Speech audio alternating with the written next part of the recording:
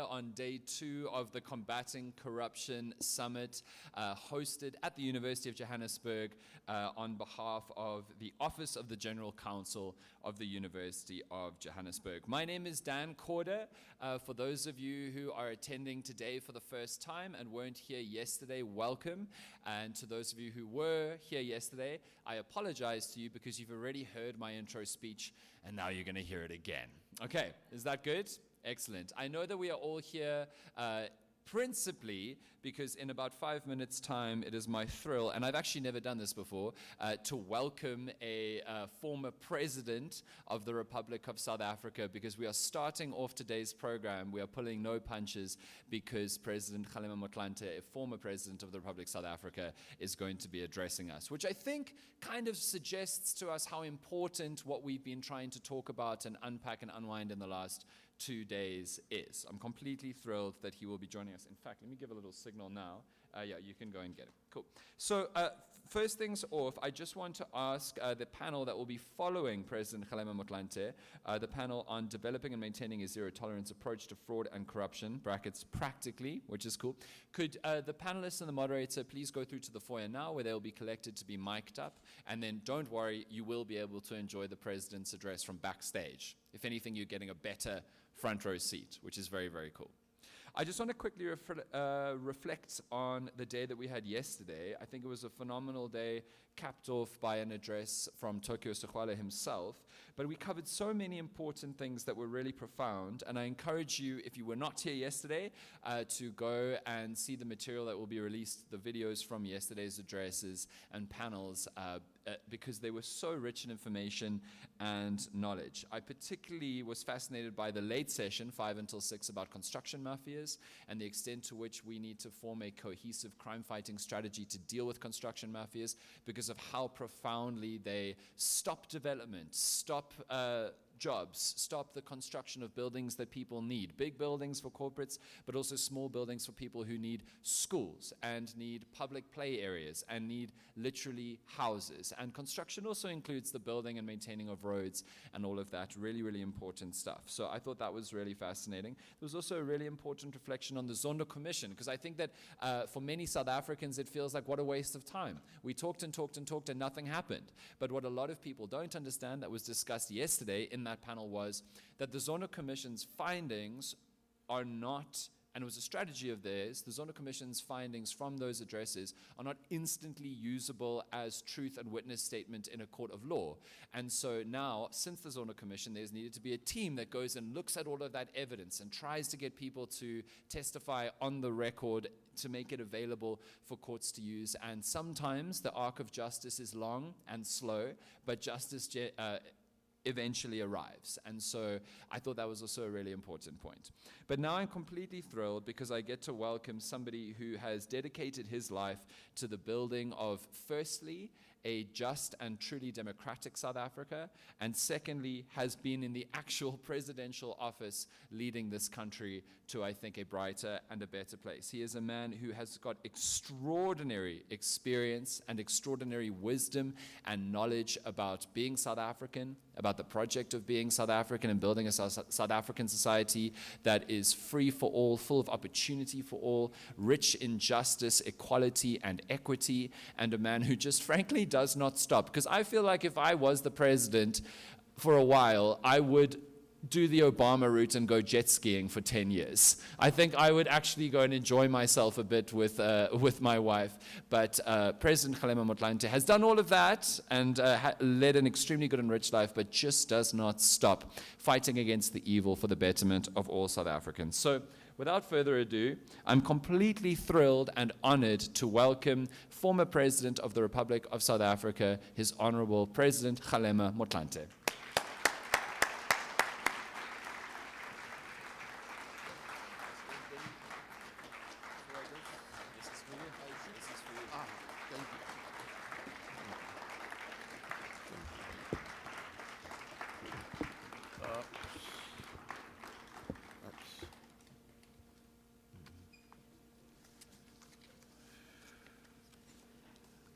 Good morning. Let me start off by thanking Dan Koda for his warm words of welcome, and also acknowledge Prof. Kwampedi, Vice Chancellor and Principal of UJ, and acknowledge all members of the academic staff and attendees, members of civil society, excellencies, and all eminent personalities here present. I would like to thank the University of Johannesburg for providing this platform of dialogue, sharing, and exchanging views on the enduring topic of malignant and toxic corruption, especially at a time in history where our country wallows in lawlessness and is subjected to maladministration and incompetence. Global systems of governance have long been skewed towards an unjust imbalance that largely serves the interests of those in power at the expense of the poor. According to Stats SA, 55% of the population in South Africa lives below poverty line, with millions more facing uncertain futures and severe hardship. The country's approximately 65 million people are experiencing deteriorating living conditions, rising crime rates, and declining service delivery. Transparency International's Corruption Perceptions Index ranks South Africa as the 83rd most corrupt nation in the world, measuring how pervasive public sector corruption actually is on the lived reality of South Africans.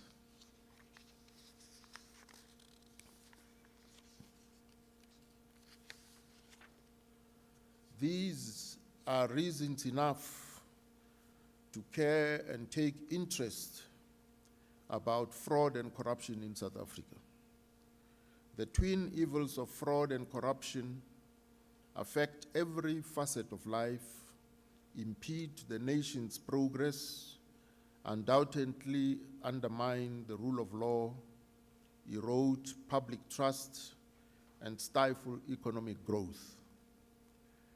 It is a given that the rule of law is critical in maintaining justice, stability, and accountability. However, the efficacy and tolerance of the rule of law in South Africa are topics of considerable contradiction and scrutiny. Enshrined in the Constitution of the Republic and underpinning the country's democratic and legal systems, the rule of law should be treated as more than just legal theory. Basic living conditions, food security, health, education, personal and collective economic development, human rights, and poverty are all manifestations of our relationship with the rule of law. Despite the constitutional commitment to the rule of law, our response to it reveals a complex interplay between tolerance, frustration, and collective complicity that blur the lines between institutional integrity and public perception. As South Africans, we all have the rule of law to guide and direct good citizenry and steer us along a path to a more just, equitable, and inclusive society. With high-profile cases of corruption, including those involving prominent political figures and state institutions, there is a growing perception that legal and political elites are often treated as being above the law, leading to a cynicism and disillusionment amongst ordinary people. Fraud and corruption significantly undermine the rule of law by eroding trust in public institutions, weakening legal systems, and fostering an environment where laws are not consistently enforced. All this underscores the importance of collective efforts to strengthen legal institutions and promote justice for all. As public officials, we have specific powers, functions, and knowledge because of the positions we hold. Corrupt conduct occurs when an official uses or attempts to use that position for personal advantage.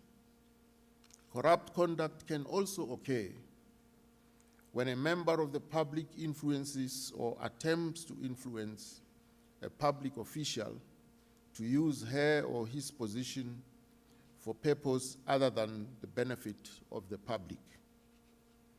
Corruption has often been called a cancer that eats away at the vitals of society, distorting public policies, diverting resources meant for development, and exacerbating inequality. Corruption has a profound negative impact on economic development. The World Bank states that corruption has a disproportionate impact on the poor and most vulnerable, increasing costs and reducing access to services, including health, education, and justice. Corruption in the procurement of drugs and medical equipment drives up costs and can lead to substandard or harmful products. The human costs of counterfeit drugs and vaccinations on health outcomes and the lifelong impacts on children far exceed the financial costs. Unofficial payments for services can have a particularly pernicious effect on poor people. The World Bank Group recognizes that corruption comes in different forms. It might impact service delivery, such as when an official asks for bribes to perform routine services. Corruption might unfairly determine the winners of government contracts, with awards favoring friends, relatives, or business associates of government officials. Or it might come in the form of state capture, distorting how institutions work and who controls them, a form of corruption that is often the costliest in terms of overall economic impact. Each type of corruption is important, and tackling all of them is critical to achieving progress and sustainable change. In an era where fraud and corruption continue to undermine the foundations of societies worldwide, perhaps a starting point for change is to envision what a post-corruption world would look like, not just an aspirational goal, but a necessary strategy. Mapping out a future free from corruption offers a deliberate and tactical approach to developing a robust rule of law, ethical governance, and effective leadership. The process of charting out such a world serves as a powerful tool to focus minds on the importance of conscious reflection and how societies can create a resilient framework for long-term stability and prosperity. Conscious reflection involves a deep and honest examination of the root causes of corruption. It requires acknowledging the historic and systemic issues that allow corruption to thrive, By understanding these historical underlying factors, we can develop more effective strategies to address them. Although corruption has been a persistent element in South African politics for almost 400 years and can be traced back to the colonial era, in the post-apartheid era, the ANC understood that addressing issues of corruption that have evolved over centuries requires comprehensive solutions. So, on the 31st of May 1992, the ANC held a 3-day policy conference in this regard, the first policy conference after the unbanning of the ANC. I attended the conference held at Nasrec in Johannesburg, where we adopted a policy document entitled Ready to Govern, ANC Policy Guidelines for a Democratic South Africa. Within the policy document, the ANC proposed, and I quote, that a full-time independent office of the Ombudsman should be created with wide powers to investigate complaints against members of the public service and other holders of public office, and to investigate allegations of corruption, abuse of their powers, rudeness, and maladministration. The Ombudsman shall have power to provide adequate remedies. She or he shall be appointed by and answerable to Parliament, close quote. This also happens, by the way, to be the genesis of the Public Protector's Office. Such policies are a commitment to the rule of law, ensuring that all individuals and institutions are accountable to laws that are publicly promulgated, consistent and evenly enforced, and independently adjudicated. However, a significant gap often exists between the rule of law as it is written and its application in society. This gap undermines justice. Addressing this lacuna requires a multifaceted approach that should include education and the development of consciousness. Consciousness is what helps human beings understand what is right and what is wrong. Or in simple terms, the ability to connect what you say or do to possible consequences. So when consciousness fails you, you are then more susceptible to venality. Consciousness has to be sustained, practiced, and embraced every day. When consciousness leaves you, it does not bid you farewell.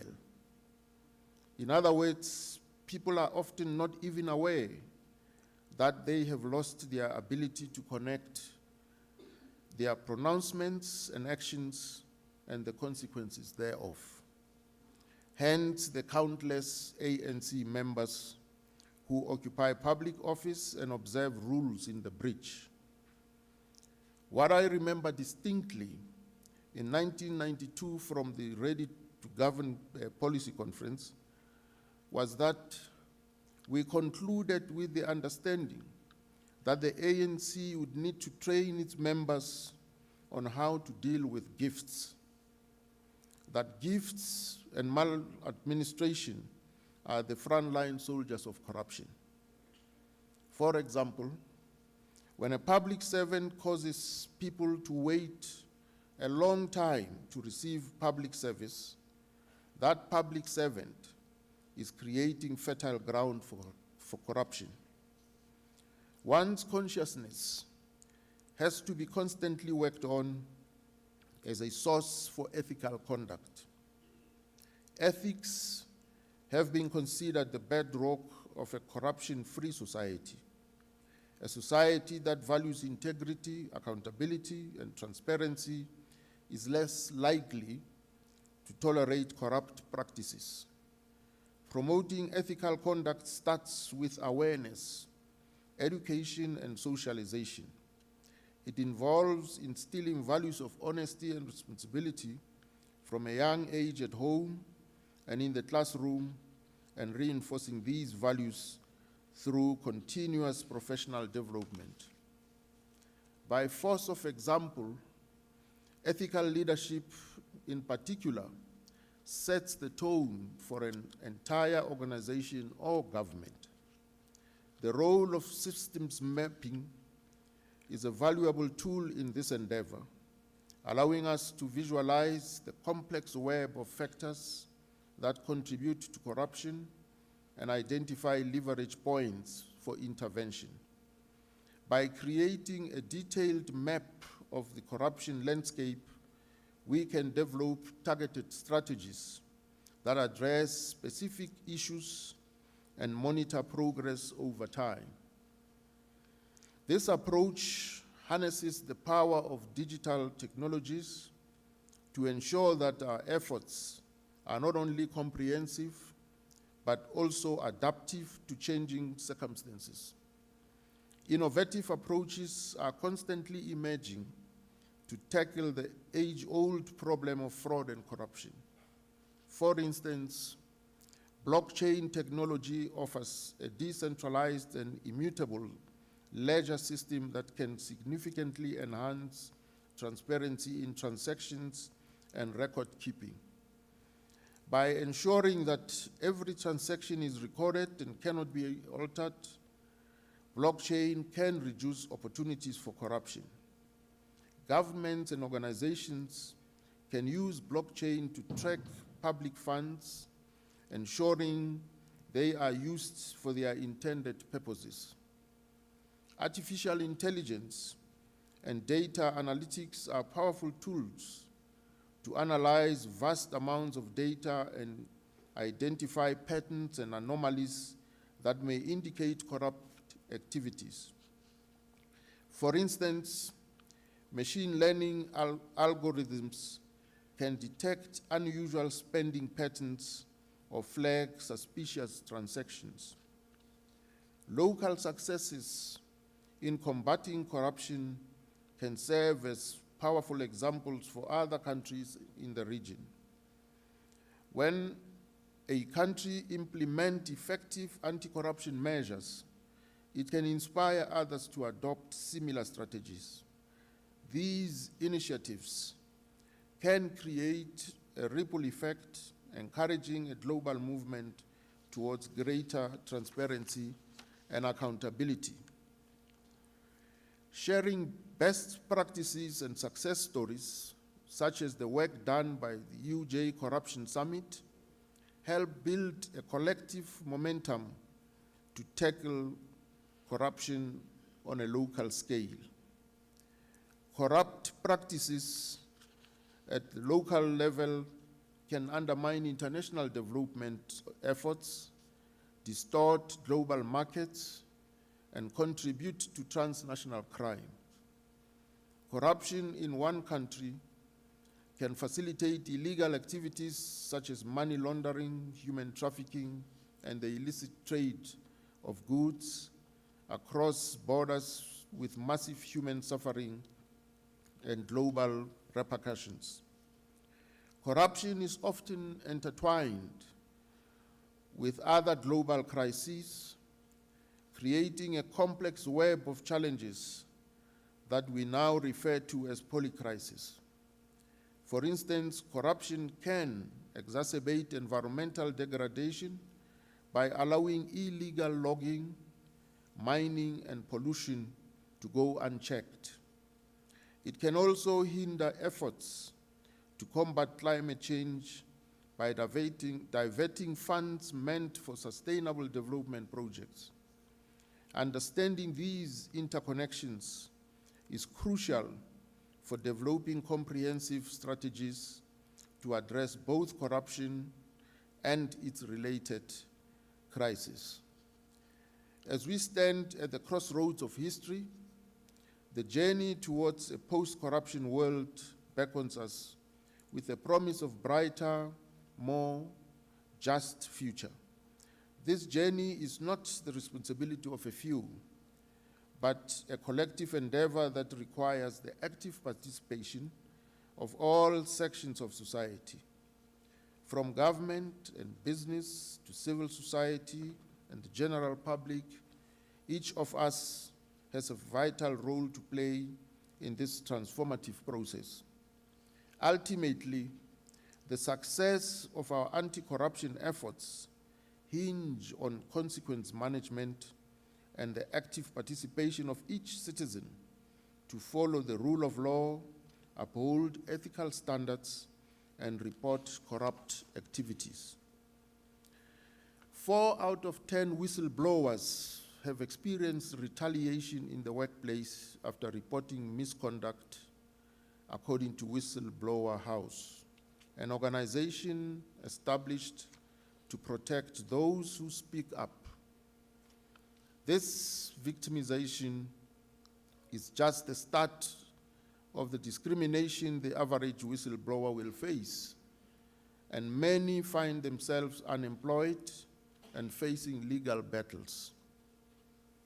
Safe channels, therefore, for reporting such corrupt activities ought to be created to protect the identity of whistleblowers who expose wrongdoing, often at great personal risk. Their protection through legislation which currently does not exist, is essential for uncovering corruption and ensuring accountability. So the measure of our commitment to combat fraud and corruption would be if Parliament passes such a law forthwith. And I thank you for your kind attention.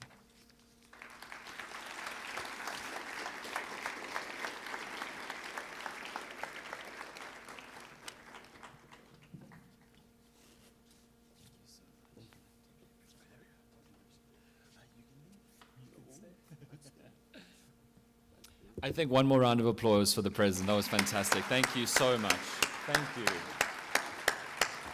And I must commend you, President Masetlha, because there are 25-year-olds who cannot explain the value of blockchain, but you, in your grand wisdom, nailed it. One more time, please. Congratulations, and thank you for your time.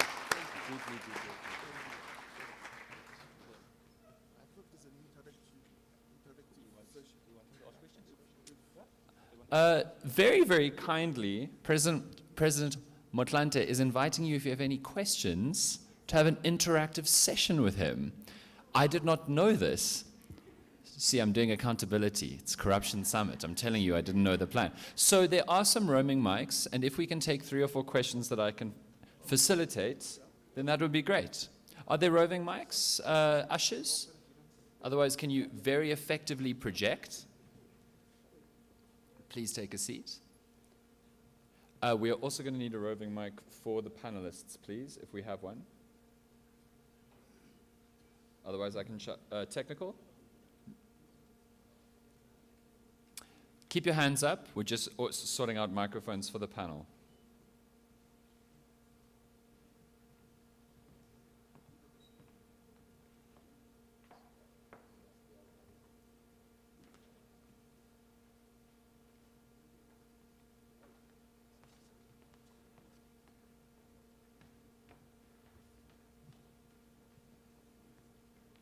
Just waiting for a roving microphone for both the panel and the crowd. Cool. Yes, good morning. Good morning, Dean. Just give me 1 second to make sure that we have a panel for the panel has a microphone. They are sourcing a roving microphone. Here it is, actually, getting onto stage right now. President Masetlha, could I ask you the boring, age-old radio question, what did you have for breakfast? So that we can check that your microphone is working. Well, thank you very much. I only take breakfast at 11 o'clock. Oh, wow. Yeah. So this is the warm-up. Yes. Thank you. Can I also confirm, President Masetlha, that you told me backstage that you know me from my TV show that you watch? Yes, of course.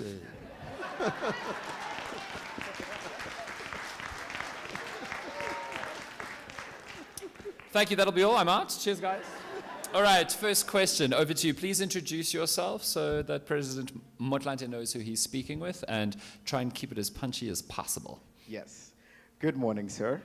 My name is Sandile, and I am a beneficiary of being born after 1994. So I'd like to say that, first of all, thank you for your contributions towards that.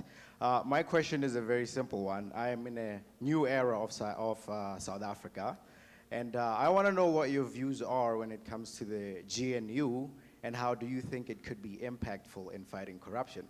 Because back then it was all about one party that was in charge of everything.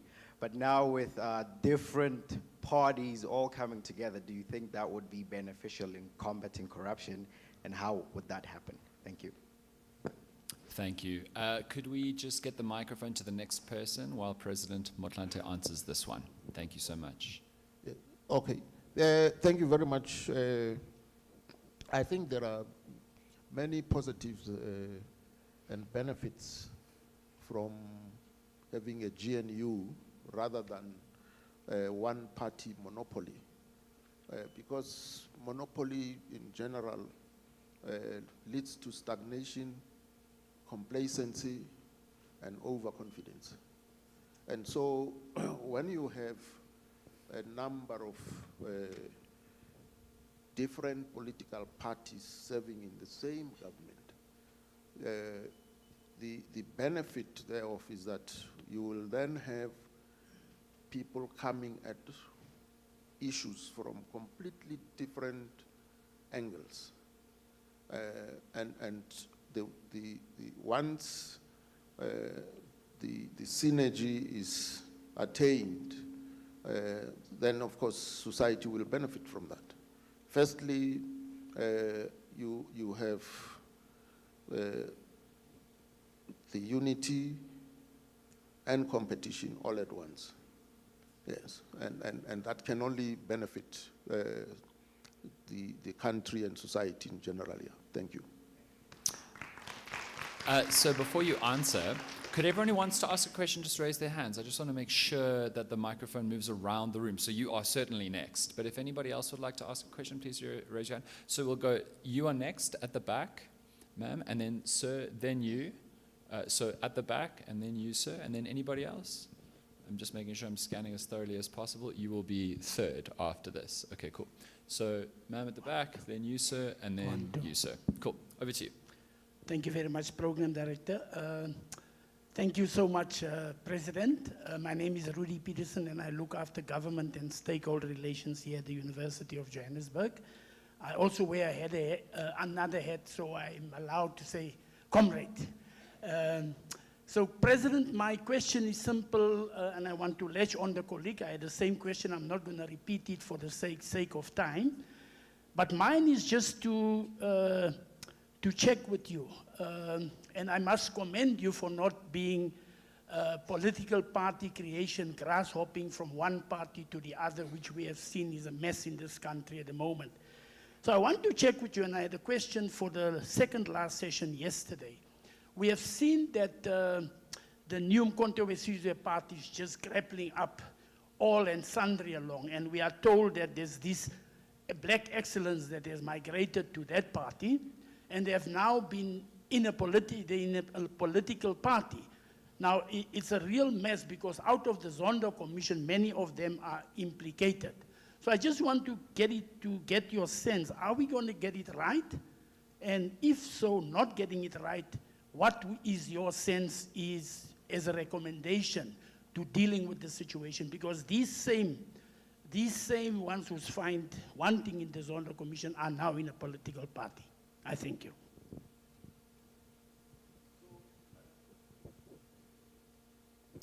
It's on. They're just going to just keep on speaking.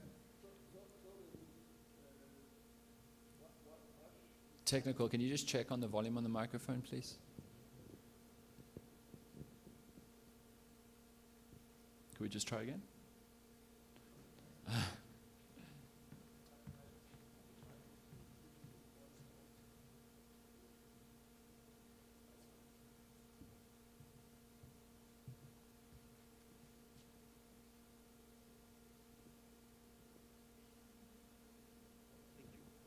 Thank you very much. No, Rudy, I just wanted clarity as to precisely what were you asking, if we would get it right or get it wrong. I missed that part of your question here.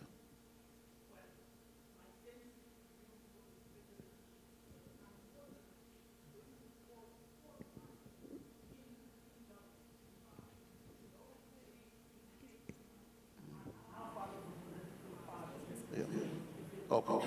I'll repeat that quickly. He said his sense is that some of the implicated in corruption and criminality politicians are now just congregating, please fact check me if I get you wrong, are now just congregating in another political party which can give them access to parliament again and governance structures. Yes. Okay. Yeah. All right. Thank you very much for the question. You know, Parliament is a very important institute as an arm of the state. Important because it is a tribune to the people. So people get an opportunity to participate in the polity of the land through Parliament. So, and public representatives take an oath or affirmation to be faithful to the Republic and the Constitution of the Republic. And so that institute plays an important role in the sense that it makes laws, it passes laws, it approves budgets, and on the basis of approved budgets holds the executive accountable. Now, if any one of the MPs does not understand this oath that they take or affirmation, then they will stick out like a sore thumb. You know, a few years ago, when former Chief Justice Mogoeng found that former President Jacob Zuma had failed to protect the Constitution, as the oath of his office calls for, he equally found Parliament to have failed in its responsibility to hold the executive to account. So I'm saying the 58 members of MK Party who are now parliamentarians are going to have to learn that that oath is not a fiction. It has meaning in concrete terms. And we hope as they learn, because you see the law of motion teaches us that nothing is static. Everything is always in a state of motion and becoming. So they will learn that the Parliament is not a refuge for rogues. It's a place for public representatives. Thank you.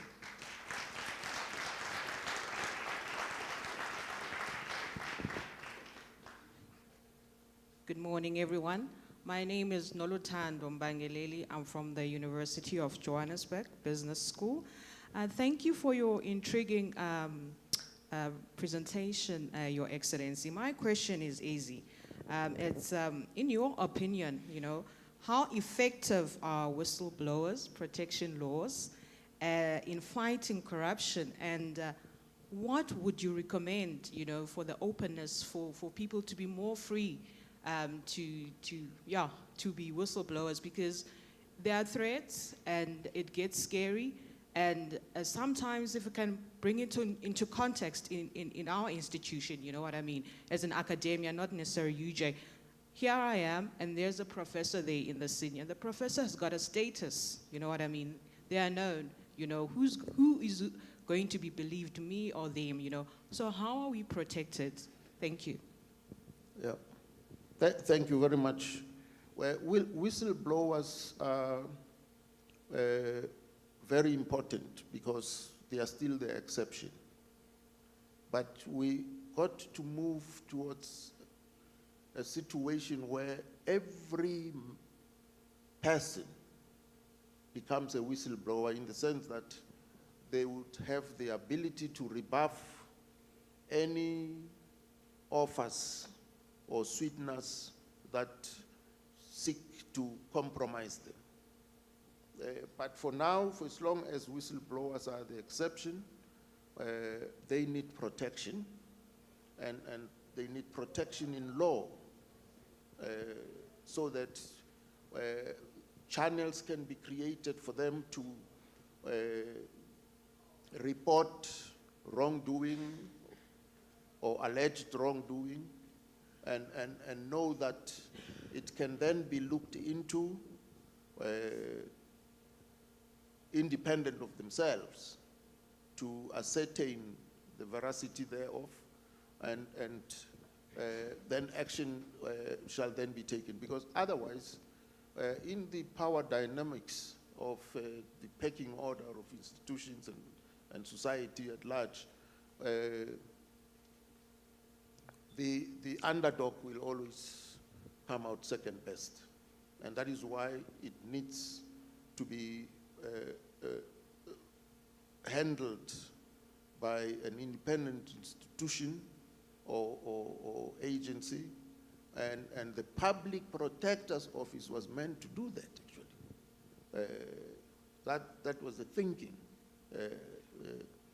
behind the establishment of the Public Protector's Office. So for now, we need whistleblowers to be protected from victimization by the powers that be, and move towards a situation where literally everybody would be a whistleblower. Then you see the corrupt elements would be isolated. I think that's what we need. But for starters, because we are in this dire situation, Parliament has got to pass a law whose regulations would give such protection and create safe channels for whistleblowing. Thank you. And if I may just link that to the panel that we had on whistleblowing yesterday, where the panel spoke. If you missed it, again, it's all going to be published online, and I encourage you go and have a look at it. But the panel spoke about a very live debate happening in South Africa just in the last few years about whether or not we as a country should consider emulating the, I guess most famously, American scheme of monetarily rewarding whistleblowers, have a whistleblowers reward scheme to incentivize people monetarily. And it's an extremely interesting debate, because on the one hand, we actually heard from a whistleblower speaking in the audience yesterday about how often, even if you aren't in physical danger of your life after blowing the whistle, you often just end up totally unemployed because your industry doesn't want to have anything to do with you. And a part of protecting whistleblowers is actually financial protection for their future, as an exchange for them being brave enough to act on behalf of the country and not their own interests, by actually blowing the whistle and harming their own futures. Now, there's a thorough debate on that, because maybe some opportunistic people will then start trying to take advantage and submitting, at best, spurious and dodgy claims about whistleblowing. But hopefully, if we have an effective enough state system for considering whistleblowing reporting, then we can dodge the dodgy ones and not give them the financial rewards that they deserve, while at the same time providing financial compensation and reward for whistleblowers who are doing their duty by the country. Really interesting discussion. I encourage you to go check it out. They spoke about it much more effectively than me. Over to you, sir. Thank you very much. My name is Good News Kadogan.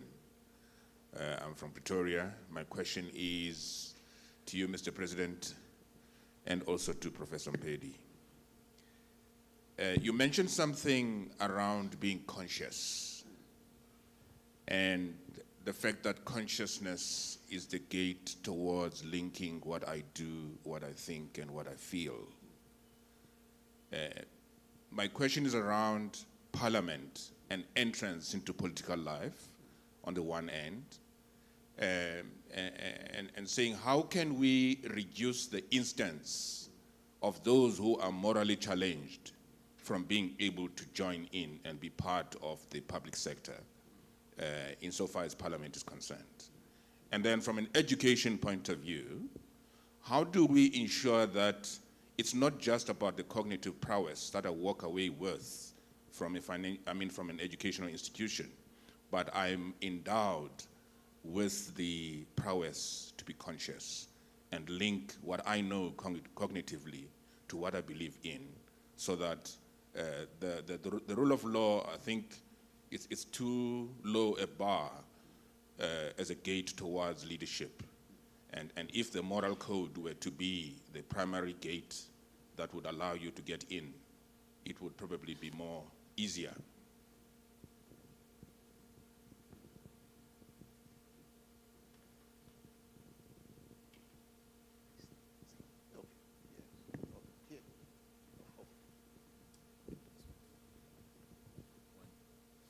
One, two. Thank you very much. I'll start and try and answer the second question. Look, learning about what is right or wrong should not end at home. It should continue everywhere, including at institutions of higher learning. As universities, we've got a duty and a responsibility to continue to teach what is right and what is wrong to those that, are under our care. If you look at the University of Johannesburg, here we do not tolerate, this behavior that, these things that we're discussing. We do not tolerate corruption. We do not tolerate fraud. We do not tolerate gender-based violence, you name it. I'll give you an example. We recently expelled, for different, periods, 2 years and so on, about 50 students who submitted false sick notes.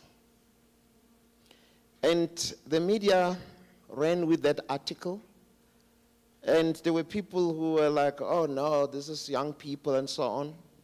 But what pleased me is that the majority said this is right. It doesn't feel good to expel a student, I can tell you that. But they need to learn. So if you tolerate this type of behavior, it starts with a falsified sick note because somebody missed a test. Then the people graduate, they go to the labor market. Then it continues.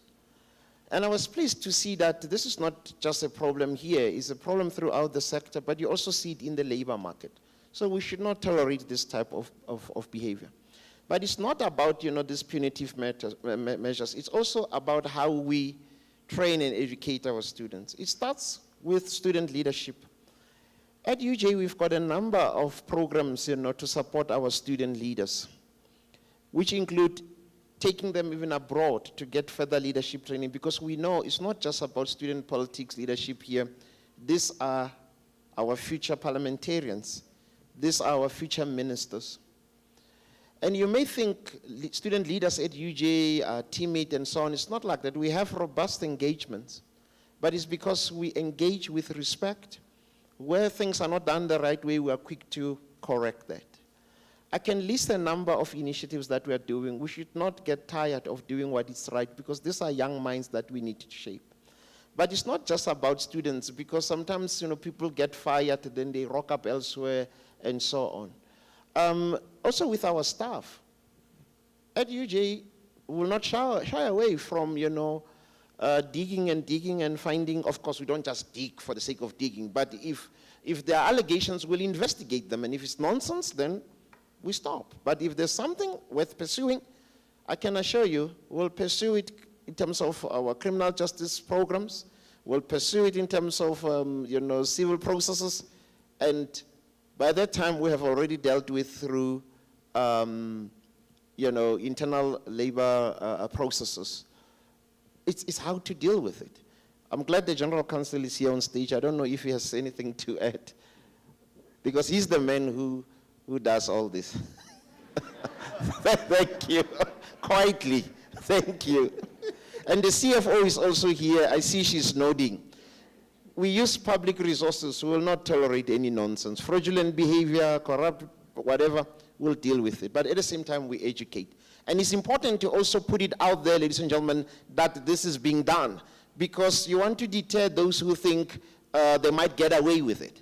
If the rewards and the risks, there's a mismatch, If the rewards are high and the risks are low, people will continue to do what is wrong. But if they know it's not worth it, people will stay away. That is my view. Thank you.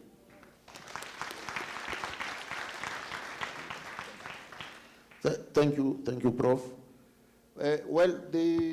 How do we ensure that the morally challenged do not end up as public representatives in parliament or legislatures or metros or local councils?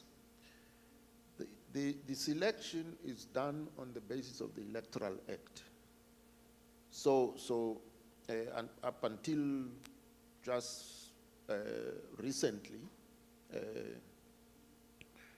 the Electoral Act provided for proportional representation at provincial and national levels, and allowed for a hybrid system at local government level where you had PR as well as constituency elections. So the Concord then handed down a judgment basically directing Parliament to amend the Electoral Act to allow for independents to contest at provincial as well as national levels. So in this May elections, we had independents who had registered to contest elections. But the amendments that came out of Parliament were actually drafted by parliamentarians. And parliamentarians who were satisfied with the old provisions but felt obliged to accommodate independence, created the basis for independence to contest elections. So unless you create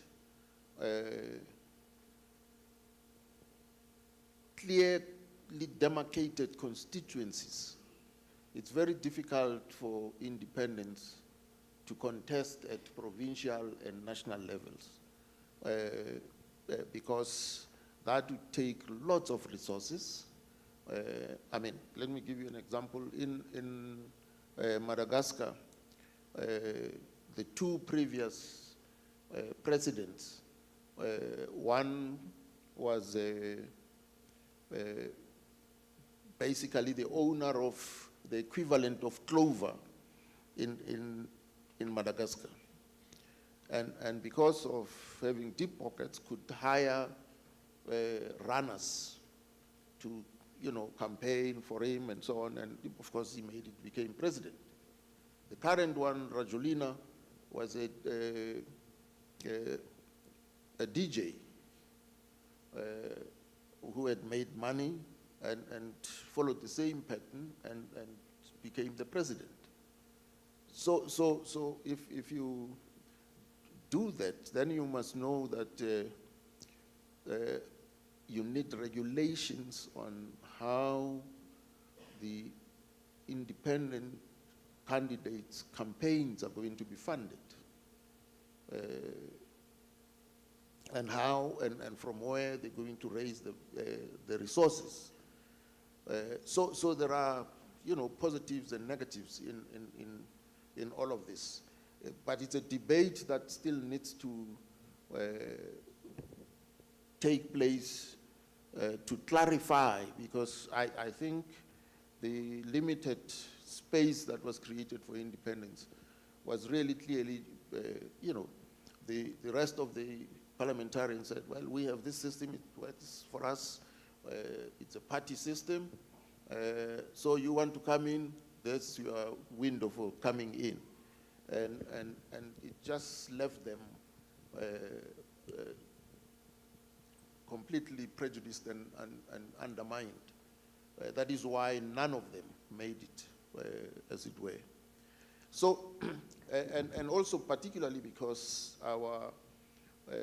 the lessons drawn from the local government, the hybrid system at local government level, have not improved on the quality and caliber of people who end up as councillors at local level. So that debate still needs to, unfold so that we basically come up with a system that would really work for our democracy. Yeah, that's what I can say in response to your question. Thank you, sir. We have time for one final question, and yes, I did give it to you. I'm so sorry I gave it to him earlier. I'm sorry.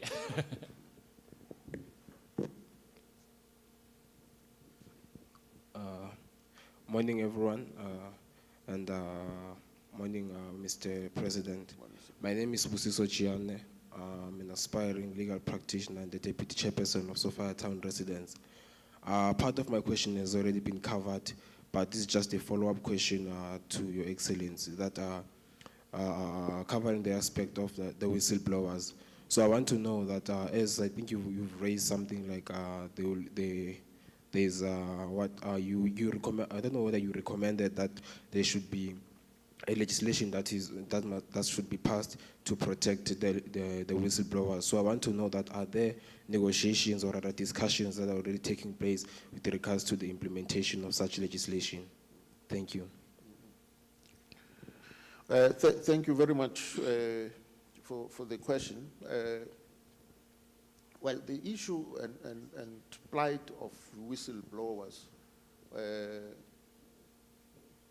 was highlighted by what happened to Deokaran. She was basically assassinated.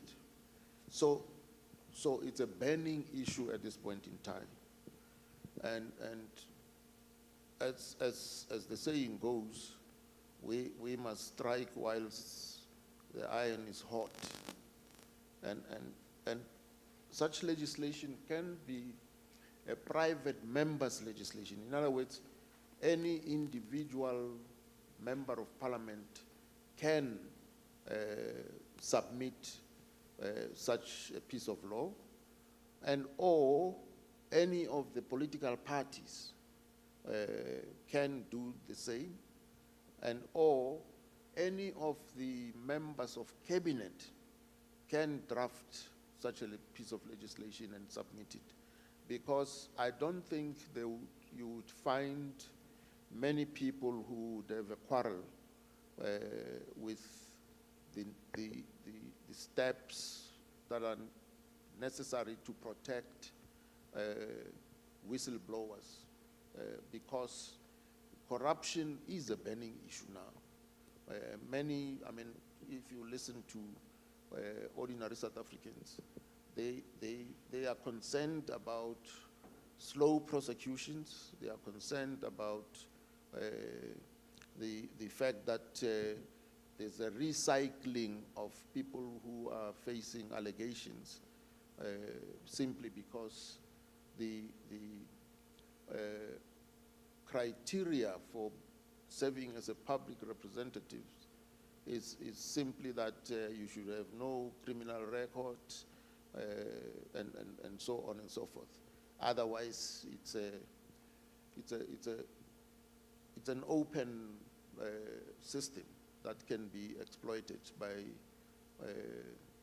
many others. I mean, I've marveled at how the MK party has been able to literally revise its list of MPs when the law specifically says once the lists are registered with the IEC, they can only be revised after 12 months have lapsed.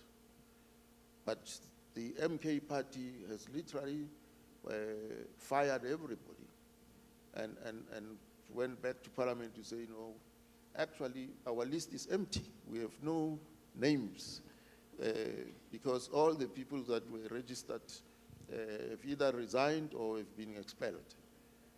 And literally they've been able to revise their list.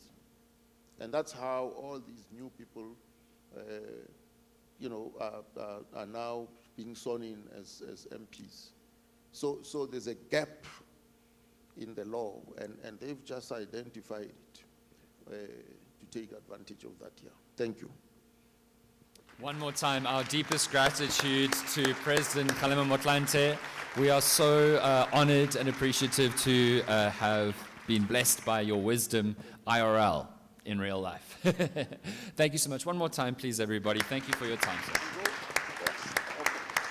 Thank you.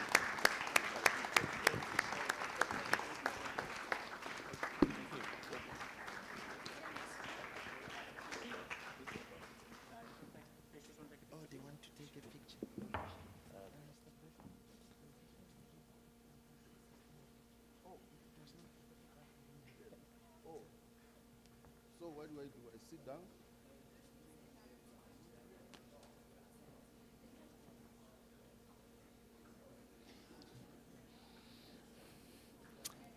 Everybody say cheese.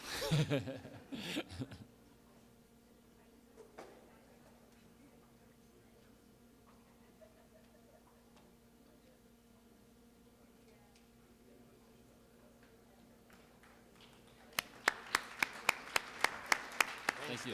No worries. Thanks, Ben. Thank you very much. All of the best. Good luck with your weekend. I hope it's lovely. Cool. Thank you. All right, everybody, thank you so much. I'm now thrilled to welcome our next panel in our bumper summit schedule. I'm sure they're all trying to take selfies with the former president right now. And so I will be doing some padding by reading out the subject of the panel while they all probably try to, oh, you're not trying to get a selfie? I was buying time.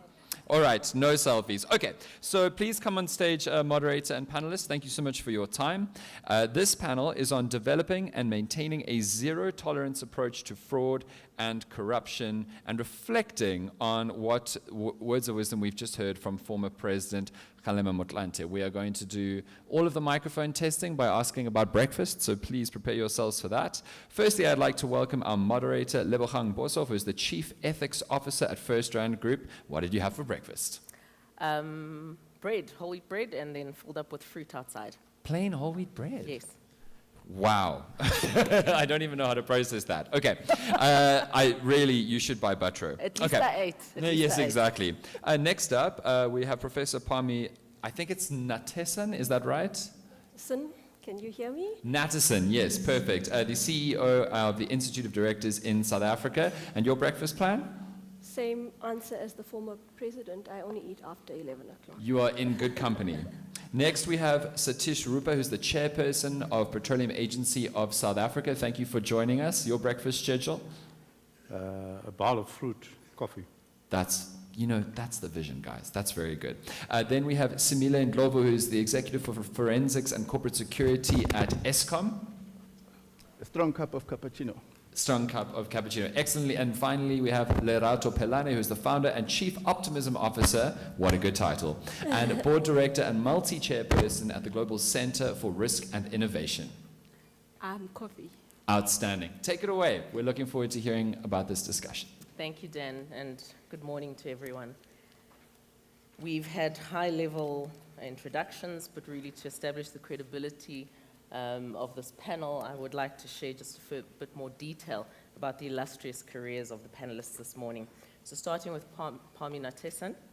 She is the CEO of the Institute of Directors in South Africa, as has been mentioned, but also a corporate governance specialist who has authored numerous articles and papers. She regularly speaks at conferences and at events such as this one. She's also attained the Chartered Director of South Africa designation, in addition to being a chartered accountant. Pami has served on numerous boards. She represents the Institute of Directors of South Africa on a number of forums and committees, including the King Committee of South Africa, the Integrated Reporting Committee of South Africa, the 30% Club, and the Global Network of Director Institutes. Pami has also received numerous accolades over her career, including a Rising Star Alumni Award from the Nelson Mandela University. She was named one of Destiny magazine's top 40 African women under the age of 40, And more recently, she was awarded Global Women Achiever at the World Women Leadership Congress, as well as receiving an Ethical Leadership Award from the South African Institute of Chartered Accountants. Lerato Pelani, and these introductions are in no particular order.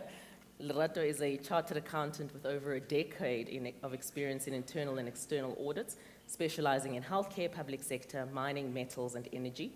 As a chartered accountant South Africa and recent finalist in the top 35 under 35 by SAICA, she brings unparalleled expertise in her area of work.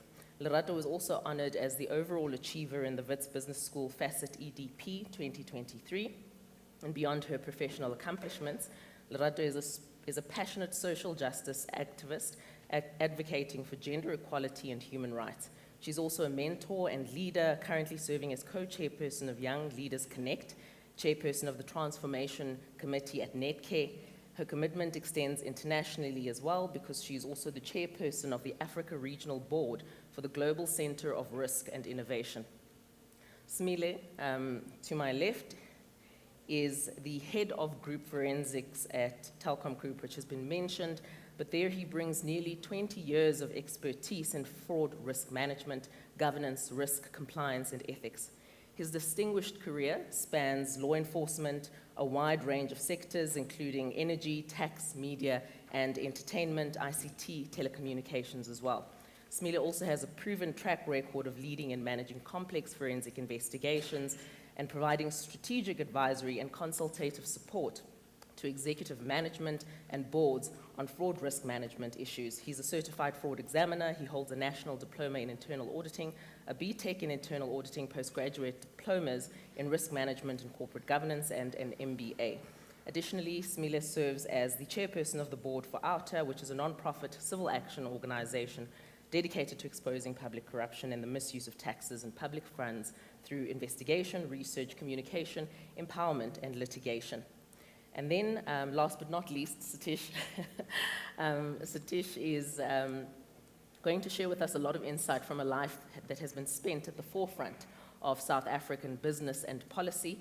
And he is the chairman and a non-executive director of the Petroleum Agency of South Africa. He's also a member of the Audit Committee of the Northern Cape Provincial Treasury. Satish also holds the position of Commissioner of the Independent Commission for the Remuneration of Public Office Bearers and is a member of investigating and recommendation committees for the Northwest Legal Practice Council. He is also the founder of S. Rupa Consultants, and through that consultancy, he helps businesses of all sizes to progress, to improve across various industries. Thank you to all the panelists for making the time this morning. I myself am an ethics practitioner. And so on that note, we're going to talk about really the practical elements and talk about the practical ways in which we as organizations, be it corporates, be it state-owned institutions, institutions of higher learning as this one, how we can, from an operationalization perspective, just ensure that these high-order standards that have been spoken about in our keynote this morning become reality.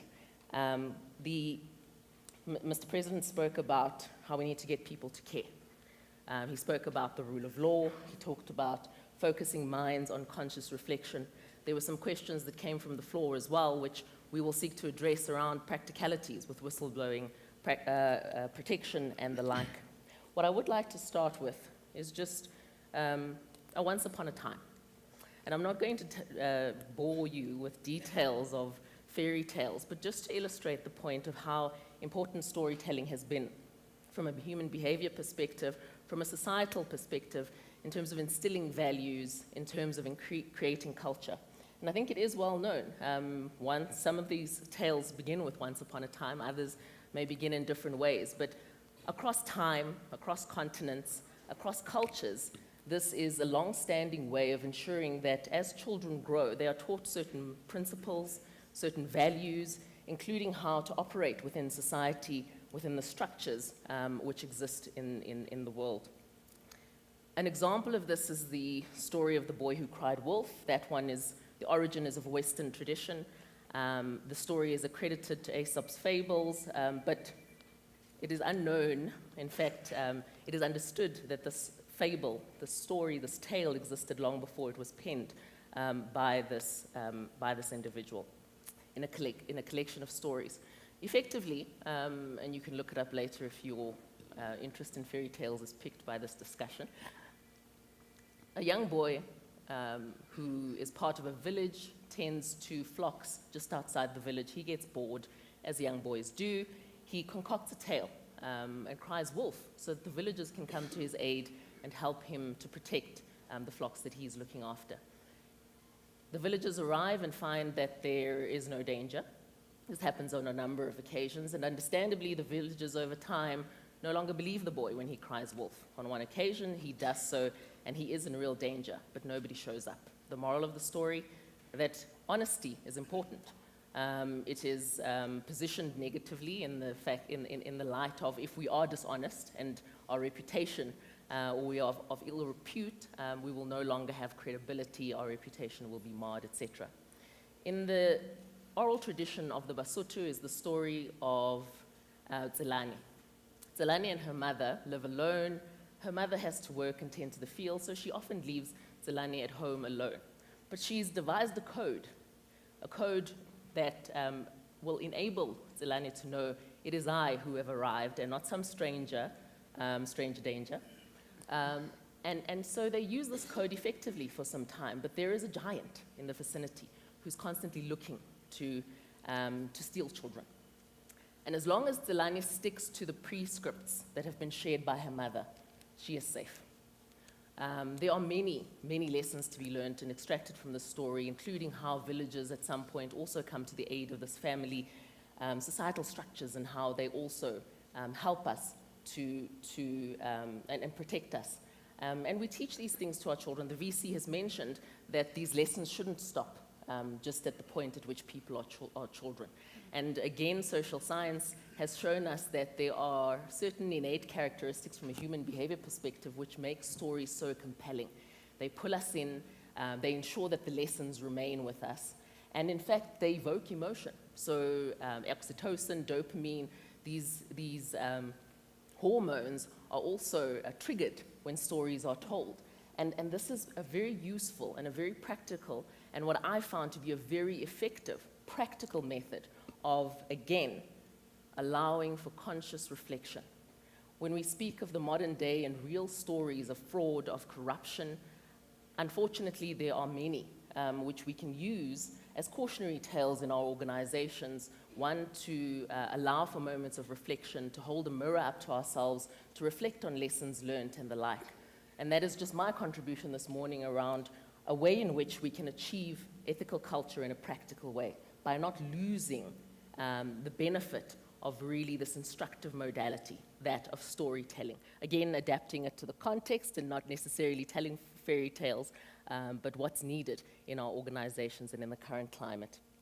I think on that note, Pami, Smile, and Lerato, I will ask you to please speak to as well ways in which we can achieve an ethical culture. Sure, thanks, Lebo. So I think there's a couple of things from my side. The first is we absolutely, as organizations, have to have very clear ethical standards. And that comes in the form of ethics policies, codes of conduct, and the like. And of course, methods to reinforce those standards with our stakeholders, so bringing it in via employment contracts, supplier agreements, and that sort of thing. But it doesn't stop there, because we can have the best written policies on ethics. But there's a couple of things we need to do thereafter. The first is training around ethics in our organization with our employees, instilling the values of what we stand for and what we don't. And just practically, oftentimes you'll see these ethics policies they say the right things, but how practical are they? So if an ethics policy says, we as a company don't tolerate unethical behavior in our supply chain, what does that mean practically for the man on the ground in the procurement department? How practically does an employee implement that? What are the red flags they're looking for when they're onboarding a supplier or not? And that's, I guess, where sometimes I feel there's a bit of there's a bit of a gap there. Companies have the policies. Remember, we have a governance code. We also have laws preventing us from unethical behavior. But I think we definitely need to work more on just the practical implementation of these things. I guess sort of related to that is we can have the best policies and rules in place. We can train our people. There are probably still going to be people who willfully do the wrong thing. And this is where it comes down to accountability and action for transgressions against the rules. The former president used a very important C word, consequences. We see far too little of this. Someone in the audience raised in one of the questions this concept of risk versus reward. Now, unfortunately, if people don't necessarily have the moral compass that we'd like them to have, if they see other people getting away with things, then it's probably worth taking the risk for the substantial personal reward that they could get out of some of the behavior that we see. You know, far too often we see individuals accused of some or other unethical behavior. There may or may not be disciplinary charges laid, etc. And then there's a bit of a quiet time where we don't hear anything, and then you'll hear this employee resign from the organization. Most times, what ends up happening practically is there's a mutual separation agreement. The person may even get monetary payout to leave the organization. This is because organizations don't want to go through the hassle of going through the whole disciplinary process, probably needing to go to CCMA, probably need to go to defend yourself at labor court, a very long and gruesome process down the line. But until we start seeing consequences, what's going to happen practically is a person's going to leave an organization without anything on their record per se, just join another organization and probably repeat the behavior that they've gotten away with at the first organization. So that's key. And then the last point I just want to make is this concept of the tone at the top. Former president mentioned ethical leadership. You know, we can have all these things in place, but are our leaders holding everyone accountable to it? But more importantly, are they living it themselves? You know, often you'll see the right words are put down, so people will talk about we have a zero tolerance to unethical behavior and all these buzzwords that they know people want to hear, but is it truly lived in the organization, and especially by the leaders? That tone at the top is very important. Thank you, Pami. I mean, this point you raise around lifting really the content from the page of those policies, these governance documents that we all have, is a point that came out strongly in yesterday's discussions as well. Thank you. Okay. Thank you so much, Lebu. Good morning, everyone. So, I mean, I think on my side, I really want to start by saying that for me, this ethical culture speaks to the heart of who we are. You know, former president mentioned it, and he gave it a term to say, this is the consciousness. So it really is that part on the inside of us that actually tells us what is the right thing to do, that when you know that you are not doing it, it actually bugs you, right? And so it really speaks to the moral compass of who we are as human beings. And so each one of us, as we sit here collectively, we really do have a role to play in actually driving an ethical culture. And I think then it follows, and I want to echo you, Pami, to say the issue of tone from the top is quite critical. I mean, leadership commitment is of paramount importance in driving an ethical culture. Those that have been charged with governance are the stewards and custodians of ethical culture, and they need to do this in how they show up, or rather, let me say we need to do it in how we show up, in how we tackle situation. That is actually very important. We cannot understate the issue of tone from the top.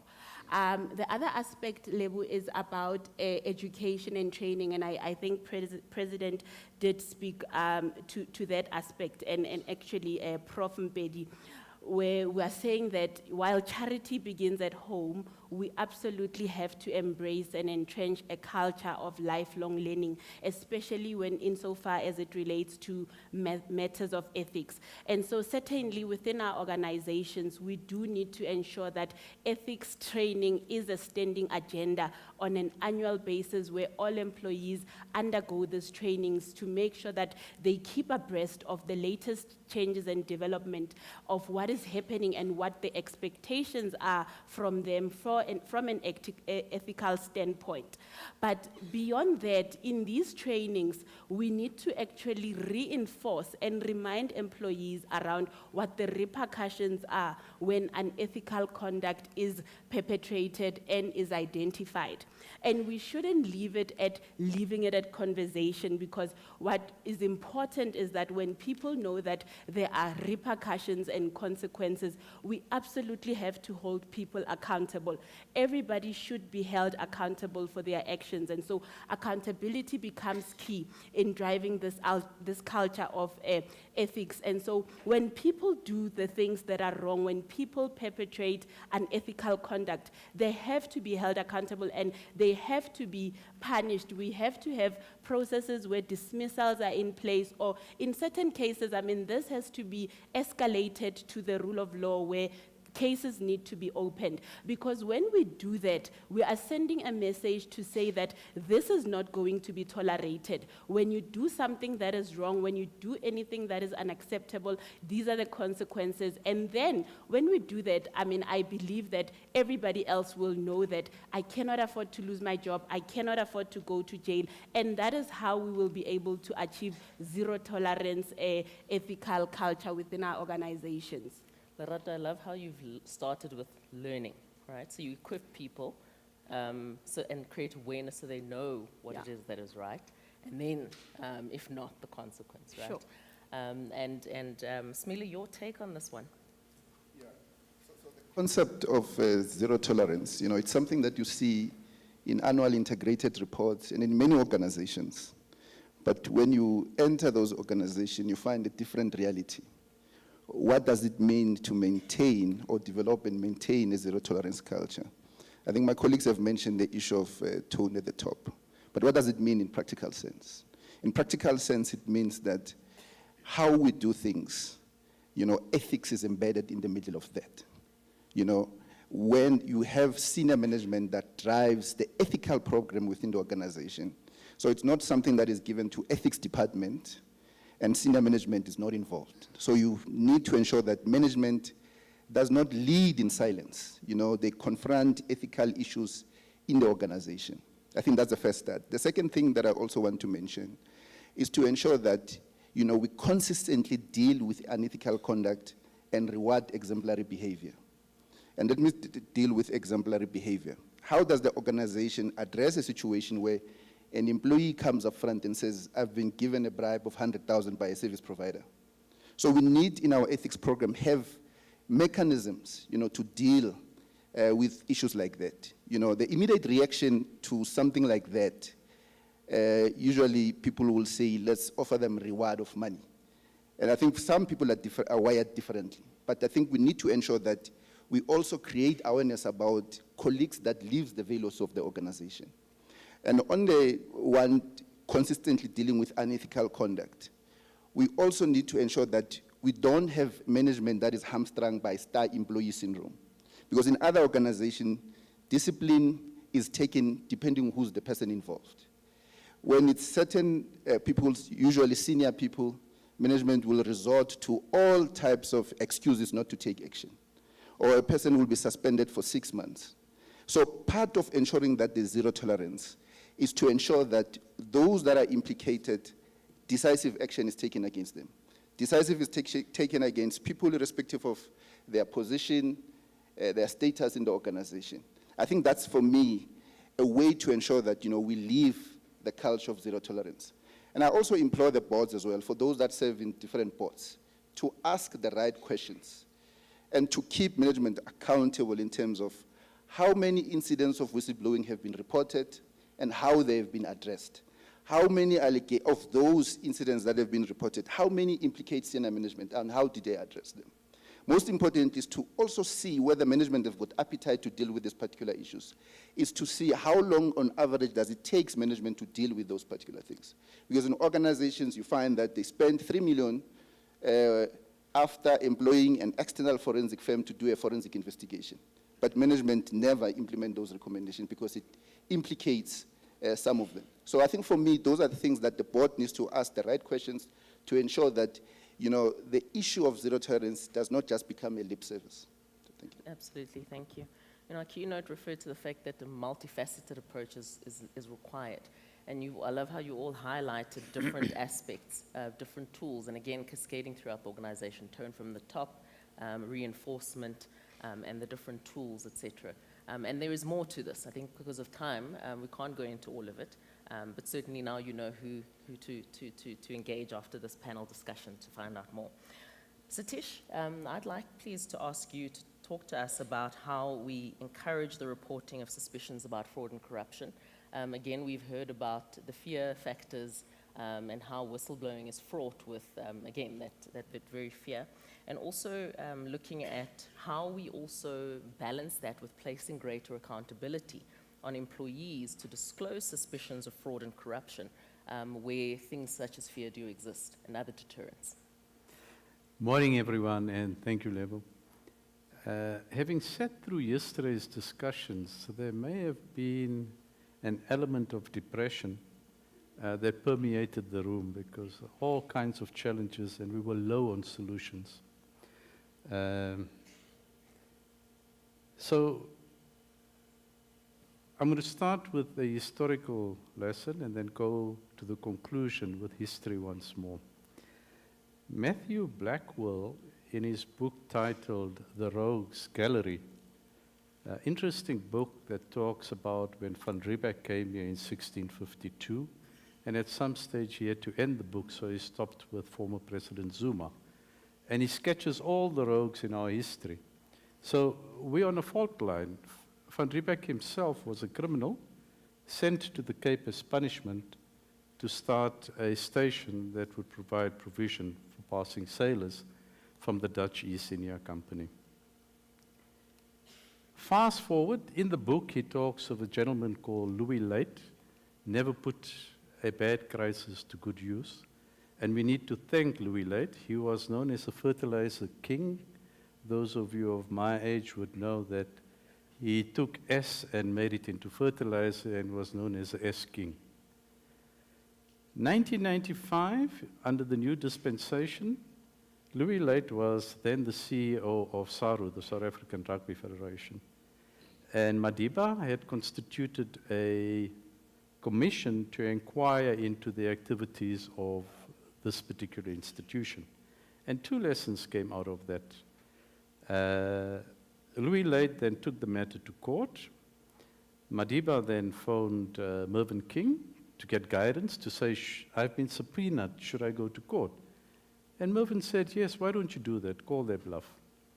And in the same conversation, Mervyn then said to him, I've been approached to write the King codes. What do you say? And Mandela literally instructed him, go ahead and prepare the codes. So Louis Late started S, but he gave to South Africa a blessing. The first one is, in terms of the rule of law, Madiba went and testified, so that it proved that the sitting president was not above the law. If you live in America, it's the direct opposite. The second good thing that came out of that were the King Codes. And the King Codes are now literally international guidelines about good corporate governance. Now, one of the great advantages of old age is that you get wisdom. However, the great disadvantage is that you lose your memory. So as not to be accused of corruption in stealing the ideas that I'd like to share with you, I'm going to use my cue cards to keep me honest. So for employees to be involved and report fraud and corruption, colleagues have said, so you need to set the tone from the top. And if you look at the King Report, King 4, Principle 1, it talks about ethical and effective leadership. And that allowed governance practitioners to coin the phrase I craft. So I ask you in terms of your directors, are they ethical? Are they competent? Are they responsible? Are they fair? And are they transparent? So I'll give you a few seconds. Does your board pass that test? I assume it's rhetorical. No hands going up. Then we need an alignment between individual values and the corporation or organization's values in order to engineer an ethical culture. Now, very often in organizations, and I do consult on labor issues, you come across a toxic environment where the element of fear permeates throughout the organization. So for you to achieve a conducive environment, your relationships with your employees must be those of honesty, dignity, respect, compassion, and trust, as opposed to an atmosphere of fear. And if you do that, the speak-up culture will be entrenched because people will feel much more comfortable to be able to share the things that are not spoken about publicly. So during my training as an ethics ambassador, we were taught about a rule called the 20-60-20 rule. And it goes as follows, that 20% of your staff have a strong drive to do the right thing. There's 60% that generally try to behave ethically, but need help and guidance. And then you have the ones that are always in every organization, the laggards, 20% that have loose standards or are disengaged from the topic. So if you really want to make a meaningful impact quite quickly in your organization, take the top 20% who are committed and convert the middle 60%. And you've already got an 80% change in your ethical culture, and it can't work. Now, to encourage employees in the fight against corruption and fraud, there has to be a marriage between the governance of ethics and the management of ethics. So Principle 2 of King talks about the governing body should govern ethics in the organization in a way that supports an ethical culture. Once more, talking to you, at a practical level, does your board, through its Social and Ethics Committee, set the direction as to how ethics should be dealt with in your organization? Is the direction of the organization's ethics articulated in codes of conduct and ethics practices? Are employees and stakeholders aware of your ethical commitments and what your organization stands for? Has management been delegated with the implementation and execution responsibilities with regards to the codes and policies? And then does the board receive regular reports on the application of organizational standards regarding to consequence management, which colleagues have spoken about when you have transgressions? What are the whistleblowing mechanisms and are we comfortable with them? Monitoring compliance by employees and stakeholders. And then do you have independent assessments as to whether your ethics standards are sufficiently good enough? Now, in drawing a distinction between the governance component and operational areas, at a practical level, and I ask you once again, does your organization have an ethics champion? In other words, a member of your EXCO that serves as a bridge between EXCO and the board and keeps us all honest? Do you have an ethics officer or an integrity officer? Do you have an ethics office in your organization? Do you have ethics ambassadors? If not, is food to think about. Earlier we spoke about personal and organizational values, and this boils down to an employee's integrity, which you may not be able to influence. But if you use the 20-60-20 rule, you surely can change behavior and change the organization's fortunes. Rousseau and Van Vieren from the Ethics Institute have developed what they call modes of ethics engagement model. There are 6 categories. The first one is amoral, where the organization says ethics does not belong here. The second one is survival, where they say unethical conduct is permissible in order for us to survive. The third one is the reactive model, where you have token gestures of ethics intent. The fourth model is a compliance model, where there is a commitment to prevent unethical behavior. The fifth one is the integrity mode, and this is where there's a promotion of responsible and ethical behavior. And the last one is a totally aligned mode, which is ethics ingrained in the corporate culture. So for your employees to be able to act beyond reproach, in which mode is your organization? To encourage employees to place greater accountability to disclose suspicions of fraud and corruption, there needs to be an ethical component in your organization that will close what the psychologists call the intention-action gap. Borrowing from the words of Fred Alford and quoted by the Ethics Institute in their Whistleblowing Management Handbook, and I quote, "To be a whistleblower is to step outside the great chain of being, to join not just another religion, but another world. Sometimes this other world is called the margins of society, but to the whistleblower, it feels like outer space." And one of our speakers from the floor alluded to that yesterday. So in the same handbook, they suggest 10 steps on how to create a safe whistleblowing culture. And you're encouraged to read it because it's good guidelines. As I seek to close, I go back to history. The recognition of the rule of law and accountability and transparency are founding principles of our Constitution, also embracing social justice and human dignity. President Ramaphosa, at a meeting of the Anti-Corruption Advisory Council in November last year, made the following statement, and I quote, "All South Africans suffer when goods, services, and resources meant for public benefit are misappropriated, mismanaged, and stolen. But it is the poor that suffers the most." So I went to 1652, I'll now end with 1986. Our country at that period, 76 with the Soweto riots, 86 we had a national state of emergency, and the political parties were at a cul-de-sac. It was corporate South Africa and business that realized that if the country went down in ashes, there would be nothing to rule over. And they encouraged the parties to engage in negotiations. Out of that came the unbanning of political parties in 1990, 1993, arising out of the CODESA discussions. We had an interim constitution.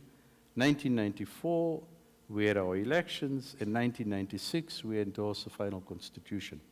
My question, corporate South Africa saved South Africa once before. Is corporate South Africa brave enough to stand up once more to save our country from the scourge and cancer of corruption?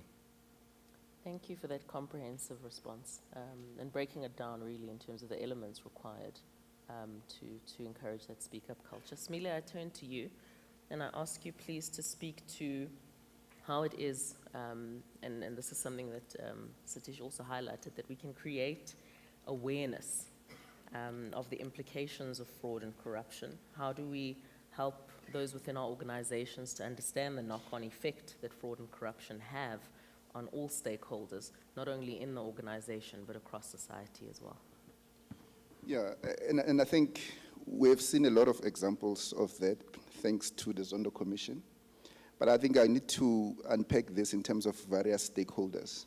I mean, if you look at internal stakeholders, and we start with employee, one of them is the low staff morale. And I think it has been mentioned that the problems that Eskom has, they are not only technical, but some of it were caused by the damage that has been done to employees based on what was happening relating to state capture.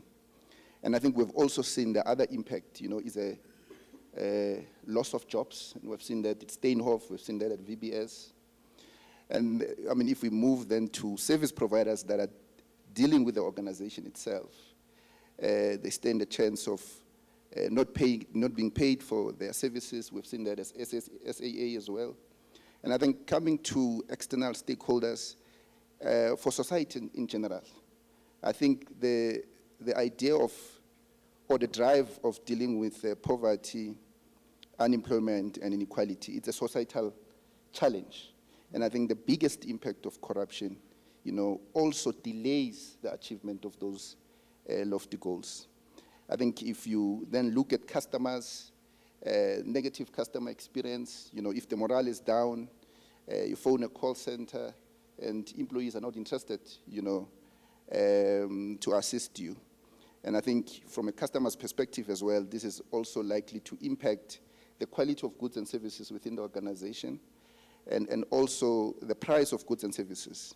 And the famous Gogo Dlamini from Alexander, instead of buying a bread for 10 rand, suddenly the price of bread is 20 rands. But for the organization itself, I mean, some of the consequences for VBS, it's that the organization will stop existing. And the other impact, is that non-compliance to laws, depending on the industry in which the organization operates, there could be criminal charges against the organization, individuals. There could be fines by regulators and so forth. But most importantly, the organization can lose key talent. And we've seen that with SARS. Once the state capture project started at SARS, key talented people within SARS left the organization.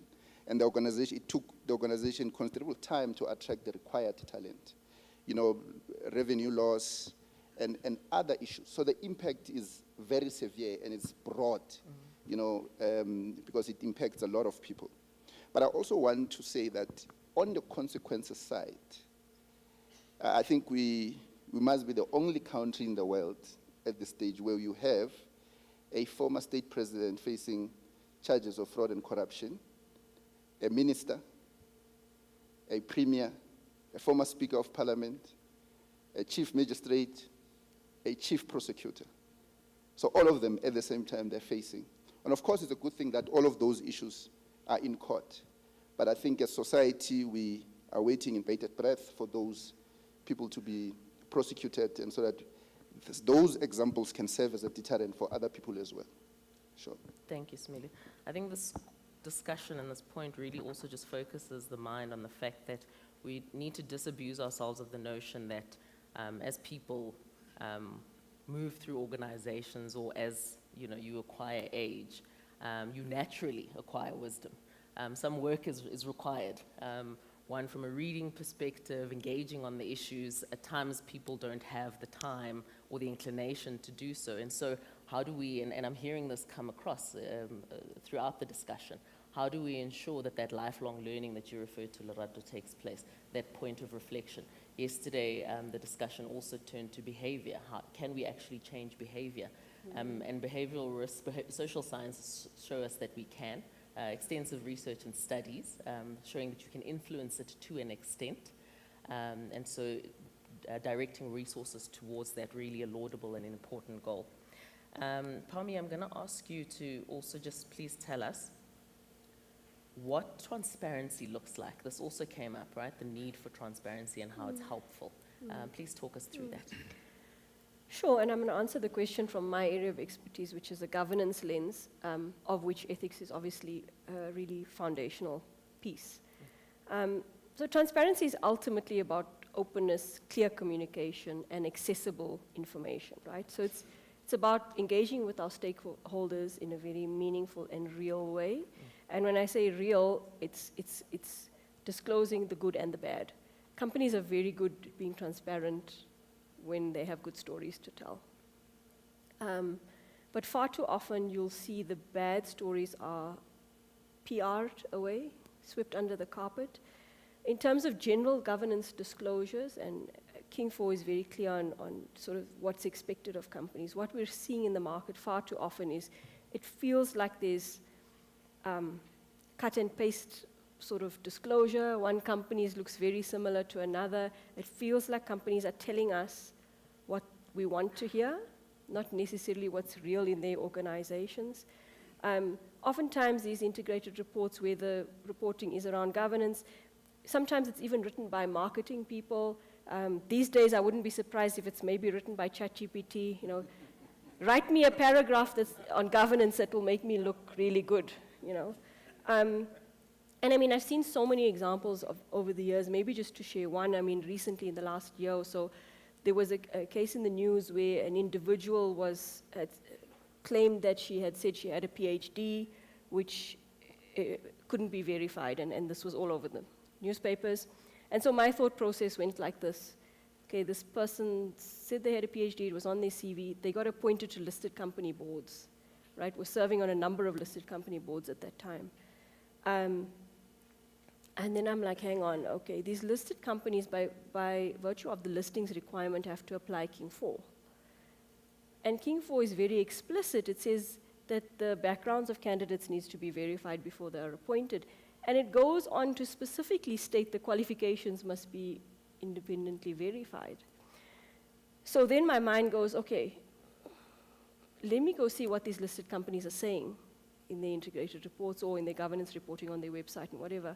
And I found two things. They're either saying they're doing it, so they said they do check directors' backgrounds and qualifications before appointment, or they're saying nothing about it. They're leaving it, they're being silent about it and leaving that part blank. And for me, that's so problematic because here's one example of one thing you saying, but clearly you didn't do.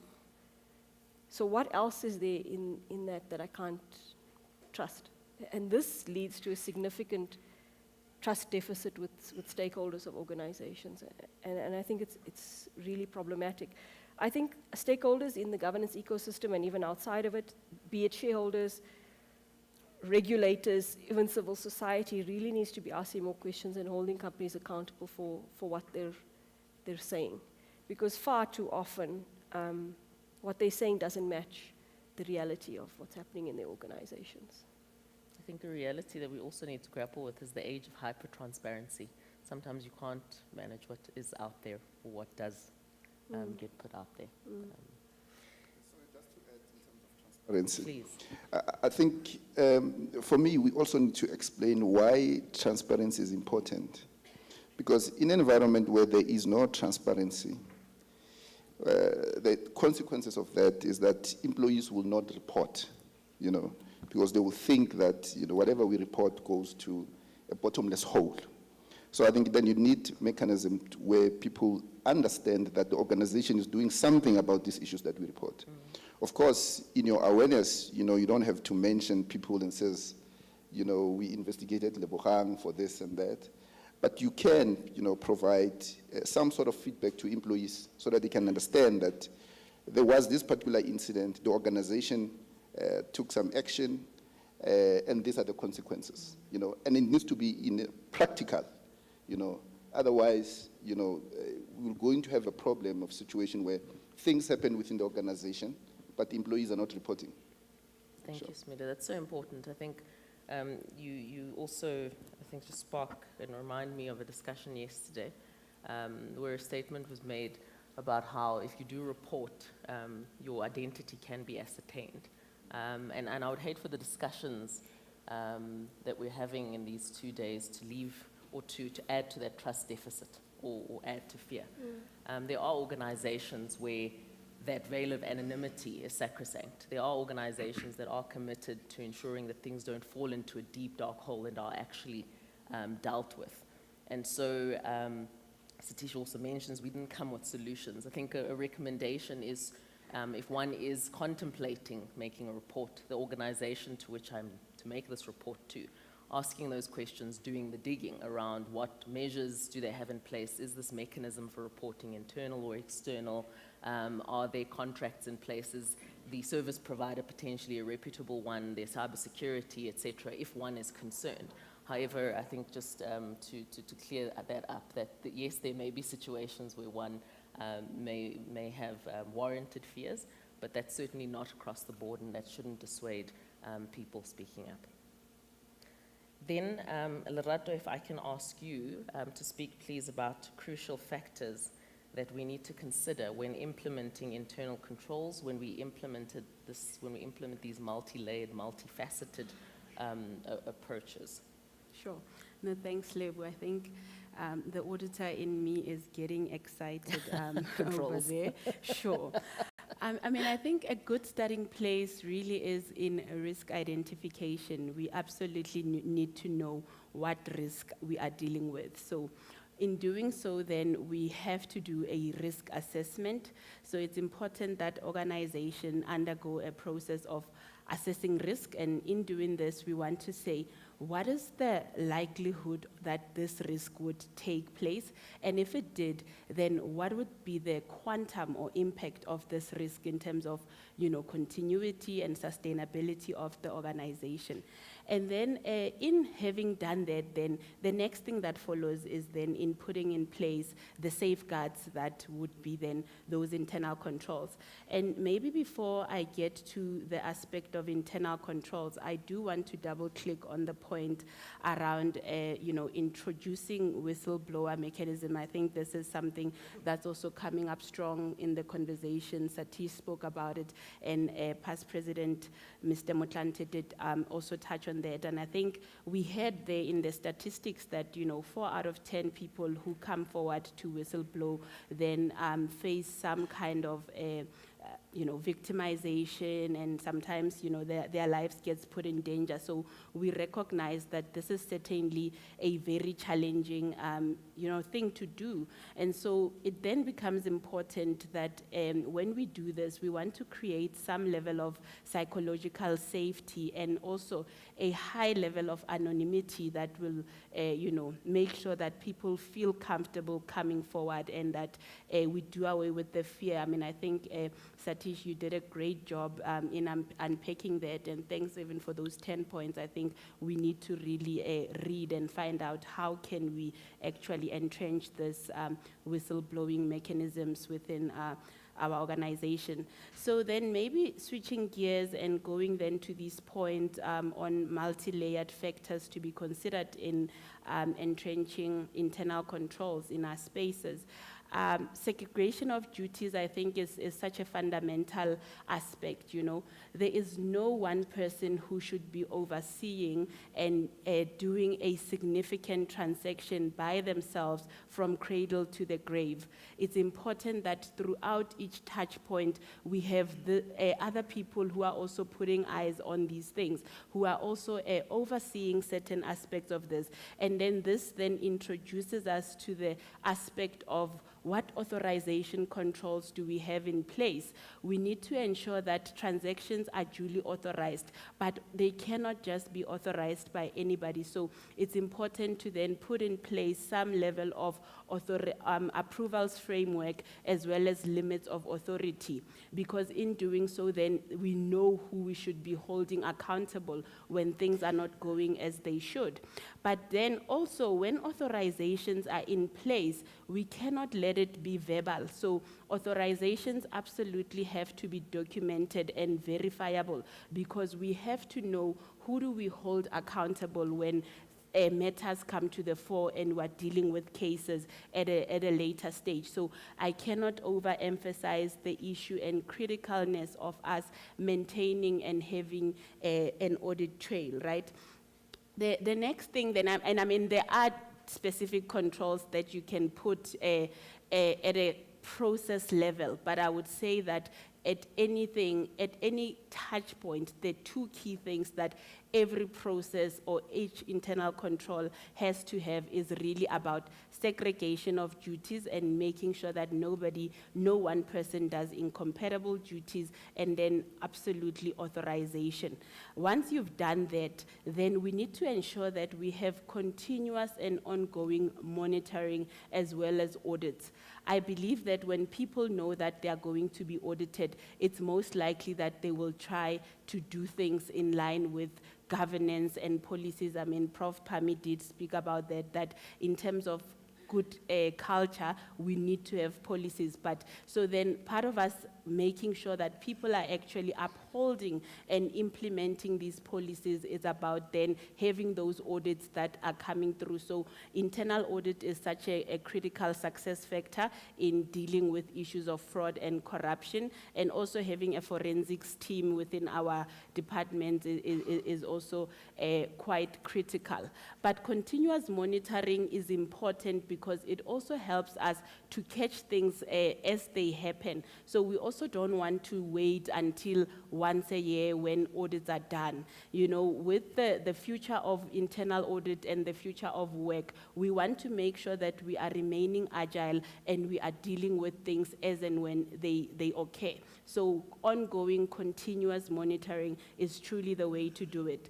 But as I close, Lebu, I want to maybe talk about the fact that, you know, when we started and we spoke about this aspect of entrenching an ethical culture, and I said that, you know, this is a matter of the heart and that this is our moral compass. And so I believe that this also holds true. Prof. Pami mentioned that the policies are there, the governances are there, but it is about execution and implementation. And so it is quite clear that we've got laws, we've got statutes, we've got legislation. It is up to us as the people who are charged with governance, as the people who are doing the work, who are going to make sure that we apply and we implement these internal controls that are in place.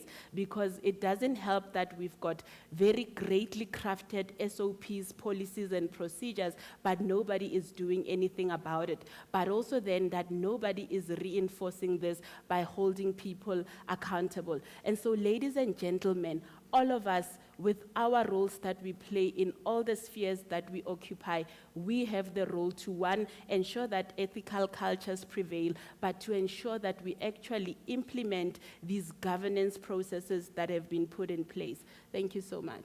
Thank you, Lerato, and thank you for speaking with such conviction. I do hope that what we sought to do this morning, in fact, was to take the high-level sort of standards and concepts that were discussed in the keynote this morning and really break them down, right, around the foundational elements. None of us want to be caught sleeping on the housekeeping because it is oh so important, and it's something that we don't want to take for granted. And then we also sought to share a smattering of the strategic elements and items that one needs to keep an eye on at top management from a governance, et cetera, perspective. And we do hope that while we could not cover everything, it has sparked some thought. It has piqued interest in some areas where we are all on different journeys or at different parts of the journey of creating ethical organizations. And so we thank you for your time and attention. We will be in the audience if you have further questions or points of engagement throughout the day. Thank you. Thank you so much to the incredible panel. We really appreciate you. Thank you very, very much. Cool. Fascinating. Thanks. So in my job as program director, I know that there will always be surprises, and mostly in my job as program director, surprises are bad. But I'm about to tell you of a really extraordinary surprise, and for the few people walking out, I think you maybe want to stay for the next 10 minutes. So just give me a chance. Let me pitch. If you just let me pitch. So during President Motlante's address, somebody arrived in attendance who is extremely special and is extremely important. And I'm going to acknowledge her now, and then she has kindly agreed to speak for a few minutes. We've been speaking about whistleblowers, and Johanna Pena and her husband Marumo Eric Pena blew the whistle on extraordinary tenderpreneurship and corruption taking place at Home Affairs back in 2021. They agreed to testify against a syndicate, and they received death threats. And then terribly, some weeks later, Marumo Eric Pena was assassinated in a hail of bullets fired in his car. And those bullets were supposed to kill Johanna too, but she wasn't in the car because she had errands that day. And since then, she has refused to be a victim. She has refused to live in fear. And she has continued to testify, appear before Parliament, and make sure that this syndicate is brought to book. So it is my incredible honor to welcome Johanna Pena to address us. Please stand. Please stand.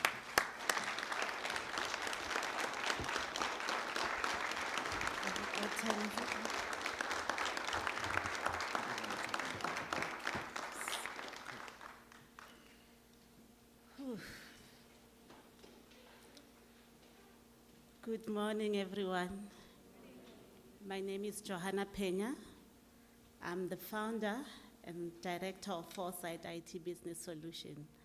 I'm the widow of the assassinated Marume Eric Peña. We are the whistleblowers of DHA, IT security. I didn't plan to stand here today, but when they asked me to come to the stage, I agreed, because we need to be protected as whistleblowers. Our government needs to do more. I'm victimized. I was victimized and I'm still victimized till this day. I live in fear. My kids live in fear. They can't go to the malls. I had to get security to come here. I still get calls. I was not protected. Me and my husband, my late husband, we were not protected. We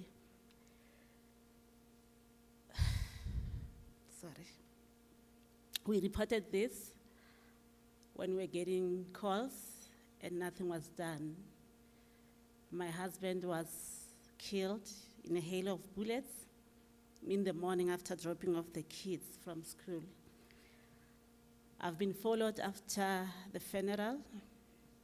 I reported that. The only protection that our government provided or wanted to provide was for me to meet with the protection services at the filling station, which I refused. So my plea today is our government must do more. There must be mechanism to protect whistleblowers. It can be a norm that we have Babita, we have Marume Eric Peña, and more people are still being assassinated for whistleblowing. Thank you.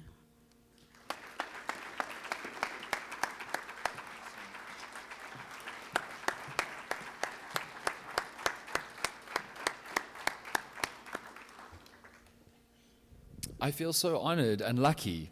It's so important. We've been talking and talking for the last 2 days, but to understand the gravity of the situation, to hear the brave words from an individual who has gone through the worst of it and continues to, is really moving. So this summit continues to surprise in better and better unprogrammed ways, which I appreciate.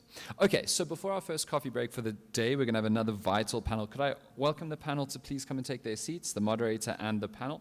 And this is also really, really, I mean, they're all really, really important, but this is really, really important. This panel is on post-election strategies for enhancing transparency and combating corruption in South Africa's engineering and renewable energy sectors, because we don't want to have to use Eskom's to push anymore, and these are the kinds of people who might have a way out.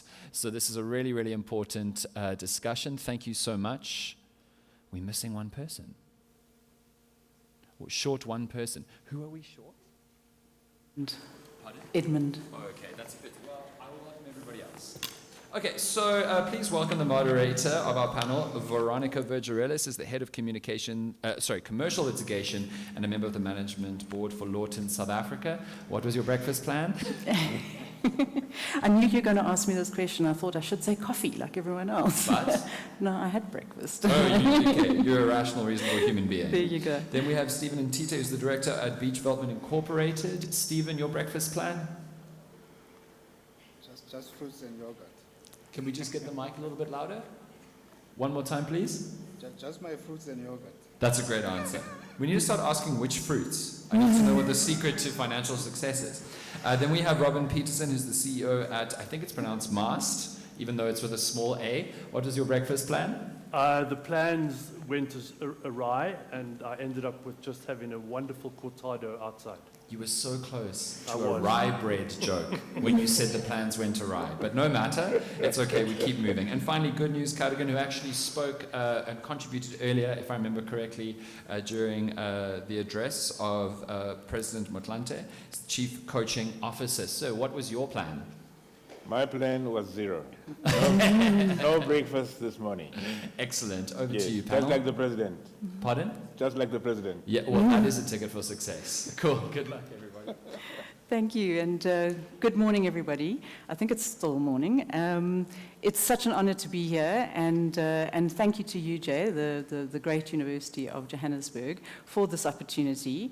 I think everyone will agree that our discussions over the past 2 days have been very impressive, very important, have elicited a lot of thought and contemplation, and I know backstage we've just been brimming with ideas and excitement about what these discussions have unlocked. So thank you so much, and I do hope that what we're going to see out of this are some tangible results and not just another talk shop. And one of the things we're going to talk about at the end of our discussion today are possibly what some of those tangible results could look like. So when I first saw this topic, I thought, well, we now know that we're at a university when one receives a topic of post-election strategies for enhancing transparency and combating corruption in South Africa's engineering and renewable energy sectors. There is so much that's going on in that discussion. We're talking post-election, we're talking strategies, transparency, engineering, renewable energies, and of course, combating corruption, which is what we're here to talk about today. So when I got the topic, I thought, well, let me just do a little bit of reading into this and see what it is that we're talking about here. And the more I read and the more I spoke with some of my colleagues and some academics, I soon realized that I think next year's summit could just be on this topic. We could spend 2 days just talking about this because it is important, it's interesting, it's exciting, and we're talking about our future here. But we don't have 2 days, but what we do have is this incredible panel that we've been chatting during the week, and these are just the most awesome gentlemen, so please say welcome to them again. They really are wonderful. First up, we've got good news. So good news, the first question I asked him was, what came first, your news or your your name or your personality? Because he's just a bundle of good news. So he assures me that actually his name came first and he's lived up to his name. So he's an executive coach who coaches various leaders both in the public and the private sector. And he's had the opportunity to work closely with a number of South African organizations in his career, including Volkswagen South Africa, Goodyear, Nampak, National Brands, Vodacom, ABSA, and even the revenue services, and he assures me it was at the time when they were comparable with the rest of the world. And of course, anti-corruption awareness and strategies are key elements that come up in his coaching, and that he believes that these ought to span the 4 pillars of private, public, non-profit, and corporate sectors. And as you'll see in our discussions a little bit later, this entrenchment and this encouragement and cooperation between these 4 pillars is key to seeing success in our country. Then Stephen, he's a colleague of mine with 27 years of experience as in the legal field, and he's a specialist mining lawyer working at Beach Feldman. And he had the privilege of working in the Constitutional Court. I think you said it was in 1995 that you worked there. 95, 96. So that's really the beginning and the early phases of the Constitutional Court. So that must have been an incredible experience. And he also had an opportunity to work in the Department of Environment and Energy, where he saw firsthand how the Public Finance Management Act, or the PFMA as we all know it, is applied in practice. He's passionate about the Constitution, he's passionate about the Bill of Rights, and he said something to me that really resonated, and he said that we as South Africans need to recommit our vows to adhering to the principles of the Constitution and the Bill of Rights. And I think that's such a powerful statement, and one that we should be engaging on further, and I think we will in these discussions. And then Robin, goodness. No, I don't know how one summarizes Robin, because he goes from one end to the other and all in one little lifetime.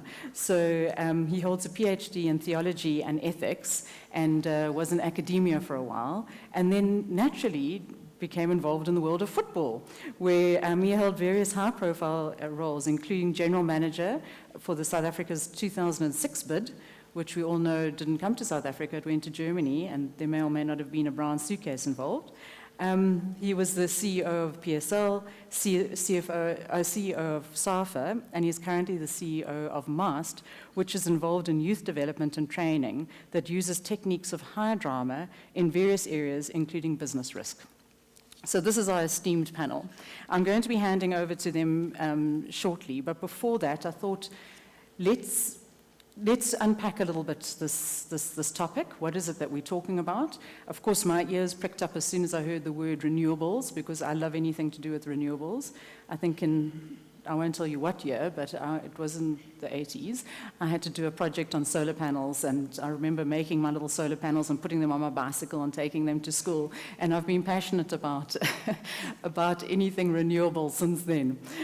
So something worked at Grove Primary School in Cape Town. But what I don't understand and what I find so surprising is why others are not as impassioned about renewable energy as I am, when one sees how important it is. And so I thought, to contextualize our discussions, I'd share a quote with you that I read in the Sunday Times this Sunday. It was fortuitous that this should come up, but it's a quote by Sibongile Masina, who's a woman living in Emalahleni in Mpumalanga. She wants to get a job as a security guard.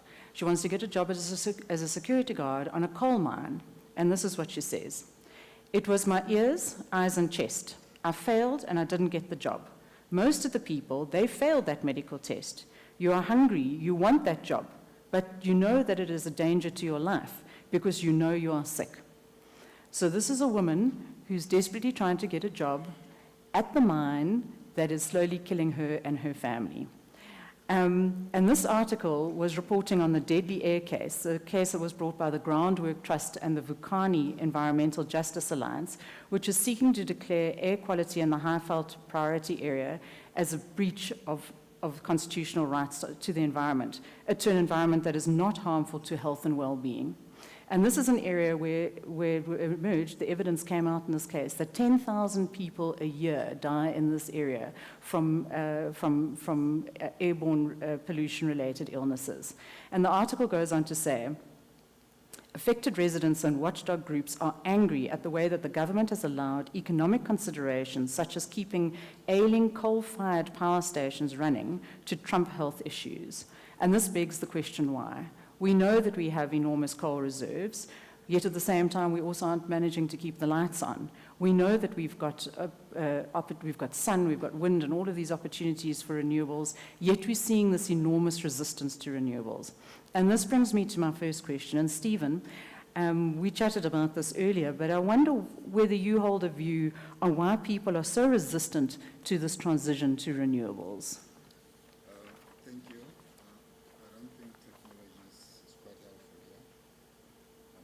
Yeah, it doesn't. Mic's not on. Am I on? No. Mr. IT? Mic, please. Mr. IT, I'm off. I think they've gone on a tea break. I droned them to sleep. I apologize. My time is running, IT. Do you think you should maybe try up there? That's probably not on.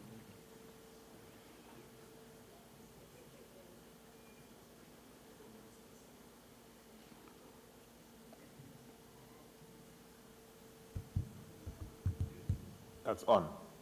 Thank you. Thank you for the question. Good afternoon, good morning, everyone. As the chair of today's panel, facilitator, has already introduced me, I just want to touch on the issue that she raised of why we experiencing resistance to the issue of renewables. And she did say that from my practice, we do mining law, and when you do mining law, you don't do it behind your desk. You spend almost every single day of your working hours going to mines. You spend almost a whole week at any mine throughout the country, and we come across quite a lot of issues that are going to inform my answer to this question. Now, when you talk renewables, it's a multifaceted issue that needs to be tackled. You've got social, there's political, there's administration. Administration, you're talking lower down government administration like municipalities and all of that. Now, let's talk about social. I mean, go to Wheatbank. Go to Wheatbank, go to Grill, go to any mining town, Carltonville, all the townships around Carltonville, but we're talking gold and all of that. I want to talk about the Mpumalanga area, you know. Almost every household has got somebody who is gainfully employed in the coal mining industry. And we are aware of the pollution that's happening in the Mpumalanga area. We all know how Witbank is classified the world over as one of the most polluted cities.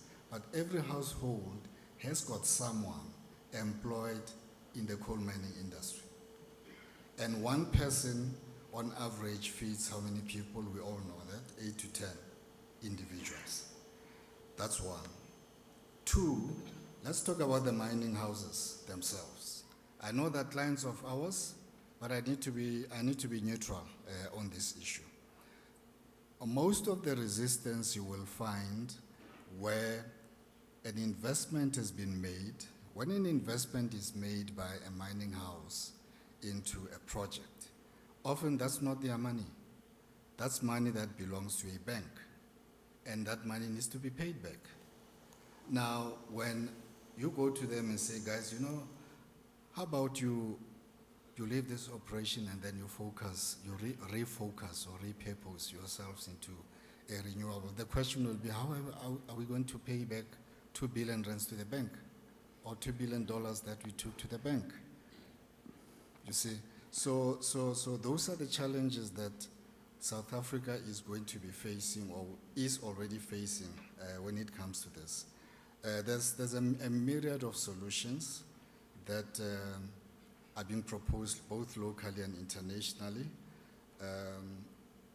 Internationally, we talk about things like, for example, reskilling the workforces to be able to leave these polluted areas, to go to areas which are safe to work in, where there's going to be renewable infrastructure put in place. There'll be jobs for them, there'll be this and there'll be that for them.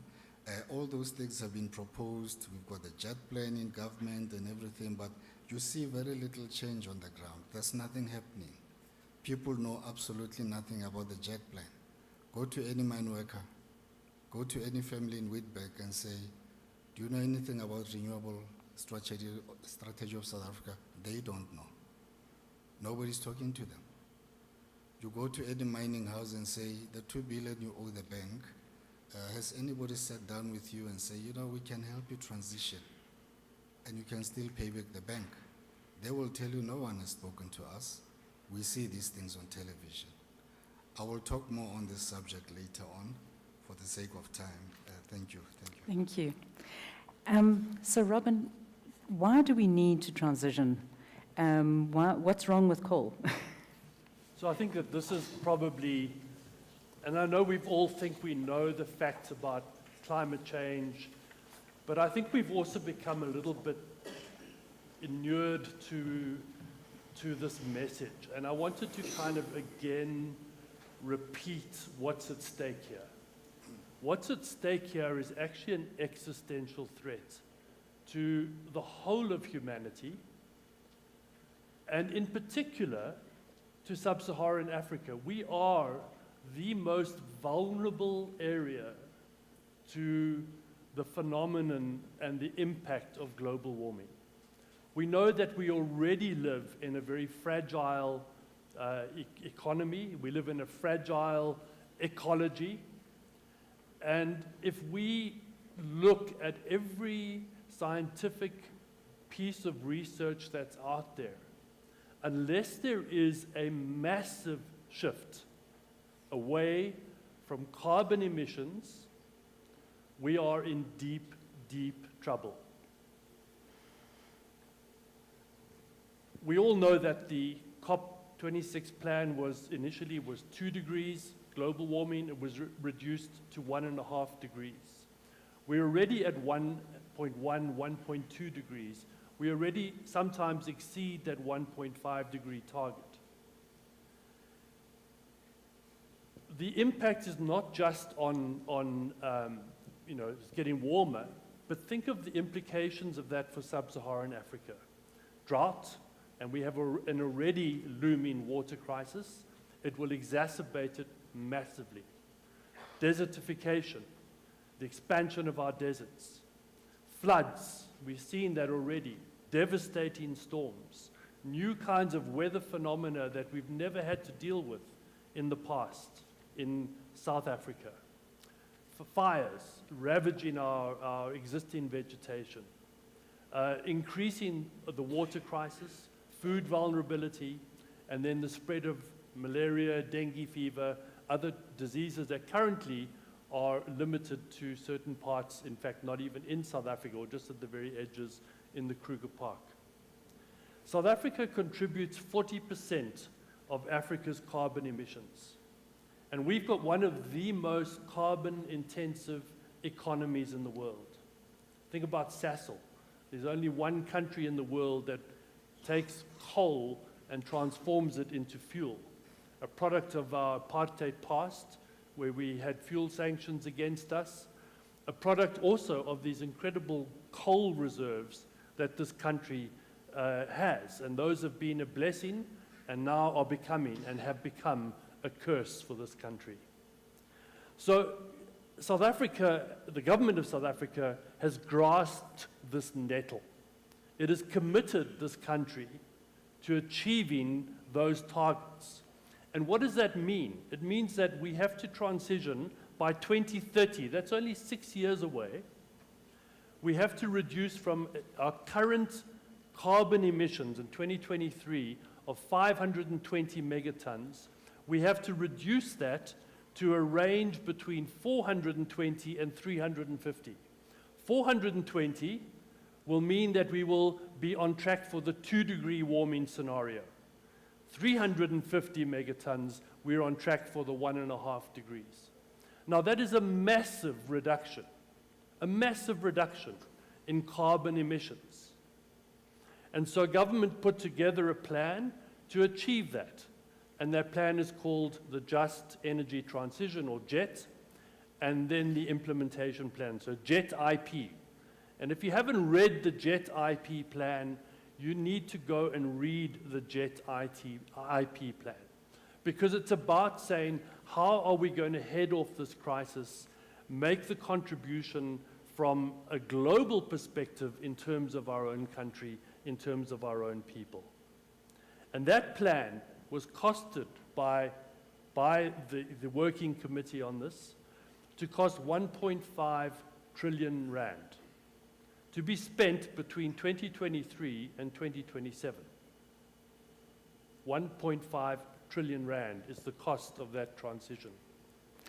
Now, within that, there was projected already a shortfall when the plan was drawn up of 700 billion rand. So they were able to identify various sources of funding, including 500 billion from the private sector, and that's happening. And then also from the international partner group, who pledged 138 billion rand to catalyze this process for South Africa. But we'll come back to that and how that IPG funds are to be spent or planned to be spent, and what the impact of it is. But I think we need to understand at the beginning of this discussion why this is so critical and what the scale of the task ahead of us is. And that scale is a massive opportunity and it's a massive risk at the same time. Yes, and that's where I want to go next, because we see that there's going to be availability of funding, huge availability of funding, potentially, either private funding, international funding, and as soon as we see money like this, we also see greed, and this then just becomes a new feeding trough. So good news, we know we need this 1.5 trillion is going to be spent in the next period of time. If we don't spend it, we don't survive. We do have to spend it, so we know it's going to make its way onto our shores one way or the other. How do we make sure that this doesn't just become another new ESCOM, another new opportunity to pillage at the state coffers? Thank you very much for the opportunity, and good morning to everybody.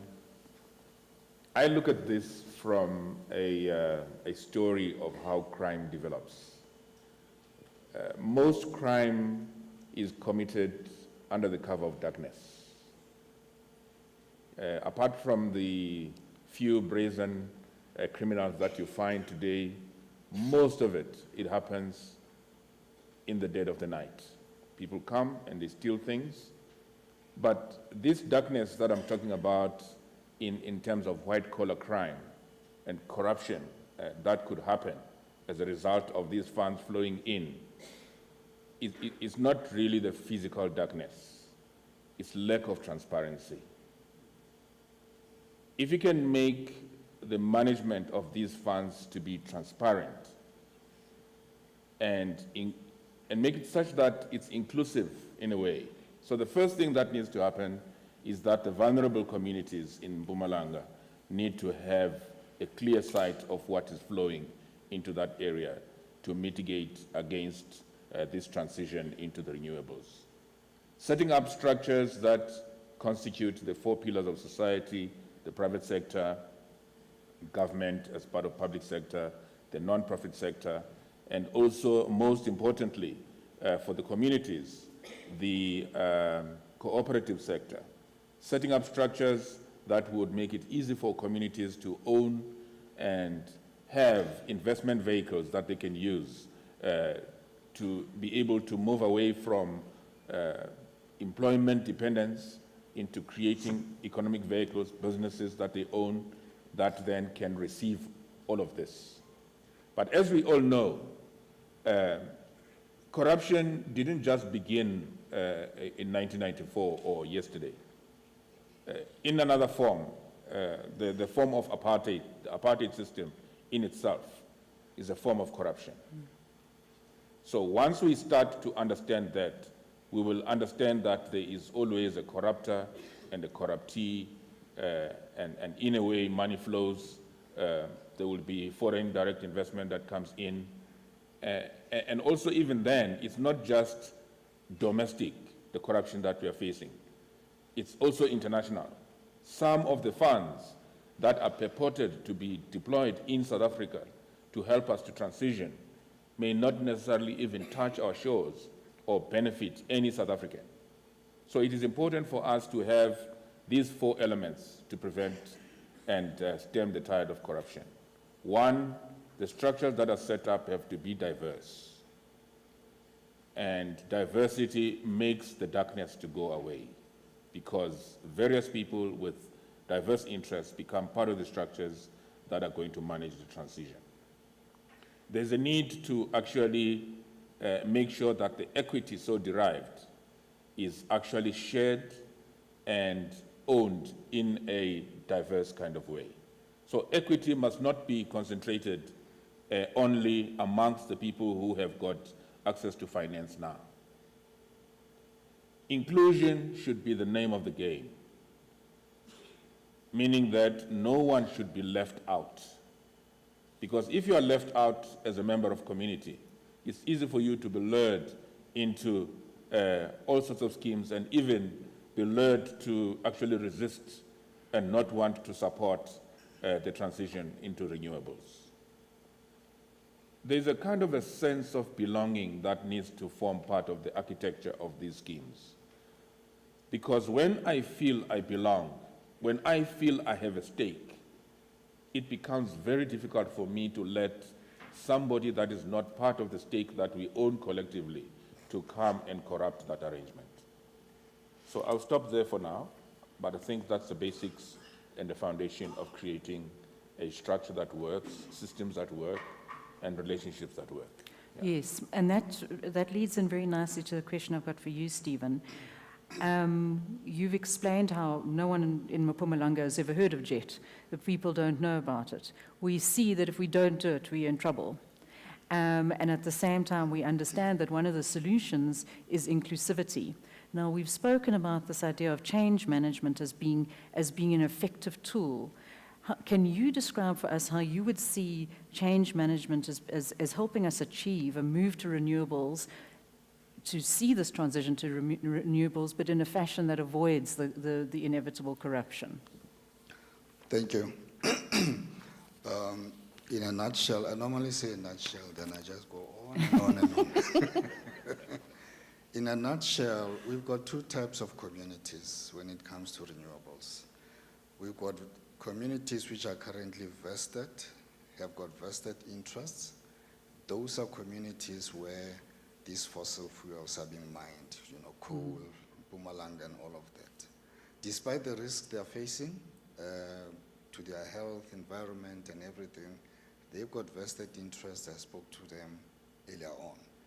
The second communities that have got vested interest in renewables are communities where these renewable projects are going to be established.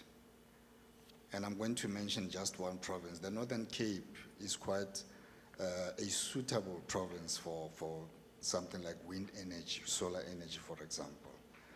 Now, what we need to do is, when it comes to change management, and thanks, we've got an expert, good news here, on management issues. Change management is not an event, it is a process. And it's an ongoing process, and it does not end. The minute you end your process of change management, that's when disaster strikes. So the communities where coal is being mined currently, they need to be engaged thoroughly, both by national government, by the provincial government, and by municipalities. Now, when I talk about municipalities, that is a very sad case. We all heard the Auditor General recently talk about the audit outcomes of municipalities in South Africa. I don't have to repeat what she said. We all know that it's horrible. It's horrible, it's unacceptable. If they cannot run their municipalities, how are they going to help us communicate the messages effectively to communities in areas like in Mpumalanga, for example, to say, we have JET at national government. This is how JET is going to cascade down to you. Currently, you've got jobs, taxes which are being generated by government from the coal mining industry. We know that they're going to be lost. But that does not mean that your areas are going to be derelict. They're not going to become ghost towns. You're not going to become jobless overnight. There'll be opportunities for reskilling, to introduce new skills to you, to make sure that you're not abandoned by this process, So there has to be that continuous process, and it should have started a long time ago, unfortunately. It should have started a long time ago. By now, those communities should be ready for change, and they are not. But it is never too late. Now, the communities where these renewable projects are expected to be erected or installed, they also need education in the following way. Right now, I'm being called by a number of traditional leaders and municipal leaders from as far as the Northern Cape and all of that, saying, we find us a company that can come and do renewables here. We've got vast land and everything. Because they think all the money that's going to be generated from there, all the jobs, all the business, or subcontracting business opportunities are going to come exclusively to them.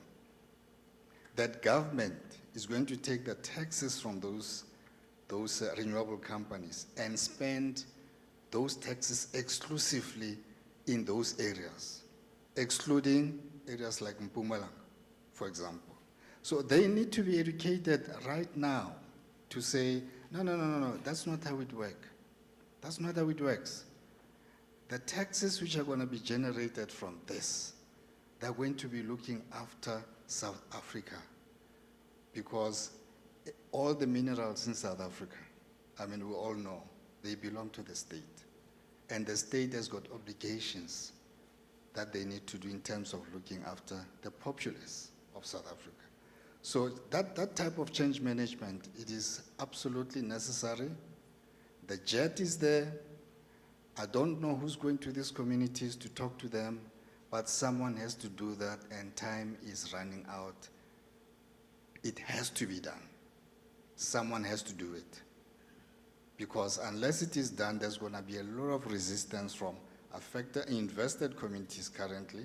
And when we go to places like the Northern Cape, which will be booming with renewable energies, there's going to be quite a lot of resistance when it comes to things like involving people who have been affected in Mpumalanga, reskilling them to go and work in those areas and all of that. So for me, it is quite critical that we do that. Thank you. And Robin, do you see tech playing a role in this just transition? You know, there's a research institute that I follow, a futures research institute called Rethink X, based in the States, who do a lot of studies in what they call disruptions.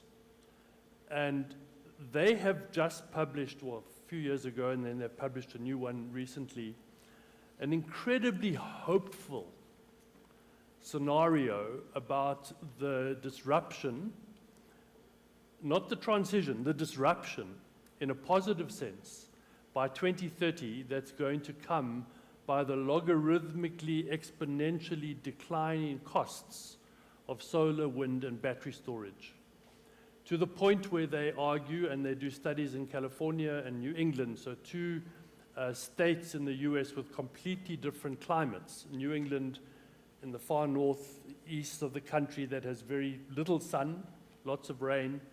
California with lots of sun. And they map what it would take for those states to become completely renewable, 100% renewable energy.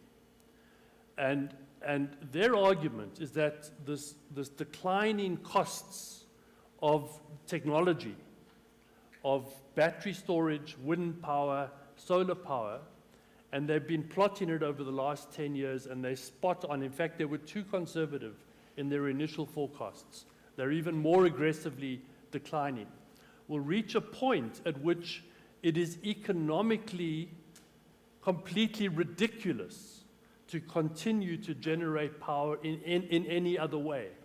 And once it reaches that tipping point of economic rationality, they argue that there will be a disruption and massive stranded assets that will just happen economically. And they use the analogy and the disruption of Kodak. You all know the story of Kodak. You know, Kodak, when I grew up, certainly, you took pictures, you had the film, you went to take the film to be developed, and Kodak dominated the market. Kodak went from being a Fortune 500 company who invented digital photography. They invented it.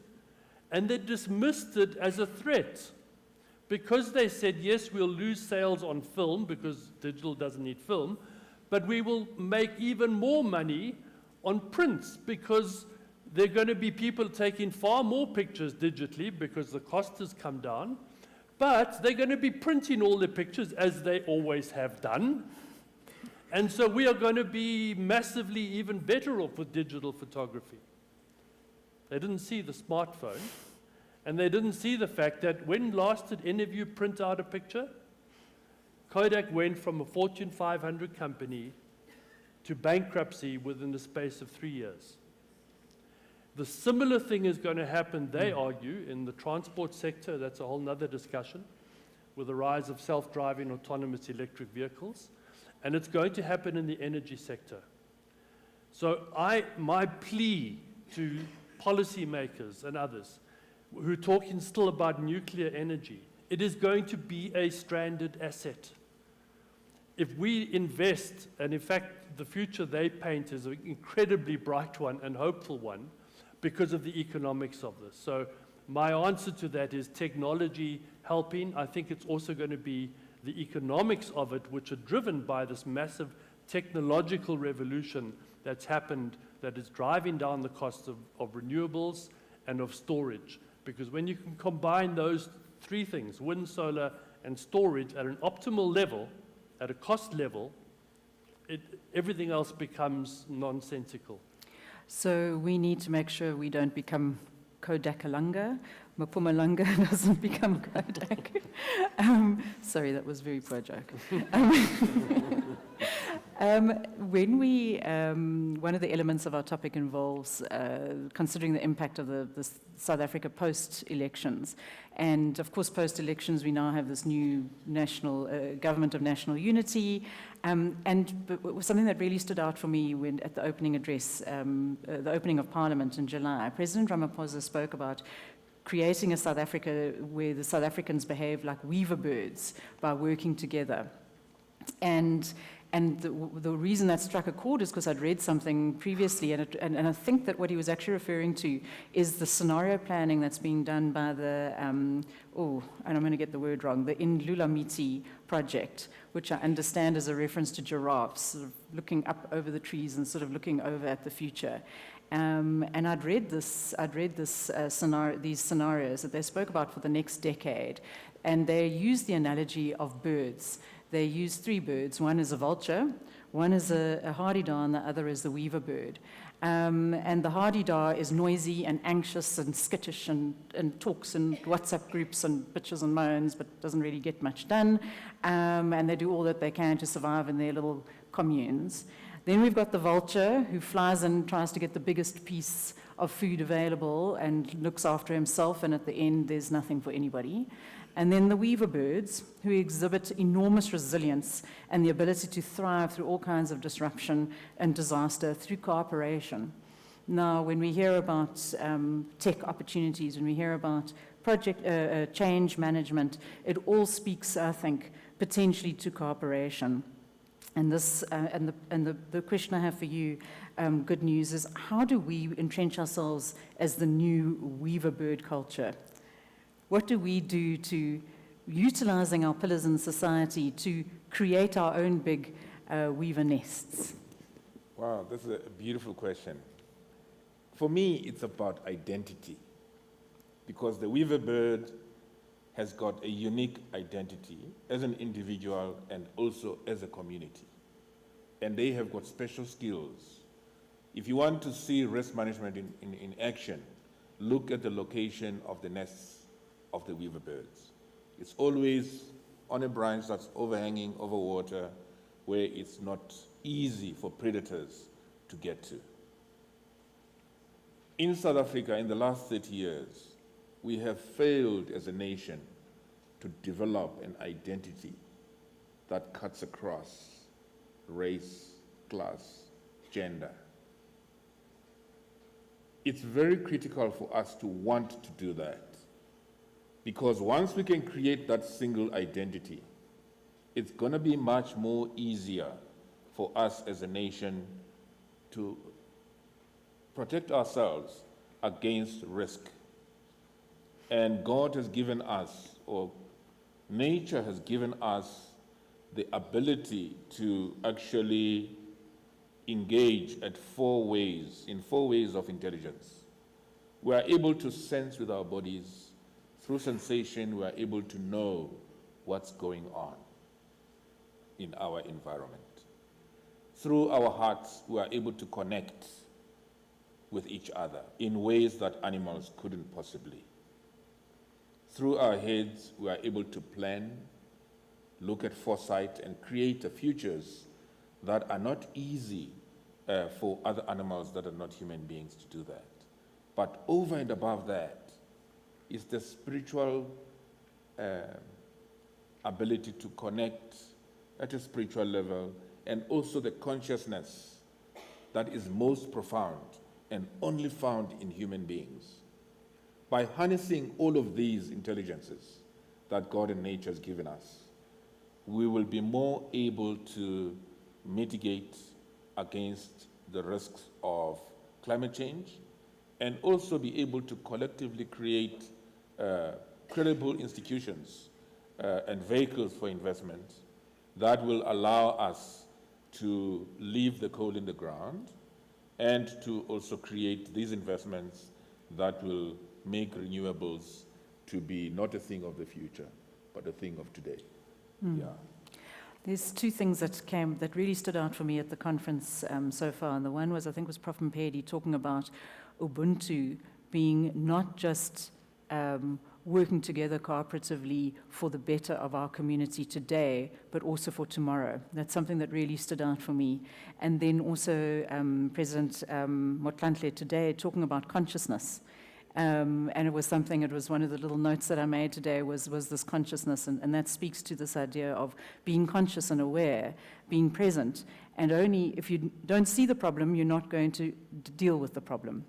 And in closing, I'm going to ask each of you to give me one tangible thing that one would like to see happen that we could do within the renewable space whilst also combating corruption. I know I'm really trying to cover all my bases here, but is there one tangible thing that you'd like to see happen and potentially even come out of this conference, and if it can't link to renewables, at least hopefully to corruption? I'll start with you, Stephen. Thank you. In a nutshell. You know, there's this saying that is overused. Justice delayed is justice denied. Take just one tender to supply locomotives to Transnet and Trasa so that they could transport goods to Richards Bay and they could be shipped to the markets offshore. That tender is cancelled because of corruption. Another tender to supply trains that transport South Africans to work. School kids to school. It is cancelled because of corruption. The repercussions are dire. We need to do something about public tendering systems. It has failed. We need to change it completely. We've got IT solutions that can be used, blockchains, AI, to make them transparent, open, traceable, so that no tender should be cancelled for stupid reasons like that. Because when you cancel a tender to take young kids to school every day, the impact you have on society is just humongous. So that's all I'm going to say, please, we need to do something. There are so many tenders being cancelled every day. It's not acceptable. Thank you. Robin? Can I jump in 3 very quick ones? So the one is understanding the why. It's about, you know, this comment about going to communities, they don't understand the why. Why do we need a just energy transition? Why do we need to leave the coal in the ground? From the cabinet ministers in charge of all the way down, as a nation, we need to understand the why, and we need to internalize that so we act on it. That would be the first thing. The second thing would be about addressing the justice issues around this transition. And for me, there are 2 parts to that. The one is we need to have more, so they're never going to be entirely this, but increasing social ownership of renewable energy. I think that's very possible, and I think that should be something so that communities who are disenfranchised by the departure of coal energy can actually own assets that can provide 20 to 30 years of long-term revenues into that community. And linked to that, I think as a country, there is going to be no way that we can avoid facing up to, in a very positive and embracing in a positive way, a basic income grant that will enable communities that are disenfranchised and disempowered by all of this transition to at least live with dignity while they are reskilling, while they are relocating, while they are creating new job opportunities, so that we need a basic income grant. Good news. For me, it's the moral code. I think it's very important.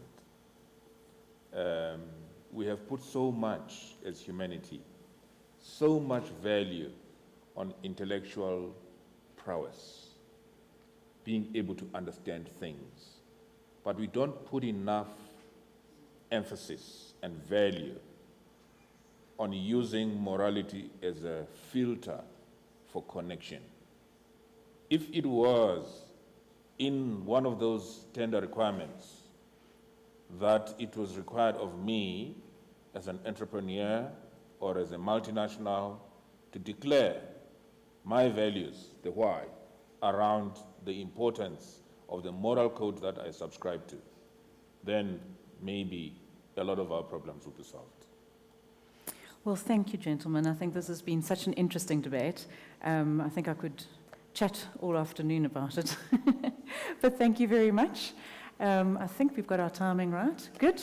All right. Well, thank you, everybody. It was lovely to meet you all, and enjoy your afternoon. Thank you so much for that wonderful, insightful, and really broad-ranging panel in subject matter. I learned so many things that I will almost certainly forget because I was a part of the modern public schooling system, which is something we should talk about. Right, we're going to take a quick coffee break.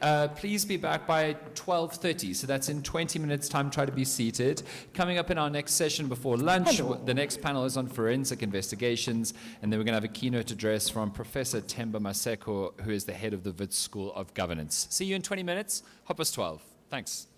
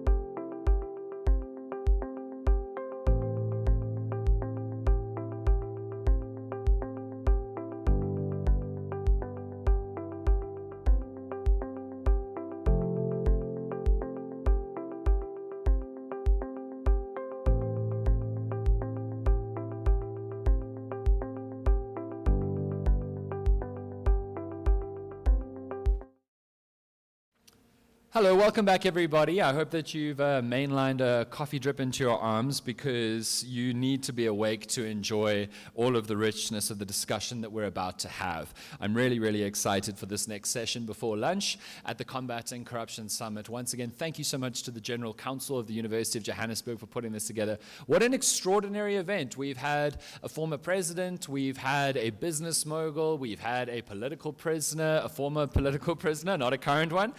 We've had a couple of whistleblowers who we did not know we would have. If you missed yesterday, somebody called Lionel Ardendorp just stood up and contributed this extraordinary testimony of his experience as a whistleblower. And then, of course, we had Mrs. Pena, Johanna Pena, just a little earlier. And I literally was like, we're going to change the program, guys. We're going to find some time for Johanna Pena. So it's been such a wonderful, wonderful summit that has far exceeded even the expectations of our own program.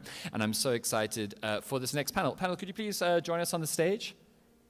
The title of the panel is Forensic Investigations, and I immediately think of NCIS.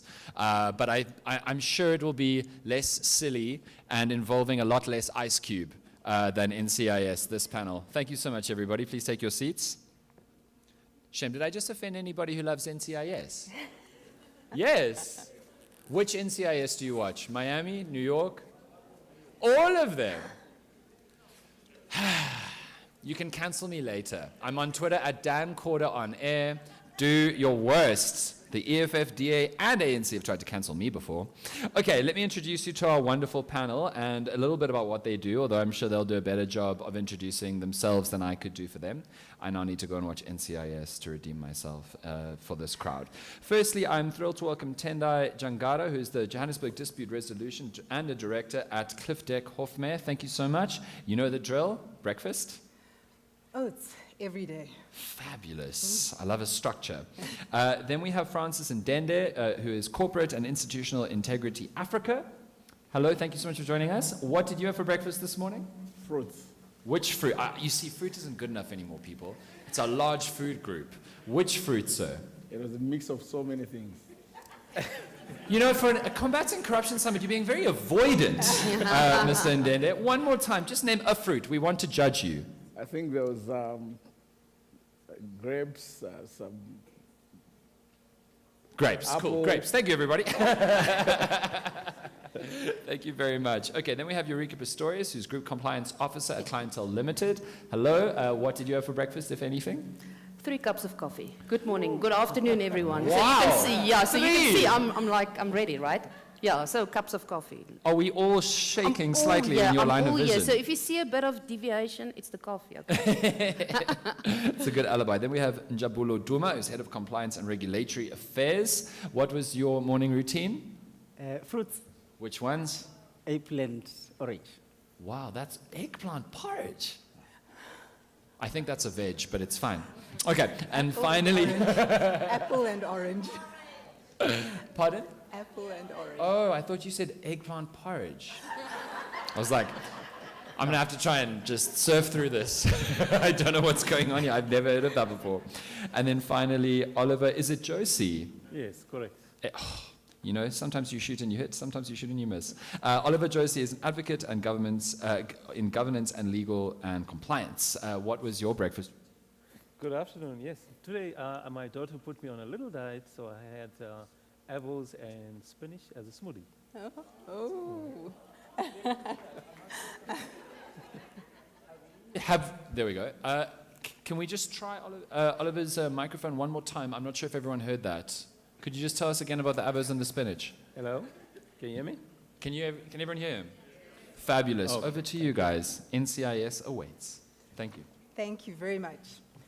When we talk about forensic investigations, I think that's the reaction we get all the time. So, do you do exciting stuff? Who are you watching now? Whose offices are you in? Who are you bugging at the moment?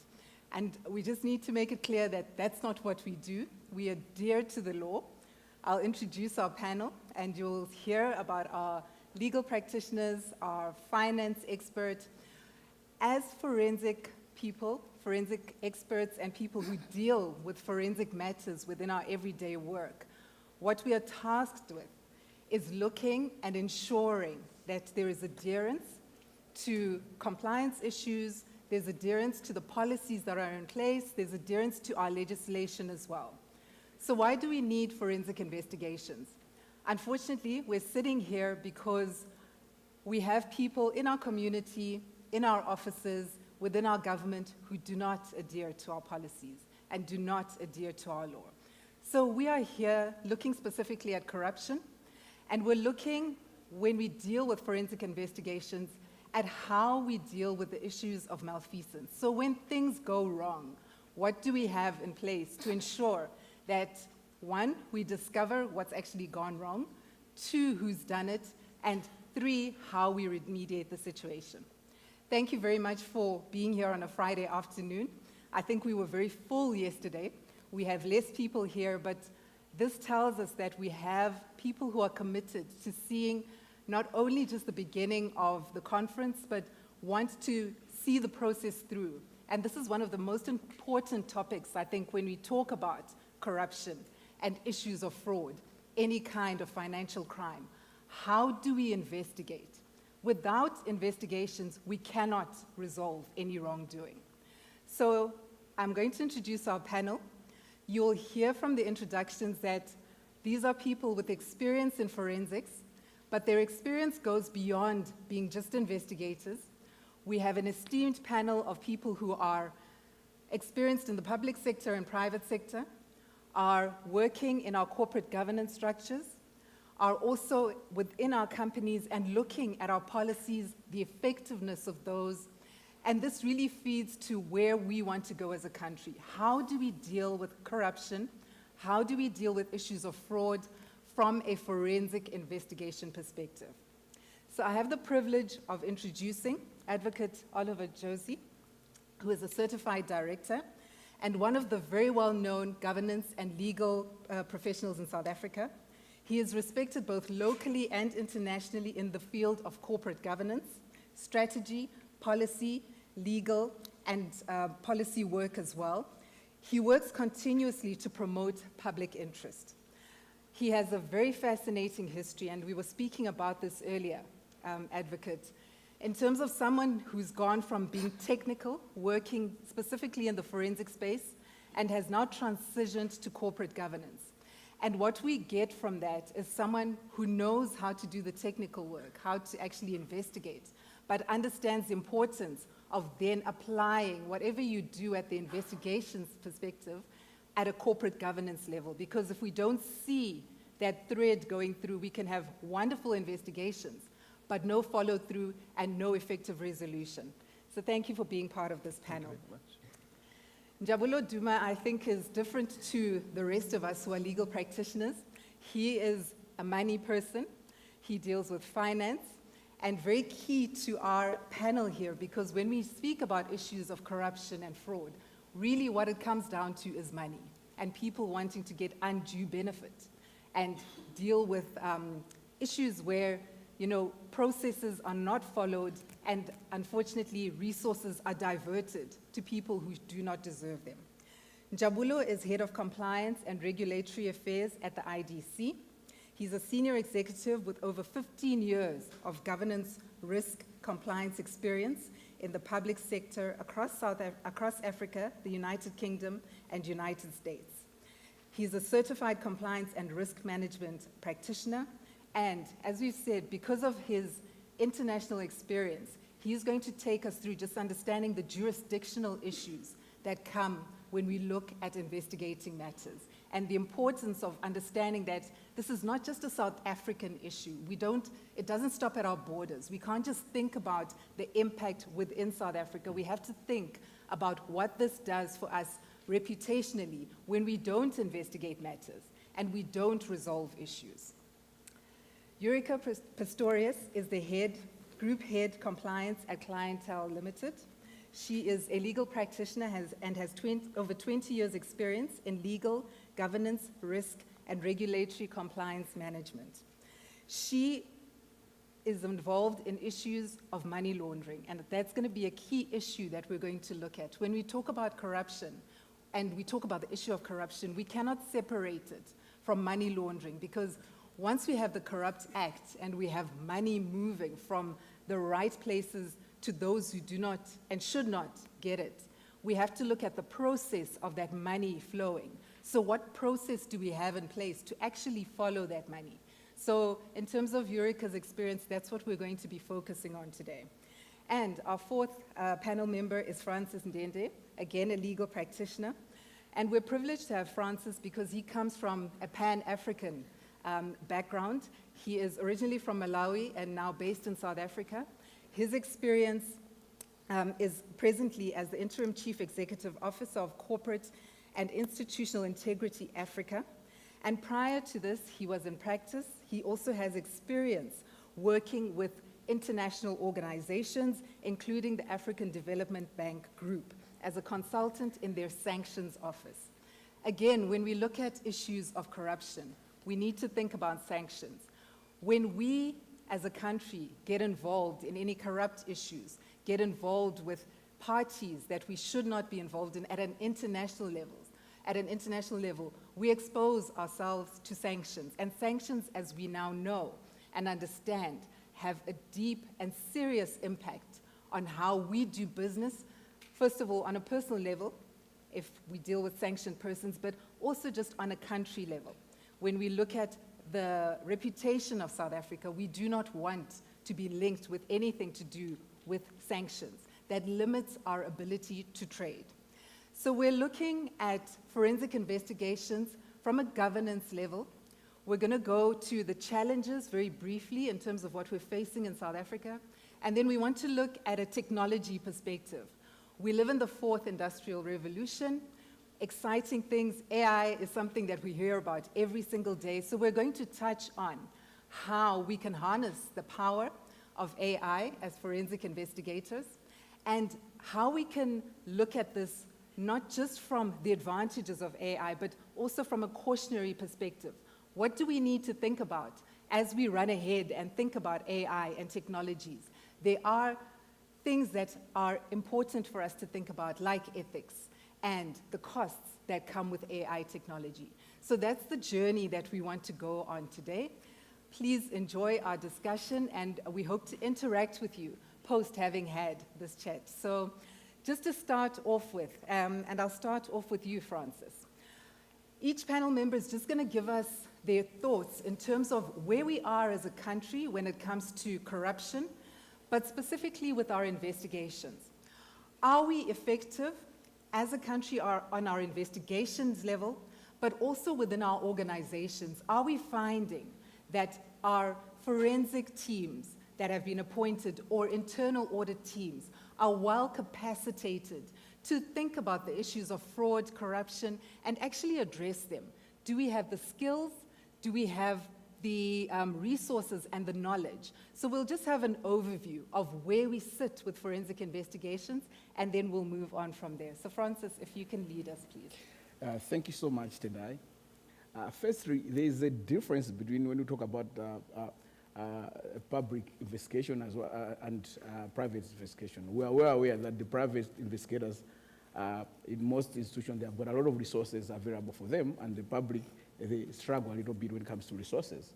So when it comes to forensic investigations, you find that so many corporate institutions, they have invested and they have got a capacity to invest even more when it comes to their capacity to investigate forensically, whilst the public sector is a little bit difficult. So mostly you find people complaining about cases not reaching especially the public, reaching the end goal which they thought it would be. It's because probably, when it comes to the public sector, the agencies don't have tools and the capable training to know how to manage that evidence when they obtain it. Because, there's a difference between the investigation as well as the prosecution. The investigator will investigate, and then they leave the matter to the prosecutor to prosecute the matter. But when the prosecutor goes before the court, they have to make sure that all evidence which have been obtained through forensic investigation is admissible before the court. So there is that gap when it comes to the type of evidence which can be obtained and the actual training which is available for public investigators to obtain evidence which can be admissible before the court. That's what I have generally noticed. Thank you very much. Jabulo, coming to you, investigations with where you sit and your experience beyond South Africa, what would you say, where do we sit in terms of our investigations and effectiveness of those investigations? Yeah. So two key data points, and thanks, Tendai, for this. I think if you look at where we are located in terms of the Transparency International Index, it's a critical data point to get a sense of what the outside thinks of us. The recent grey listing is another data point to give us an indication of how the outside world feels about us. And some of the material developments in country. We come from the state capture inquiry, which gave us a root awakening about the extent of some of the things that are happening here. So that's just a key perspective to try and get a sense of what the outside forces think of us. And you come to look at whether we are hitting the right notes in terms of investigation. And I always put the dichotomy that South Africa is like two wells in one country. You've got the public and the private. That difference is quite manifest when it comes to issues of capacity and resources, capacity and skill. In private sector, you've got very technical skills, but capacity is an issue. Public sector probably struggling on both capacity and experience. So really the conversation, as we have so many conversations in the country trying to find the right outcomes, really have to lead us closer to how to bridge that gap between experience, between capacity and skill, because that's exactly where it's located. And you see it with some of the cases. Do they end up where they should be end up? Where do processes fail? And I think we'll expand on that as we move along. But that's simply the perspective from outside and what's coming through from the inside. Thank you. So Erica, you sit in one of our big corporates in South Africa. What's the macro view when you sit in your position with the compliance, the money laundering, forensic picture coming together for you? Right. So first of all, I agree fully with what was said. So our corruption perception index says South Africa is number 83 of 180 countries. I mean, it's scary, right? If you look at the new changes or the grey listing that happened in 2023, it really put a lot of pressure on us as institutions, financial institutions, banks, corporates. That is the perception, as you mentioned, in terms of externally. Internally, us as corporates, we're struggling with talent. We talk about a war of talent. I mean, currently, talent are leaving South Africa. We actually had a discussion about this a bit earlier. People are leaving. They're going to Europe. They're going to America. People that really has skill are leaving South Africa. So for us as a financial institution, one of the risks that the Prudential Authority or Reserve Bank has highlighted is compliance, governance, risk, actuarial, all your control functions are currently being drained. They are leaving because of all this fact that there's no structure or that there's no real progress being made. I think we are fortunate in terms of the grey listing, a lot of progress has been made. I have to say that financial institutions has worked quite hard. I don't think we're going to be uplifted like we wanted in February, but that's my personal view. However, we've made a lot of strides to improve that. So I think it's a balance of making sure that we understand the economy. We look at global economy, but then we look at our people. How do you apply your people and upskill them? And then it brings us back to COVID. We also had a discussion a bit back. Money is a problem. Budgets. People don't have budgets anymore to go and invest in proper resources. If you don't have proper resources that investigates AML or fraud or corruption or financial crime, you will never have a successful outcome. And one of the findings in the grey listing was that our supervisors and enforcements need to step up. So that's one of the things that we as private sector can help to build. So that's what we're trying to accomplish, to comply with governance policies, but also make sure that we can upskill our people in order to assist South Africa, basically. Thank you. Thanks, Erica, for that. And we definitely will come back to the topic of grey listing as South Africans, people within our economy. That is something that is key for us. And it ties up to corruption, because one of the big issues that landed us up on the grey list was just our ineffectiveness in terms of our institutions, and we know the years that we went through, what we lost because of that, but also our inability to cooperate with other investigative bodies that are outside South Africa. So we definitely will look at that in detail. Now, Oliver, you have been experienced in the public sector. You led forensics in the city of Cape Town. You've also been in private sector, having worked at Standard Bank and led forensics there. You're now at the governance level. What do you see? Because you really sit at a vantage point, again, having gone through that technical journey, but now sitting and advising from the corporate governance level. What are you seeing, and where are we with our investigations? No, thank you very much. I think, let me take a step back. I think if one looks at it from a governance point of view, I think it's a very important point of view, and what I was telling Tendai in the break as well, is that at the practitioner level, for it to succeed, you need to put the governance in place. And if the governance is not in place, you'll find that at the practitioner level, there'll be a lot of frustrations at that level. I want to take a step back to, not too far back, but to around the early 2000s. If some of you were young enough, you will recall that as a country, we went through the purple patch. That's what I call it. We had the Prevention of Organized Crime Act being enacted. We had the Directorate of Special Operations. We had the establishment of the Special Investigation Unit. We had the establishment of the Financial Intelligence Center. And at that time, SARS was at its best. Intelligence services were working very well, and there was a lot of international cooperation as well. And that period of about, I would say 10 to 12 years, this country was capable of investigating any complex matter and bringing it before court as quickly as possible. I'll remind you of some of those cases that the DSO in particular did. It investigated bank collapses. If you remember the Sambo Bank, you remember the Regal Bank, you remember some of the huge organized crime cases and financial crime cases that they investigated together with the SIU, with the Asset Forfeiture Unit as well. So institutions were very well poised at that time when it came to deterrence. Then, of course, we went through that bad patch of state capture for a number of years, but I like to be positive. I like to be optimistic. What I'm seeing now are some green shoots. If I have to just give one example of the SIU's investigation into the medical legal environment, you can see it's a green shoot. You can see slowly the National Prosecuting Authority is starting to establish itself again after a long period of state capture as well.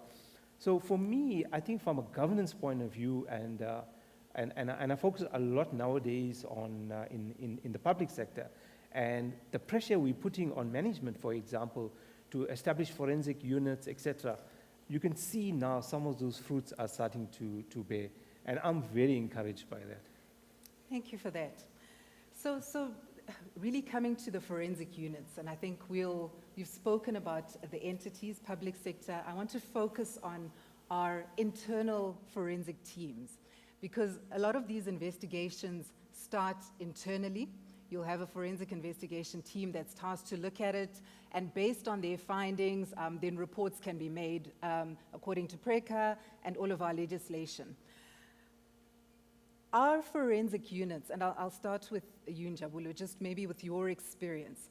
Our forensic units within corporate, respected and seen as a fundamental function within an organization? It's getting into a right space. And I think we come from a time where there were just off-the-shelf units somewhere on the site, causing irritation. Of course, in the last 2 years, my observation, particularly with in my previous life, you're beginning to see the value coming out of the intelligence that's sitting in the forensic unit. And that's starting to form part of the decision-making process. And if you have bodies like certification bodies that really believe in, we call it raising of concerns, and whistleblowing processes and all of that intelligence is now starting to escalate to executives, and it forms part of the discussions and decisions. Whereas in the past, it was just, forensic, do what you need to do, and it ends there. So I think it's maturing quite nicely. It's maturing quite nicely. I do like the fact of certain of the global developments making that a mandatory. If you look at the recent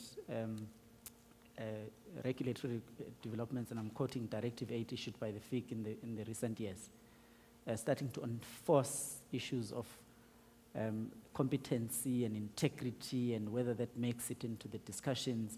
It's really a fertile platform for the forensic units to start utilizing that to uplift their profile, to really uplift their profile. And I think we will never end. The conversation about the experience and capacity will never end. But for what we have now, we're beginning to see that making it into executives and the board, and that intelligence flowing through into the decision making, which is what you really need. Because in the absence of that, whatever intelligence that those forensic units may have, it's just of no consequence. And when we come to Africa, so we're looking at corruption, we're looking at South Africa, but again, as I said, corruption has no borders. We need to think, we need to have a pan-African view. We've got a lot of our companies in South Africa that are multinational, so we've got money crossing borders. And for you, Francis, when it comes to investigations, is there cooperation, and who would cooperate in terms of corrupt activities happening in South Africa, but there being information and intelligence, I think is something that's come up. We'll also discuss it in terms of the approach. But is there discussion happening just beyond us in South Africa and looking at the other countries that we deal with? Yes. At the AU level, I'll start at the AU level as a continental board.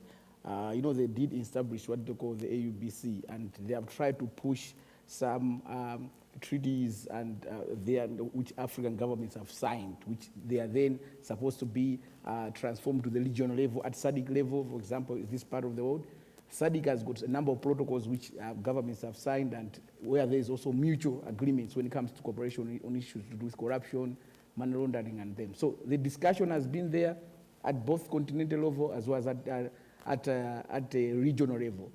But now, when it comes to implementation within countries, that's where the difference is. A good example would be issues to do even the World Health Organization treaties and protocols which governments have been assigned. We realized that most African countries did not implement it when we had COVID. That's when we realized that people didn't have policies or laws when it comes to how they can go out with the lockdowns and the like. That's why people were taking them to court. Business had to take some governments to court, say you can't just stop us from operating without following proper protocols. So at national level, a lot of governments, they have had difficulties to implement those laws and treaties which they have assigned at continental or at a regional level. But there are agreements, there are international agreements, the FATF, which people have signed and they are part of it. But now the actual implementation of those laws regionally or as a country, that's when it becomes problematic. But there is coordination when it comes to anti-corruption issues within the region, especially by the SADC. SADC has got proper protocols and laws which have to be followed. Thank you for that insight. And again, I think when we think of this issue, we have to think about it from the regional level and also beyond Africa. I think we'll keep it at Africa for now and within South Africa, but corruption has no borders. We're going to come to the technology side and the moving of monies and the jurisdiction and the challenges that we have as investigators in terms of our investigations. So Eureka, you sit in a corporate, you sit in a financial institution. What mechanisms do you have from an investigative perspective when monies move? And have you had to deal with any international issues, any fraud, any issues where money hasn't just been lost locally, but there's suspicion that it's been transferred across jurisdictions? Definitely. Is everyone still awake? Okay, I think that's the most important thing, right? Because normally this time of the day, I see people lose a bit, so I hope you're still with us. So first of all, I just want to say I really enjoy this discussion, and now that I know everyone is awake, I'm also happy to hear that. So from a financial institution, and sorry, I normally have a bit of an interactive discussion, but who's here at financial, who's in private and who's in public? Can I just a show of hands for private? Okay, good. The rest is public then, all right.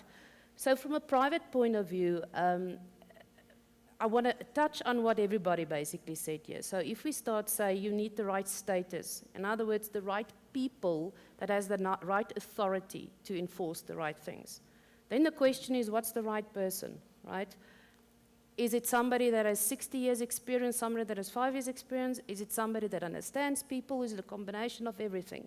And I can trust you on a daily basis. You have to be different in order to make sure that you can fit that role. But you need to have the level of authority, and that's why you report to a board. And that's why this becomes serious in the sense of forensics or in terms of compliance, that there's a voice for these type of things. So I think we as a country and we as under Prudential Authority and a Reserve Bank and a Financial Sector Conduct Authority made a lot of progress where we elevated the status of your control functions. So that's me tick 1. Tick 2 then is basically saying, what do we do with that information? Now the regulators has become quite clever in their letters, and you would have seen it if they send you an order to say, thou shall send this letter to your board. I don't know if you've seen that at the bottom. If there's a serious finding, there's a specific reason I ask for that. They want the board, who takes ultimate responsibility, to know about this. Right. So how do I fit into this, and how do I fit into investigations?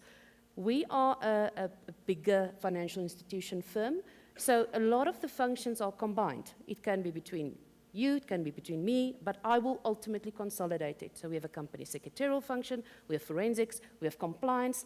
We don't expect everyone to be investigated, but we train you to know for red flags, right? And that is, I think, something that is good, that is happening and helping us in the private sector. I don't expect everyone to pick up money laundering or a terrorist financing risk, but I need to give them a technique and a tool that they can understand that, all right? So that's one of the things. We have had instances. We are fortunate because mostly our policies are within our jurisdiction, so we don't really do cross-jurisdiction. So cross-border payments, not so much for us.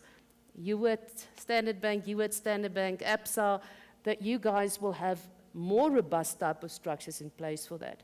However, you get an order, you get a forfeit order, you get a seizure, you get an asset order where the regulators say, do you know this person? Stop. Whatever you're doing, there's an investigation. So how do you deal with that? So first of all, I'm sorry, you have to stop me because I can talk for hours, right? Remember, I have 3 cups of coffee, and that's a problem, right? So how do you deal with that? You have to make everyone aware to understand what the risk is in terms of this. It's not just AML, it's fraud, it's corruption, it's whistleblowing, it's all these type of things are financial crimes. People tend to think if it's AML, it's Eureka.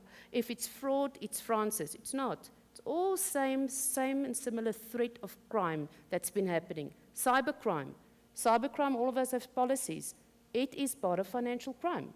They find clever ways on a daily basis how to extort money, how to basically get money through the borders. So for us, process is very important. Process also changes. Everyone here that's in a private in a corporate will tell you, you will have an SOP. That SOP will change, and it must change. Because as circumstances and events happen, you must adapt it. So definitely we have had those situations. We've worked with the FIC obviously quite a lot. And I have to say the Reserve Bank has been quite responsive in trying to help institutions. And that brings us back to the grey listing thing, right? So I think Thank you. Yeah. Thank you very much. Eureka, so we see that response plans are there. What I'm understanding is that in an organization, you can't have it siloed. So you can't have your functions siloed if you're going to have effective correct. Forensic investigations. There are going to be a number of role players. But in dealing with that information, you need to understand the regulators, the organizations that are outside your organization. So when we look at forensic investigation, at a basic level, we are dealing with our SAPs, because when we have any issues, according to PRECA Section 34, any suspicion of corrupt activities, we must go and report. So we understand that from our SAPs level. We also, as you've touched on, with the Reserve Bank, knowing what those red flags are internally with the different people, but then also having that ability to report.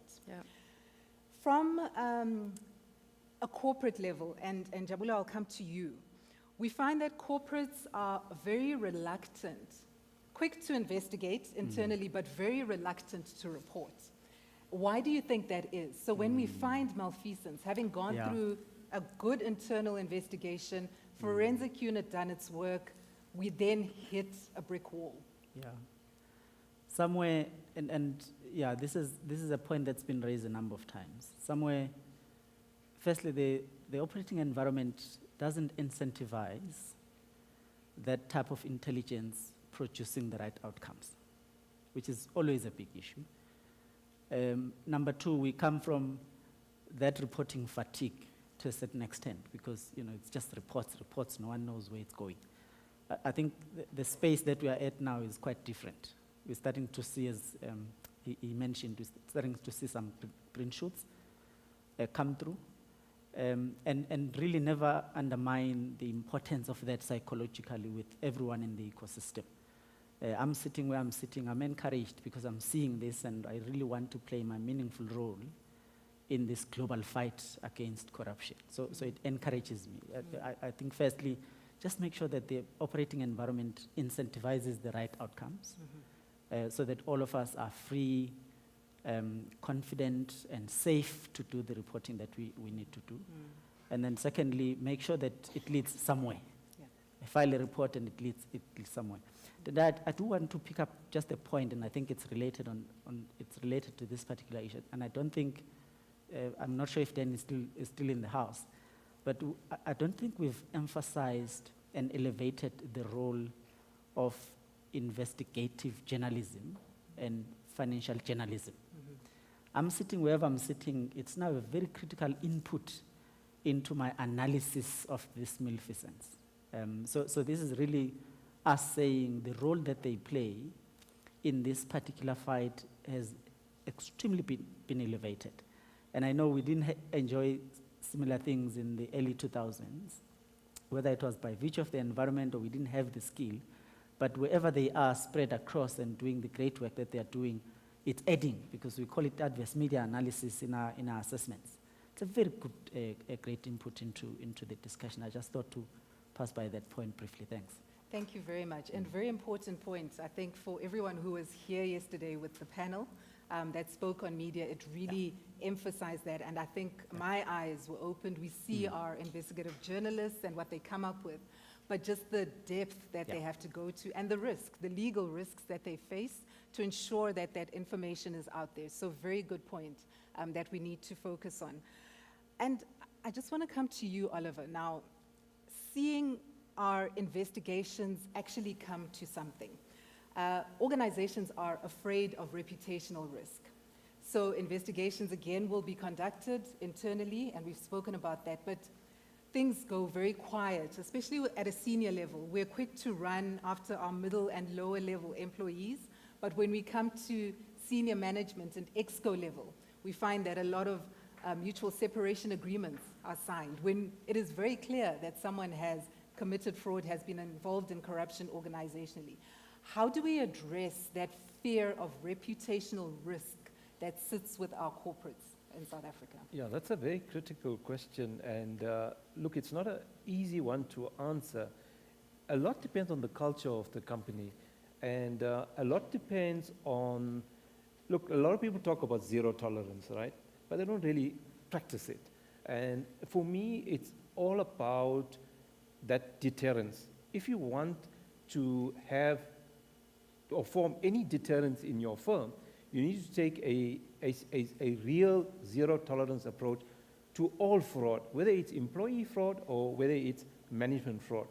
I remember in my early days when I joined the Standard Bank Group and I looked at the strategy and I evaluated it, and I realized that, look, there were some shortcomings here. A lot of it was focused on volume, on quantity, and a lot of it was on employee fraud. And I said, look, what's the biggest impact on the bottom line of this company, which was a listed bank? I said, it's management fraud. And then slowly we started to transition the strategy from employee fraud to management fraud. It wasn't easy. It was a very, very difficult and challenging road. But I must say in the end, we succeeded. We managed to, move towards management fraud. We did a lot of, significant cases as well. And I was one person, as head of forensics, I never believed in mutual separation. I always said, let's follow the law. And I pushed as far and as hard as possible to follow the law. But a lot depends on the culture of the company. And look, that culture must change. And I think for us, as a country, whether it's the private sector or whether it's the government, and I can certainly speak for the government now, and I can tell you now is, those of you that are in government, consequence management is a buzzword. Everybody talks about it, been speaking about it for the last few years as well. And I can certainly say on the many audit and risk committees I sit on, every quarter, I make sure we get a report on consequence management. And whether it's management or whether it's an employee, we want to know about those cases. And I think people that are charged with governance, I think we must make sure we put our right foot forward and we ensure that consequences take place. So really, to sum up, investigations are great. Having a fantastic report that tells you who's done what and how much has been lost and where it is fantastic. But without the consequence management, without us actually seeing the process through, we really come to nothing when it comes to forensic investigations. And locating this in South Africa, I think one of the big challenges we've had is, one, getting to the point of investigation. So we are aware of who's done wrong. We had someone earlier on a panel articulating the fact that we have a number of public officials, very scary, a number of public officials right now who are charged with issues of malfeasance, of your fraud, with crime, with corruption. We know who these people are. We even have investigations that are commenced, and investigations will go on for a very long time. But without the outcome, and without seeing that outcome through, those consequences, unfortunately, everything we discuss, all of the things we have in place specifically with our forensic investigations is going to come to nothing. And something that's come out from a lot of people who've been involved in investigations, specifically in the public sector, is that frustration of not seeing the consequences, years of hard work.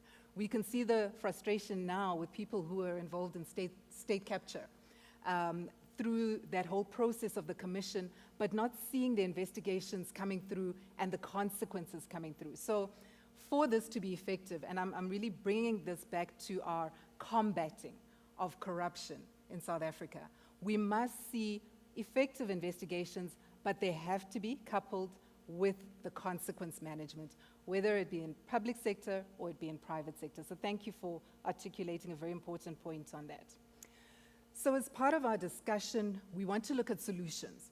We've touched on some of the challenges we have from a skills perspective, what we see in corporates, the lack of consequence management, but what do we do? What do we take away from our forensic investigation discussion? And where we want to start now, and Eureka, I'll come to you, is just the importance of a financial crime framework.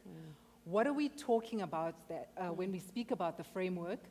And how does it aid us when it comes to our investigations? Okay. I think first of all, the law is there to help us. I always say to people, my background is a lawyer, so I always find the law helpful. It's not an obstacle.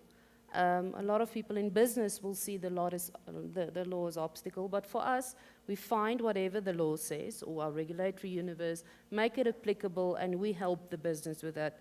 I'm of the view that laws have been drafted for us to do business. It's not to stop business. And if you first of all have that mindset with any framework, your business can be allowed to do business subject to that you do it right. Then if you look at financial crime, I alluded to a bit earlier, it's not just anti-money laundering, it's not just terrorist financing, it's not proliferation financing, it is fraud, it is small crimes, it is internal fraud, it's external fraud, it's policyholder fraud. What I've seen, and even in the corporate world, is people do their frameworks in isolation. So everybody will have an anti-corruption policy. They'll have a fraud policy. They'll have another FICA RMCP. Those things need to speak to one another because it's the same and similar risk. It's just the severity that changes. So you need to understand for a company or corporate, first of all, what is your business risk? We all tend to forget about that. You look at a policy and say, oh, this is my FICA risk. No, you need to look at your business and say, what's the business risk? So how we will typically look at it, you look at the country risk. For us, we know specifically what our country risk is. It's medium. They've set medium to high in terms of terrorist financing and money laundering. Then you look at your sectoral risk. For financial institutions, again, medium. Then you look at your business, so you drill it a bit down. Then you say, I look at my products, I look at my services, I look at my people, my geography, my location. Where are we situated? Where's our risk? And then you score according to that. And you can the same apply to fraud. Basically saying, we know that, let's say, in X jurisdiction, we will have a bit of more fraud. So we have to have different tools in place. So it's a work in progress, Tendai. I don't think we have it perfect. I don't think anyone has it perfect. But I will encourage you, look at the law. Companies Act guides us. Prudential, the HOI standards for us in insurance, it tells you from a corporate governance point of view, why must you look at it? I'm very encouraged with what the Prudential Authority has done. You say in terms of consequent management, you must now submit that investigation report, and you must take this person as a not fit and proper person. So the law tells you now you must basically remove that person from the system, which is good. It's good for anti-corruption, it's good for society, it's good for the financial system. But then again, how do you manage that reputational risk? And that's where your governance framework comes in. So for us, we have very much stakeholder management. You have a specific, for me, for instance, I will do the public speaking to the press, for instance, managing the risk, and we'll have our MD talking about results. So again, you have different stakeholders manage that. But your framework will dictate what you're going to do. Look at your risk, how you respond, and how you manage in that. And again, it's a work in progress. None of it is, you just don't sign it off once a year and then you go home. You constantly work on that framework. Thank you for that. And as you said, it's a work in progress. The policies never come to an end. Yeah. I think they're constantly being reviewed, but also new things do come up. And what we find as investigators is when we come into an organization, there's an allegation of fraud or an allegation of corruption, what we want to know at the beginning is, what is your policy? Give it to us. When did you last review it? Is it current, and have you kept it up to date with the legislation? Because if you don't have that in place, there is no way that you are putting that message out to your employees. And we've seen, issues where a clear transgression has happened. But because an organization hasn't been clear in its policies, an employee is able to fight. You know that they've done wrong. But because it's not clear, it's not in writing, there's been no training on what the standards of the organization are. There's been no translation of what the legislation is and how it fits into the organization. It becomes very difficult to hold employees to account. So one of the things we must do within our organizations, private, public sector, is ensure that we are actually translating this message. Yes, we know that we must not be corrupt, we mustn't commit fraud, but are we actually pushing that message down and pushing it down in a framework so that we can hold our employees accountable to something that is clear? So thank you for giving us that tip. I think very important because it leads us to our investigations. Let us know what your standards are. We investigate against what you have in your organization. So Oliver, I want to come to you when it comes to our investigation. So we've spoken about having that framework and being clear as I think we can call it our governance structure. But when we're looking at investigations specifically and the practicalities around that, you gave us an interesting perspective of principles that we need to be following. Please tell us about the 3 principles and how they come together in terms of how we should be conducting our investigations. Look, when it comes to investigations, the most important thing is to look at, number one, is the legal principles, because those are extremely, extremely important. Because when you finalize your investigation, the one thing that's going to happen is if that matter comes under review, if it goes to the CCMA, or it goes to the labor court, or it goes to any other court, criminal court, etc., is the most important thing is understanding that you have done that investigation in an independent way and you've been objective in that information. Now, let me take a step back because I think this is quite a critical thing to understand, especially around from a governance point of view for forensic units, is that in my experience, whether it was the private sector or whether it was the government sector, is always ensuring that the forensic unit is independent. Because if your forensic unit is not independent, no matter what you do, your investigation can be tainted in the end. So making sure that, for example, the way it's structured, the way it reports, you know, for me, it's always the functional reporting line must be to an independent body. If you look at your 5 lines of defense in your principle 15 of King 4 on assurance, you'll see that forensic investigations in particular, they sit on that 3rd line, the independent assurance provider, very similar to internal audit and to external audit as well. So for me, one of the most critical elements in an investigation is to ensure that it's independent and that it's objective. And from a governance point of view, you must put that framework in place to ensure that it's fair. Now, let me give a more practical example, right? If you go into court, for example, right, and if you don't follow all those principles, and I can almost guarantee you, but I've seen this happen so many times, that people put so much effort into an investigation and they come short during cross-examination. It's only because subjective elements came out in that investigation, and you failed from all that hard work that you put in. So it's very, very critical for me, that element that you manage to ensure that that element is satisfied in the end. Thank you. And that leads us to our technology side. I want us to use this as a basis for that. We get excited with technology when it comes to our forensic investigations, and we want to, as I said in the beginning, look at our 4th industrial revolution, but specifically look at AI. We can never run away from those principles. We can have all the tools that we want to use. We can have fantastic tools, and we'll touch on some of the things that we can use internally.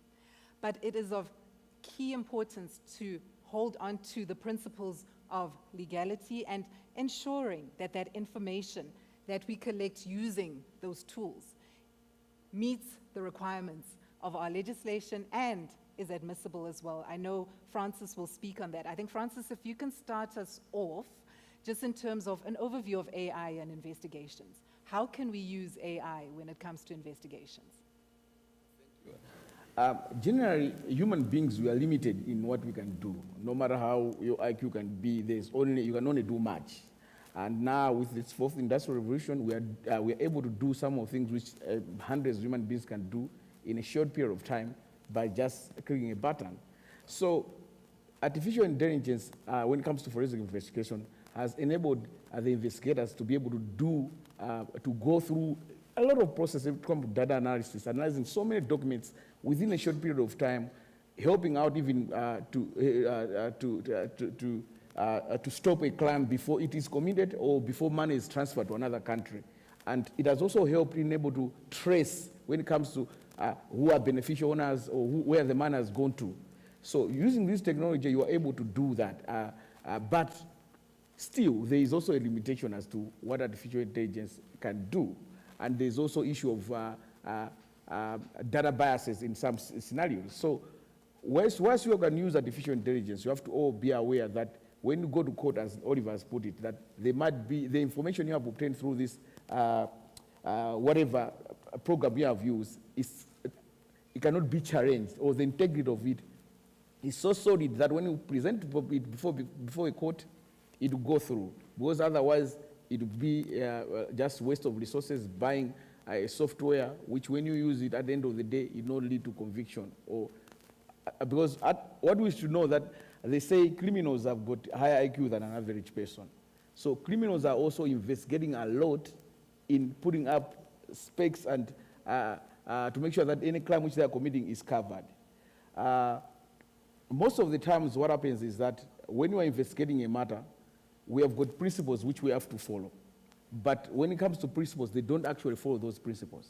They have got shortcuts in which they are there to do their own things. So there are cons and pros when it comes to use of artificial intelligence. But at the end of the day, it's still some tools which you need to use as they help us to achieve our goal at the end of the day. And they help us a lot more than a human being can do their work. Thank you for that. So yes, very exciting times for forensics, as we said, dealing with big data. This helps us to do the analysis of lots of documents in a shorter time than humans would. We eliminate the chances of errors, which happen with our 2 eyes. So AI, very useful as far as that's concerned. But there are challenges. As you said, we are not the only ones using AI. The criminals tend to be 5 steps ahead of the people who are looking at financial crime. And it is important for us to stay abreast of what's going on, keep up as forensic investigators. But are there ethical challenges, Oliver? When it comes to AI and all of its good things and how it can help us in our investigations, what are some of the ethical issues that we need to consider with the tools? Yeah, I think that's a very important question. I think a lot of us are grappling with that now. And let's look at AI. Firstly, AI is not new. I think a lot of us think AI is new because with ChatGPT, look, it became very popular. I think we all are using it now. But I think the fact of the matter is forms of AI, automation, etc. I remember 20 years ago, we were using some forms of automation to do linkages, to do analysis, alerts, etc. So we're using some form of AI. Yes, of course, it's getting highly sophisticated now. We're able to deal with large sets of data. We can analyze it in a very quick form as well. Before I get into the ethical side, let me just say one thing. Look, once we understand the role of AI and how it fits into the intelligence cycle, a very quick definition of intelligence, it's basically the collection and analysis of information to produce an intelligence product. That's what intelligence is. And AI fits into that. It provides the automation part of collecting and gathering intelligence, right? Once we understand that, then we can look at the ethics. For me, one of the most important thing in AI and the ethical side of AI, when you set up algorithms in AI, is to ensure that there is no bias.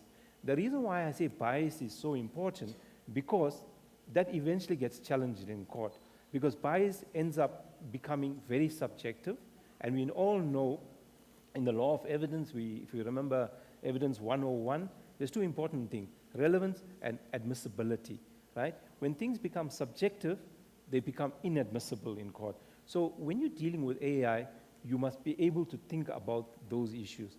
The second one I think I'm going to talk about, I know I'm going to run out of time, is what they call black box thinking, right? Now, sometimes these AI models can be so sophisticated that a human person who testifies in court does not understand how the model came to that decision. And when you're under cross-examination, you're unable to explain that. So you have to ensure in all your AI models that you can actually explain something, how you actually came to a conclusion. So those are some of the things one must take into account.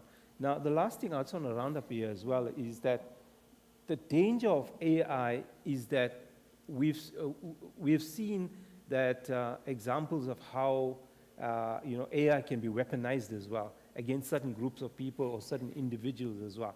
So as a leader in your environment, you have to make sure that whatever models you train, that it's not weaponized against any particular group. It does not contravene, for example, POPI laws. It does not contravene human rights, etc. So those are important things to consider. Thank you very much for that. So in summing up, I'll start with where we've just ended. We got to our technology and how we can use technology for our forensic investigation, specifically AI, and how it can aid us, but how we need to be very careful in how we deal with it. We also looked at the importance of having a financial crime framework. So that's really bringing in your legislation, now localizing it in our environments where we are as employees, and understanding that our frameworks are really going to guide, one, how our employees conduct themselves when it comes to financial crime, but 2, how we can hold them accountable. Can we investigate based on what the organization has put there? We also looked at just the background, the importance of our legislative framework, ensuring that in everything that we do, we are going to have investigations that are admissible, But also, when we have run these investigations and we have our reports, we need to ensure that there is consequence management. We cannot go through this whole process and not hold people accountable. And then finally, when it comes to forensic investigations, the skills, the resources are going to be important. We need to have the right people in place, and the right people who are not just thinking about South Africa and their organizations, but have an understanding that when it comes to corruption, when it comes to fraud, we're looking at something that goes beyond our corporates, that goes even beyond the borders of South Africa. We are looking at Africa and much wider than that. And our question that we will leave you with is, what and how are you capacitating your internal forensic teams to be able to deal with issues?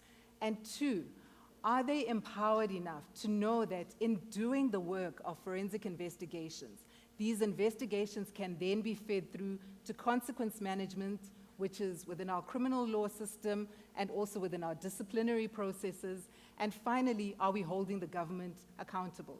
We need to continue to push for consequences at the national level. We need to continue to sit and gather as we are now and have important stakeholders who we say to, we will do it at our corporate levels. We will ensure that it's happening at our policy level. But can we get the assurance that at a national level we will see the outcomes that need to come from our forensic investigations? So thank you very much to our panelists. Thank you very much to you, our audience, and hand back to you then.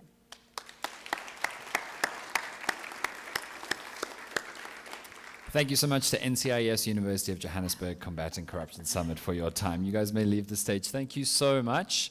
I am now thrilled to tell you that our next keynote speaker is addressing us. You may know him over many years as a key part of government communications, but maybe even more significantly than that, for his role in unmasking and testifying at the Zondo Commission to unmask a swathe of enormous corruption and malpractice that he became aware of during his time in government. He is a professor and the head of Wits School of Governance and the author of For My Country, Why I Blew the Whistle on Zuma and the Guptas. Please give a warm round of applause to one of our greatest whistleblowers, Professor Themba Maseko.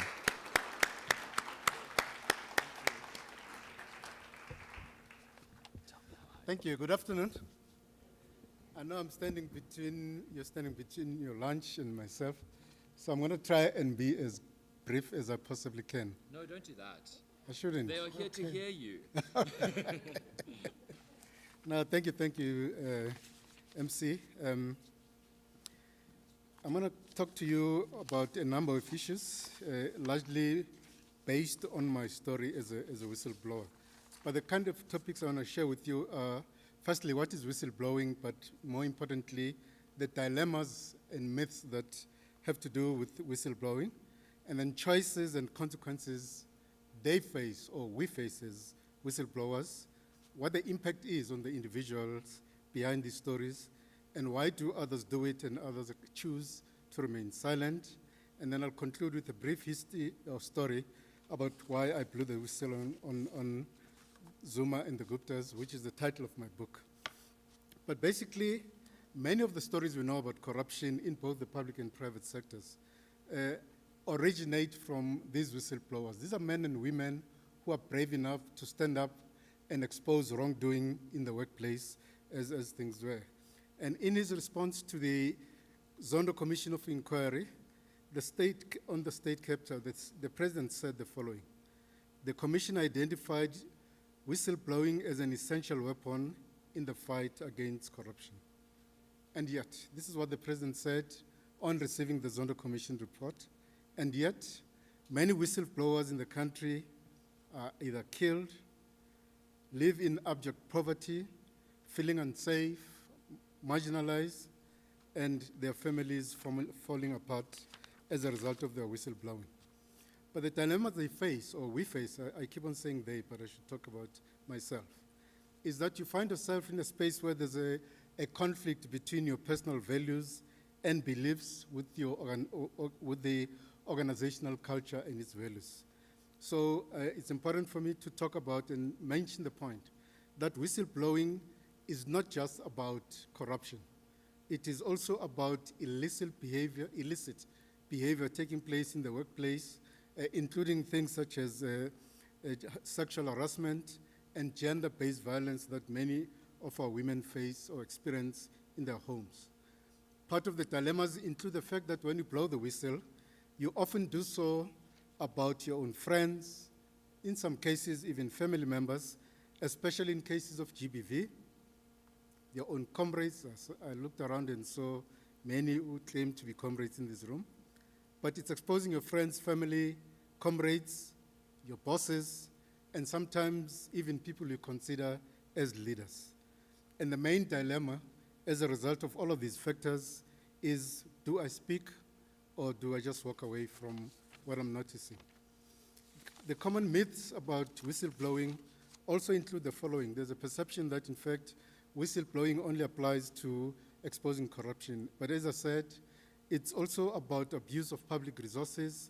It's about illicit conduct in the workplace, as I said, including acts such as sexual harassment in the workplace, but also exposing wrongdoing, especially GBV, in our homes. Many of you know that many of our citizens experience GBV in their homes, but most family members who are aware always keep quiet because they don't want to expose their family members. There's also a perception that whistleblowing or corruption is a public sector matter, and I'm glad the panel actually acknowledges the fact that, in fact, whistleblowing and corruption do exist as well in the private sector. Many of us think that when we're talking whistleblowing or exposing corruption, we're actually exposing just politicians, and we need to demystify this, because a lot of illicit and unethical behavior is also practiced by senior civil servants who are in decisions of authority and power in all three spheres of government. There's also a myth that, in fact, corruption and whistleblowing are things that exist in South Africa or Africa or the global South. But we need to demystify this, because corruption and whistleblowing are global or phenomena that affects many people in many parts of the world as well, including the global North. So what choices and consequences do those who speak out experience? Let me start with choices. The choice is to stay and look the other way and hope that, in fact, nothing will happen to you, because you fear that if you speak out, you will be victimized. Others choose to stay and speak out, and these experience victimization, and this also has a negative impact on the culture of the organization, because if many people are seeing things going wrong in the environment, they don't speak about it, it ends up affecting the overall culture of an organization. The third category of reasons is, for example, those who choose to leave but also keep quiet. These are men and women who are respected, but also, in my view, are also unethical themselves, because if you see something wrong in your workplace and you don't speak out, you are actually part of the problem, and legally you are expected and required to expose corruption, especially in the workplace, if we're to talk about that. Then there are those who leave and decide to speak out after leaving their work, because again, they feared victimization, and I consider these also very patriotic, because they promote the fight against illicit behavior at great personal cost to themselves. What is the impact on whistleblowing? Firstly, we get given negative and demeaning labels. Those who expose wrongdoing are often seen as or called snitches, spies, and I've had that particular experience myself when I exposed state capture during my stay in government. Secondly, we get declared what is called politically exposed individuals. What this means is that, in fact, because you have exposed wrongdoing, you have spoken out in the media, you end up not being able to get a job, to get an income, and business sees you as a political risk, because they fear that if they employ you, chances are that in fact they'll lose their potential government business, but most importantly, that you will also speak out and expose wrongdoing in their own organizations. In my case, having been declared a politically exposed person, I spent a decade in the wilderness with no employment and no source of income, and I'll come back to that. But blowing the whistle also leads to social and political isolation. And those of you who may have read about my story would be aware that, in fact, I've spent many years as a political activist in the country. But as soon as I spoke out against the former President Zuma and the Guptas, I experienced intense isolation, both socially and politically, and ended up in the wilderness. Many of us who blow the whistle also experience emotional, psychosocial effects, both not just the individuals, but also our families. In other words, whistleblowers in this country are on their own because the state is uncaring. Despite what the president said on receiving the report on the Zondo Commission, nothing has actually been done to support those who choose to expose corruption, illicit behavior in both the public and private sectors. So the state is uncaring. But also private society or private sector itself is also not very caring because they, as I said earlier, do not see it as their responsibility to support those who expose wrongdoing in society. But the question is, knowing all of these risks, why do some citizens blow the whistle? Well, the primary reason, especially in my case, was a conflict between my own values and what was happening in my government, and I felt I could not be part of the state capture project, which was having a negative impact on the capacity for state. But also patriotism, and that is a deep love for our country and people, and also understanding the impact of corruption on government's capacity to meet the demands and needs of society. And today we're experiencing all kinds of challenges as far as service delivery is concerned, and a lot of it has to do with the corruption. So when you see corruption as having a direct impact on the state's ability to provide services to citizens, you're patriotic and you say, I cannot be part of this corruption. But others do what I call agliotism. And I'm sure, and I'm using this phrase, please don't use it, it's my own wording. Agliotism is, in my view, those who participate, enable, and benefit from corruption, and at the end decide to speak out after they've benefited from them. I think that's a reason for exposing corruption, but in my view, it doesn't exonerate them from their responsibilities, so they still need to be held accountable, but that is a motive or reason why others decide to speak out. In other parts of the world, especially in the US, there are financial incentives for people to speak out and expose corruption. For example, for listed companies in the US, if an employee exposes rot that leads to the recovery of millions of dollars from a company, that individual is entitled to a percentage of the money that they expose was lost through corruption. So those are reasons why people blow the whistle. But why do the majority remain silent is the next important question. The real reason why people don't speak out is fear of victimization, especially in the workplace. Because if you expose your boss, your colleague, chances are that you will not be getting any promotion or even getting decent bonuses because you are perceived as a snitch. Then secondly, the second big reason why the majority remains silent is because there are serious security concerns associated with blowing the whistle. We know the stories of whistleblowers who have been killed for exposing the rot in our society. The most prominent name I can think of now is Babita, who exposed more than 800 million rands, which was stolen from Tembisa Hospital, and she was murdered right in front of her daughters. So when honest individuals working in the public and private sectors see what happens to those who speak out, they decide to keep silent.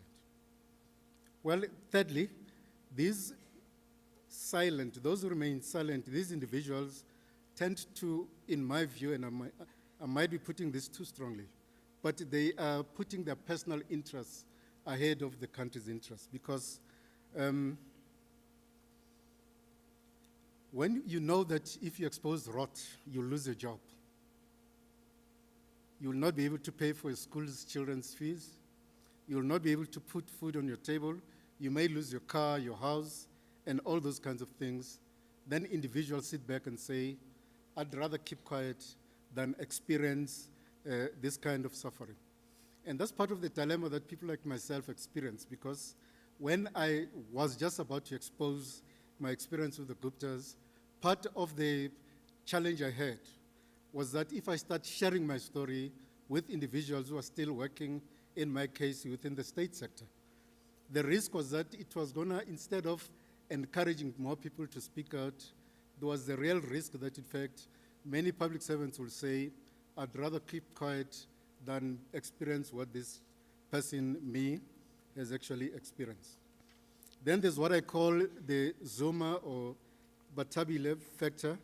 I'm sure you all know the famous statements, we all have small onion skeletons, a minister of government saying something like that. Those who see wrongdoing, who know that they're also implicated, also choose not to speak out.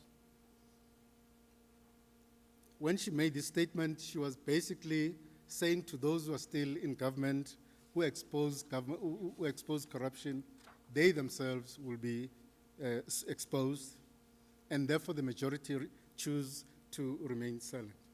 The last but most important, I think, reason why many tend to remain silent and not speak out is that there is no, as the panel was saying, no consequence management. If you expose your boss, be it a DG, a minister, a premier, a mayor, if you expose them, they'll remain in their jobs and you will actually be victimized. As I'm going towards concluding, let me tell you about my story very briefly. The details are in my book. I'm sure you can get hold of it and read it. I was the most senior government communicator from 2009 to 2011. I was the CEO of the Government Communication and Information System, but importantly, that job included me being the spokesperson of Cabinet. So I would sit in Cabinet meetings and announce all decisions made by that Cabinet meeting. Then I get a call from Ajay Gupta who says, listen, we need a meeting. He started demanding a meeting, and eventually I decided to go and meet him and find out what exactly he wanted to talk to me about. And as I'm driving out of my office building, I get a call from Matlambandlovu, where Zuma was staying, or the residence of the president of the country, and he called me and says, listen, these brothers want a meeting with you. They need your help. Please go and help them. And I said, oh, Mr. President, what a coincidence, because I'm actually on my way to meet the Guptas.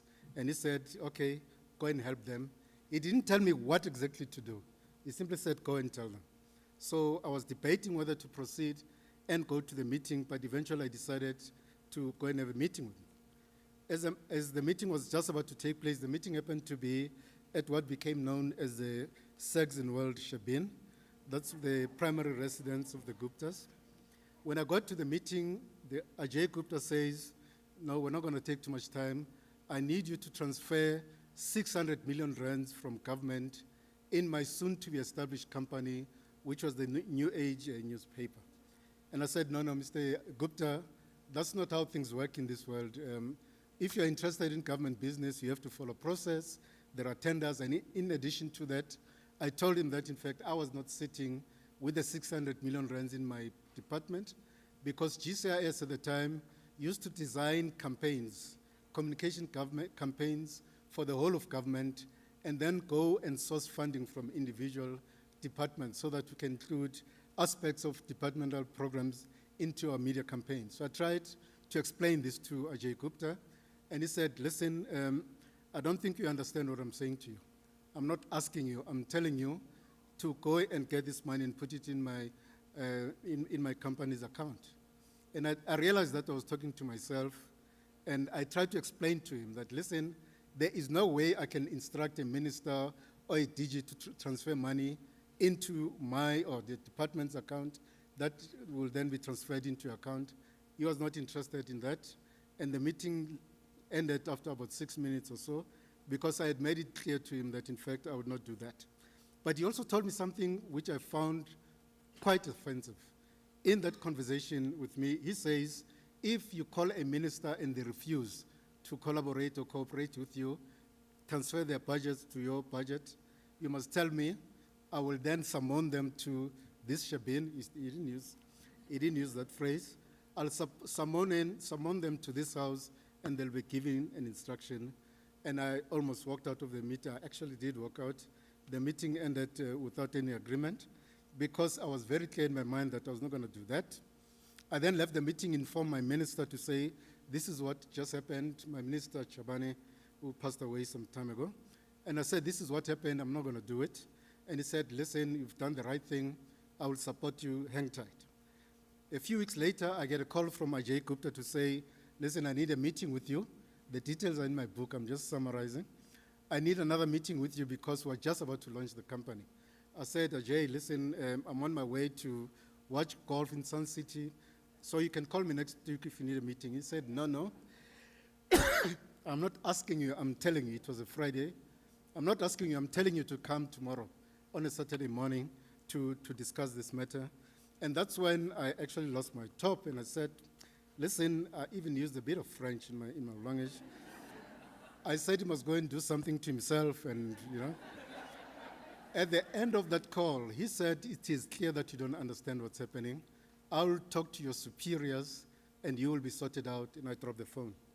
A few weeks later, I'm sitting in a cabinet meeting preparing the statement. As they're having their discussions, I'm making my notes. During tea break, I get a call from my office to say, oh, CEO, why didn't you tell us that you've been fired? I said, what are you talking about? She said, as I was sitting in that cabinet meeting, the E-News broadcasting station was already announcing that I had been fired. So I go back to the cabinet meeting. I tell my minister, listen, this is what's happening in the media. Please check with the president if this is correct or not. He came back to me and said, yes, I've spoken to the president, you're out of the job. But my minister said, listen, I know you've not done anything wrong. In fact, you are one of the best performing officials in the organization, in the state, and I'll make sure that you don't end up in the street. So we go back to the cabinet meeting, and at the end of that cabinet meeting, the president simply says to Minister Chabane, listen, before I conclude the meeting, Mr. Chabane has an announcement to make. And as I'm sitting there, Minister Chabane announces that I'm no longer the government spokesperson, and that I will be replaced by a certain gentleman called Jimmy Manye. And that I will be, he's just, the serial mover from one party to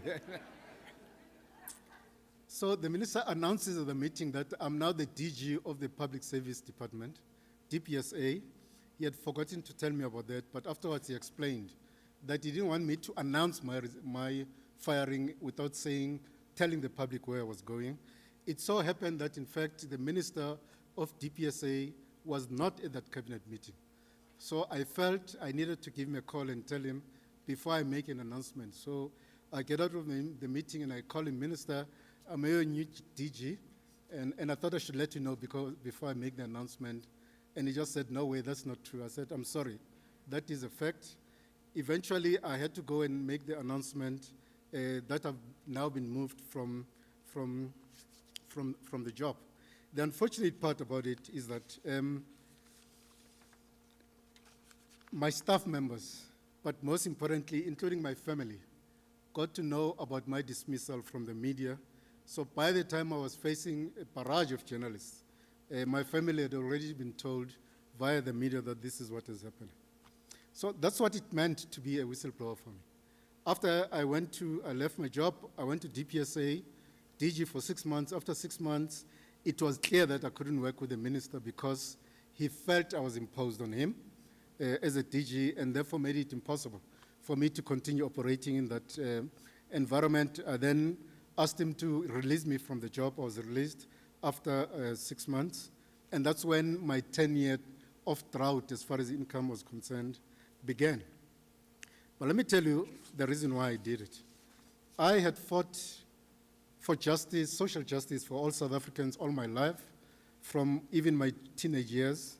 I love my country and its people, and that's why I refused to be part of the corruption enterprise or the cancer that, in my view, was destroying our nation, betraying the dreams of millions who had actually lost their lives during the struggle days. So in short, the reason why I decided to speak out, because I then went to the public protector, gave a statement. She then made a call for the Zondo Commission to be established.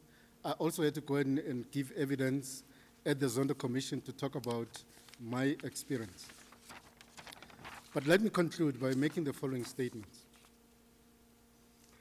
The former Justice Minister, who's just now been moved, unfortunately, has come up with some bold proposals about how the state could actually support whistleblowers. That proposal talks about new policy to be put in place to make sure that whistleblowers and their families are protected, are provided psychosocial support, and that they're able to find jobs and all those kinds of things. So I think that it is a positive move. The only unfortunate thing is that the minister is now Minister of International Department or International Affairs. The new Minister of Justice, I'm not sure if she'll be able to move forward with that proposal, largely because, as you may know, she was appearing in Parliament today to account for the benefiting from the VBS deal that took place, or corruption that took place in Limpopo.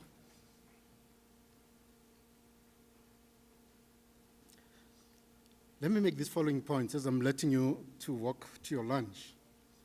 Exposing corruption or illicit conduct in general is every citizen's moral but also legal duty, and it is the right thing to do. Because if we find or know or get to know about or wrongdoing in our homes, in our workplaces, be it public or private sector, and in society generally, if we don't speak out and expose that wrongdoing, we're innocent, implicit. Whistleblowing is an important part of the fight to combat corruption, because many of the stories that we read about in the newspapers originate from a whistleblower, somebody sitting in their corner office, sometimes using it anonymously, calling a journalist to say, this is what's happening in this department, in this company, et cetera, et cetera. And these are really patriotic citizens.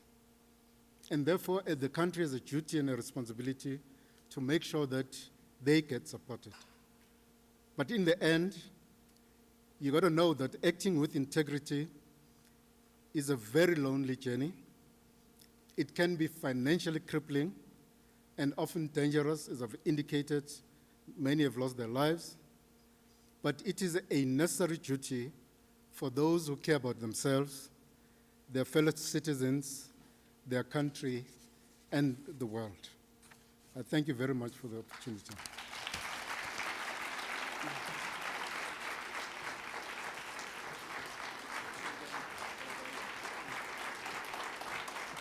Thank you so much. What an incredible testimony. And on behalf of everyone, let me get you what you need,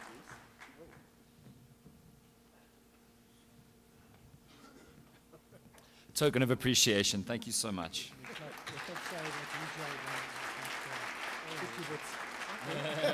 you very much. That was fantastic. I've never seen such a big checkbook. Thank you. Yeah. There's no tension here between Wits and UJ, I swear. I swear, it's fake news. All right, we're going to break for lunch. I just want to tell you what's coming up after lunch in our final session. We have a panel on procurement, risk trends in South Africa, safeguards to curb fraud and corruption in procurement, the role of AI and technology in procurement. And then we have a really interesting panel which is called Corporates Dealing with the Fallout. which I can't wait to hear. So, see you after lunch.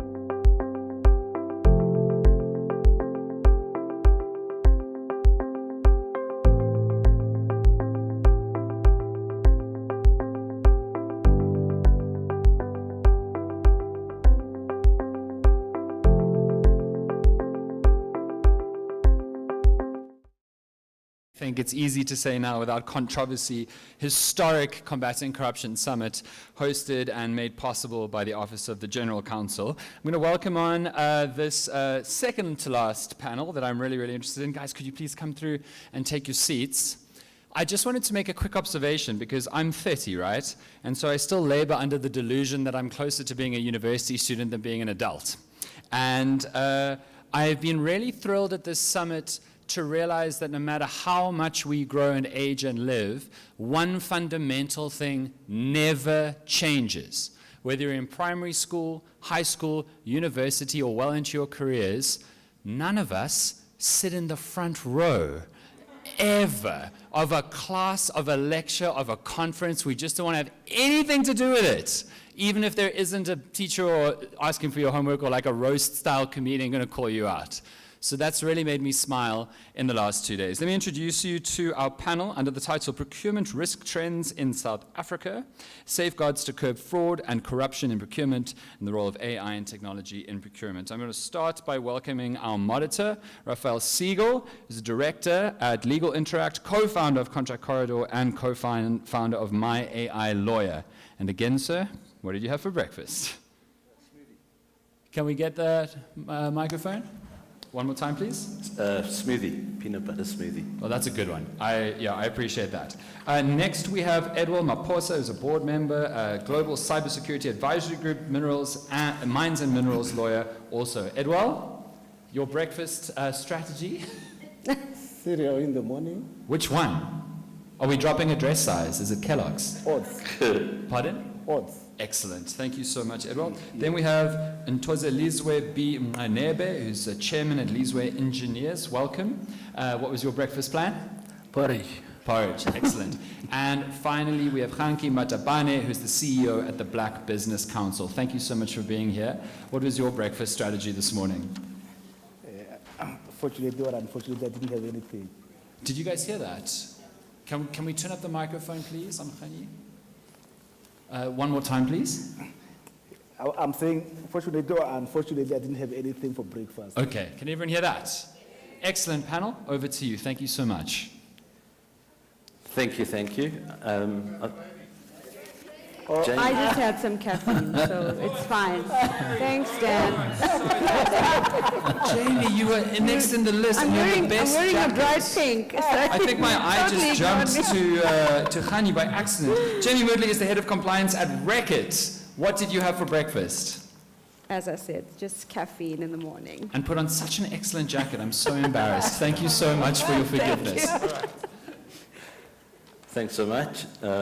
Thank you everyone for giving us the opportunity to talk. We really appreciate it. We collectively are inspired by the courage that the GC has taken in launching this inaugural conference and the caliber of people who've been able to talk, and we've learned and listened to everything they've had to say. We're really excited to talk about procurement risks, trends in South Africa, and how you safeguard and curb fraud and corruption in these procedures. And we haven't heard a lot of AI, so we're going to be bringing AI in, and we're excited about that. Just to introduce the panel, I'll start with Jamie. She's the head of compliance and ethics at Reckitt and a seasoned governance, risk and compliance professional with over 15 years of experience. She's an admitted attorney holding a BCom, LLB and a master's in corporate law. Jamie is a certified fraud examiner, previously has worked with Sasol and the City of Ekurhuleni, and has been influential in shaping governance and compliance strategies in both private and public sectors. I'll go to Edward then. Edward is a legal expert in mining and environmental law, a doctoral researcher in sustainability and ESG, and a board member for Global Cyber Security, which is for a group which is headquartered in Washington, D.C.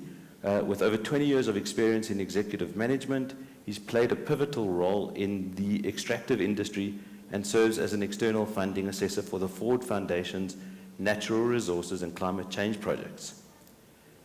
Lizwe is a global authority on equipment lifecycle management with 20 years of experience, optimizing operational efficiency, a mechanical engineering expert and international key speaker, so we're really grateful that Lizwe could join us, and he'll be able to talk to strategies that align with getting a ROI. And Kgositsile is the CEO of the Black Business Council with over 25 years of experience in strategy execution across sectors like telecommunications, power utilities, and rail logistics. And Kgositsile is a respected leader that's driven policy advocacy and economic recovery initiatives, particularly his role in NEDLAC.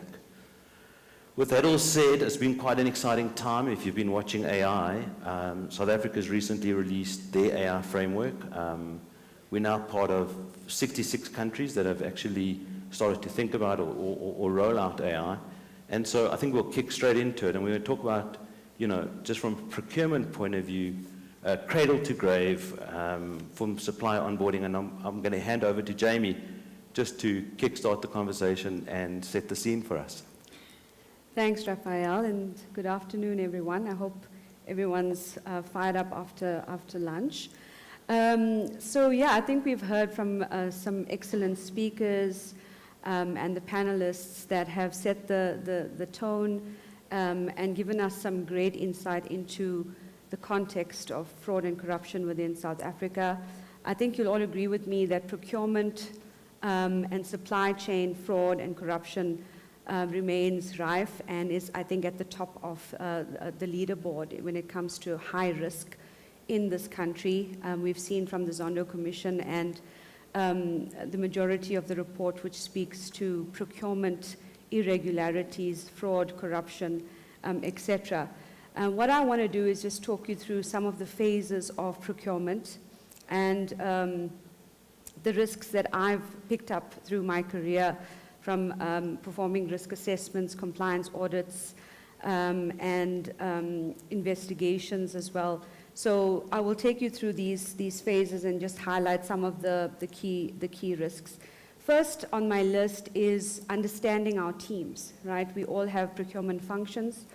Do we understand who we have in the teams that lead the procurement function and undertake the operations on this? Have we vetted and screened the individuals? And I believe that the number one priority is an ethical workforce that is required in order to perform business in an ethical and compliant manner. So vetting and screening of our employees in these teams as being one of the high-risk functions is paramount, ensuring they are competent and trained, but also understanding their value systems, and on a people level, understanding the people that they are, because we need to understand in terms of the fraud triangle, there's pressure, there's rationalization, and there's opportunity. And these are some of the categories we need to understand, what people are actually going through. Are managers empowered to understand their teams? Are leaders empowered to understand their managers? Do they understand their roles and responsibilities? Do they understand the SOPs that guide and direct them? Are there separation of duties and authority matrices that they can follow and which are monitored and reported against? So that's number one for me. Number two would be the bidding processes, depending on the products and services that are required.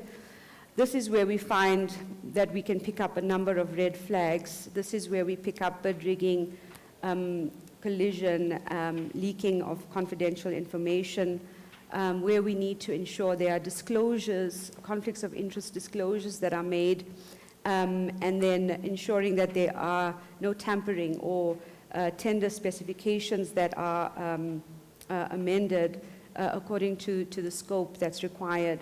So splitting of invoices. So all of these need to be monitored very, very closely by the relevant governance functions as well as committees and boards that we have in place.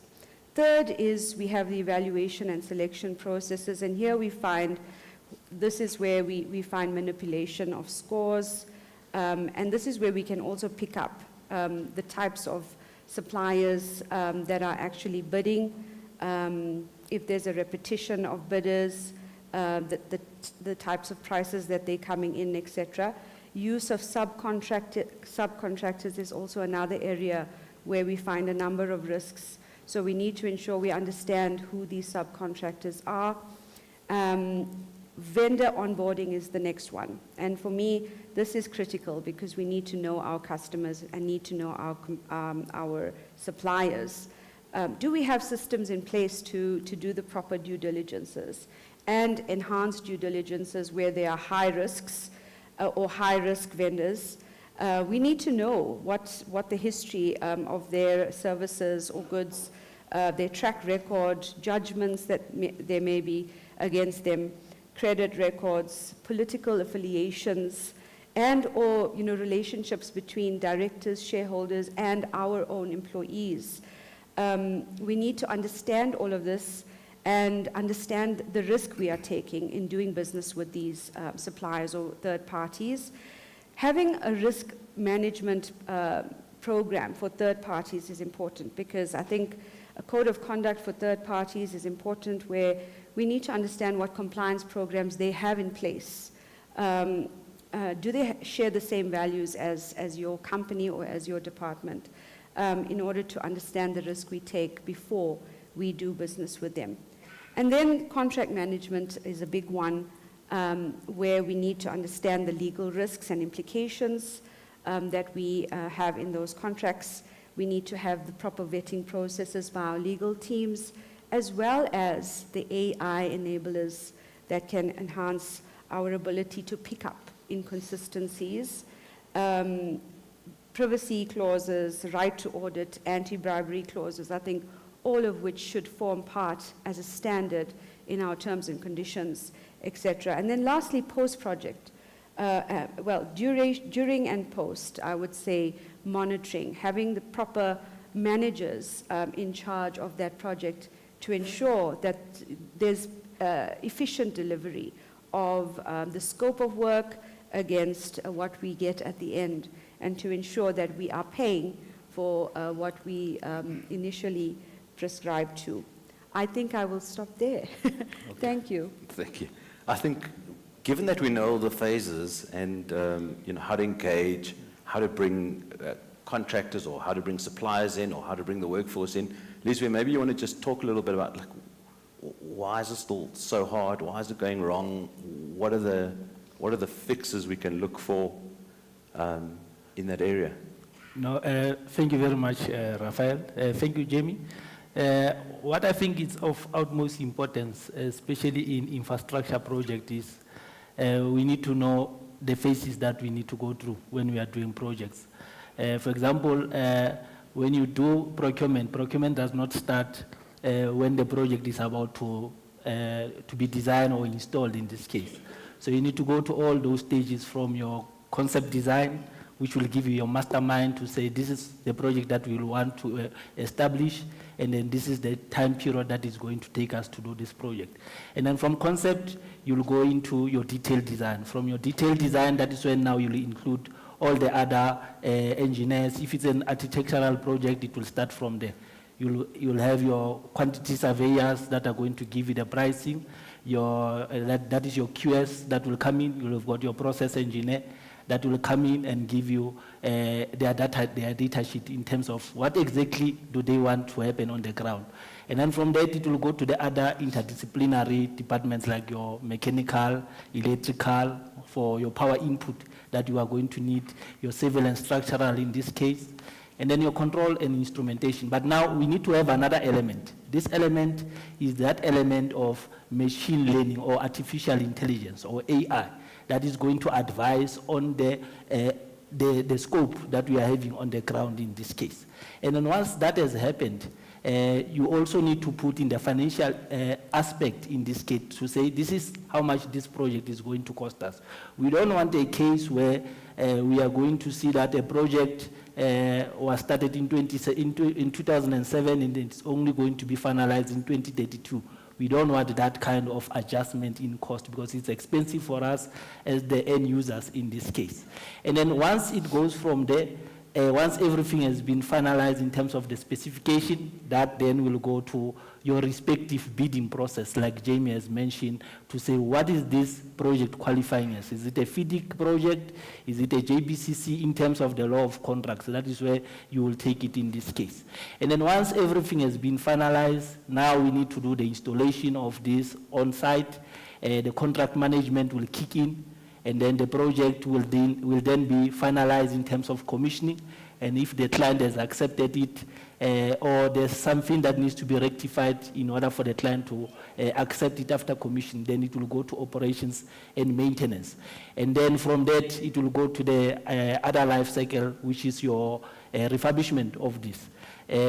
Where now you need to look at, are we getting this equipment to the OEM standard, which is your original equipment manufacturer standard in this case.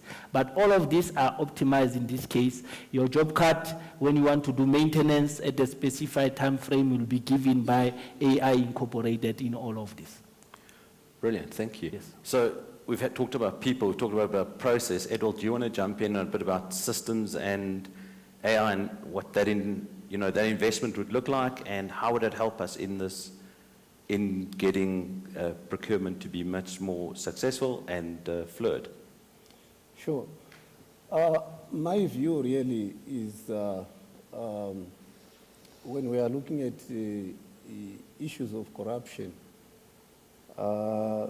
purchasing, the procurement becomes the central hub for corruption. And that's the center where anybody who wishes to gain something illegally would want to influence, would want to kind of maybe manipulate. So my area of concern really is my colleagues have highlighted the procurement processes, the need to have procedures in an organization, the need to have ethical people, maybe the right people who are skilled to do the job. And Jamie has been talking about even trying to look at the criteria of recruitment of people who are in the section. But the whole thing really speaks to what the previous teams have been talking about, the issues of ethical considerations. Now we want to look at the issue of corruption, how it really filters into procurement. Now, when we are looking at these things, let's try and perhaps maybe look at organizational corruption in an organization. Then we look at perhaps maybe the national corruption at government level. I've heard our colleagues from yesterday and part of the morning talking a lot about the need to change the way we are doing things, the need to perhaps maybe work on our conscience and so on. But my take on those things is we have laws that really speaks to good ethics. We have the Constitution, one of the best basically in the world, I think. We have procedures in place. So in other words, our laws are perfect. Though, of course, I mean, laws, they evolve. You would always need to revisit. So you then ask yourself to say, where is our problem, really? Why is this corruption now a pandemic? So I'm thinking that the whole thing doesn't have to do with the documents. Laws are in place. But I believe that the laws that are in place now were speaking to a generation which was ethical. We're speaking to a society back then the crafters of all these legislations and even the Constitution were people who were speaking to a generation which is not our generation, you know. So, in other words, my area of contention here is, are we the kind of society that is being perhaps that is being spoken to by the laws that we have today? Because basically I'm seeing really all these things being at tangent to say, you know, we have a society which is very rampant in corruption now. We have good instruments, good laws that are there, but we are not stopping society is actually maybe corroded rampantly, willingly, you know. So I would want perhaps maybe with the help of the audience to say, you know, our audience, I mean, are we the right people that are being spoken to by the laws that we have? Because we have laws, perfect laws, but it appears that it's not working. But let me lastly try to point out to say, we need to have leadership that takes responsibility. Because if the tone of leadership and the acts of leadership are kind of promotional, they are promoting the acts, they are promoting the bad habits, they are promoting even, we are celebrating those that are actually making it out of the loot, then I believe that we won't really get to a point where we get these things right. We need a leadership that would take responsibility, especially the leadership in government. They should set the tone. Thank you very much. Khanke, you spent a lot of time building policies. Do you want to talk to that? How do we bring those policies to life? Thank you very much, Raphael, and thank you very much to you, Jade, for inviting us. We really appreciate the opportunity to come and speak here. And good afternoon to everyone who's here, who belongs to the Government of National Unity. Maybe let me start where Edwell has left. So I fully agree with him on the tone. And the tone must not only be set by government leaders, but also by private sector leaders. I'm sure a lot of people who are here who have worked or are working in private sector, they will know. You just see a note that says, so and so is living with immediate effect to pursue their personal interest. And I'm sure you'll have to ask yourself why. It's because somehow the person was found most of the time involved in corruption, but because private sector does not want to be tainted, they just hide things like that, and then the person goes on, they go and work somewhere else, which is different from government, because in government you get exposed and then you lose your livelihood and all those things. But maybe let me go back to the legislation. So when we look at government, there's a legislation that is currently basically determining how procurement is done. And it's called the Preferential Procurement Policy Framework Act of 2000. And then we've been working with the National Treasury to repeal that act. And recently the President has signed a new act that is called the Public Procurement Bill, which is going to basically repeal this act. But it will introduce other aspects, like the issue of innovation, the adoption of IT or ICT, and all those type of things, including strategic procurement for for infrastructure and so on, because now the current legislation, the way you procure toilet papers is the same way that you procure infrastructure, but the characteristics are different. So there's supposed to be a strategic procurement where you go and look for prices, and before anyone else comes and submit bids, you should have your own idea of how much, for example, A to B will cost. But unfortunately, that type of thing is not allowed or is not enabled by the current legislation. So hence we were very happy when the public procurement bill was introduced. That is now an act. And then it deals with many other things, especially to deal with corruption. And I've worked as a chief operating officer for an SOC before, where someone will come to you verbally and tell you, I want this thing to go this way.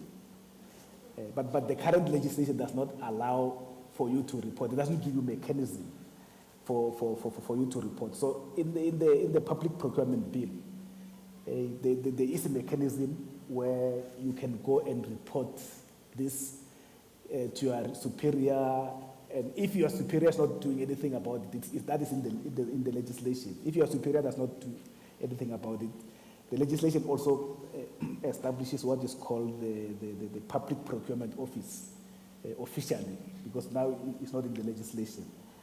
If your manager is not doing anything about it, or if you are in the SOC, the CEO is not doing anything about it, the public procurement office itself will have the powers to investigate.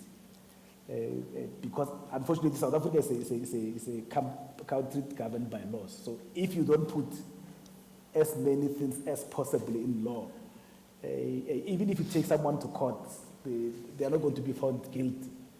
So we are happy now that a person who's found to have received even verbal instructions, they'll have a mechanism to report, because most of the corruption happens not based on written instructions, but on verbal instructions. And you find you've got nowhere to go. So the new legislation that is in place, but it's still going to be, we're still waiting for the date when it's going to be effective, will go a long way in helping as far as the public procurement is concerned.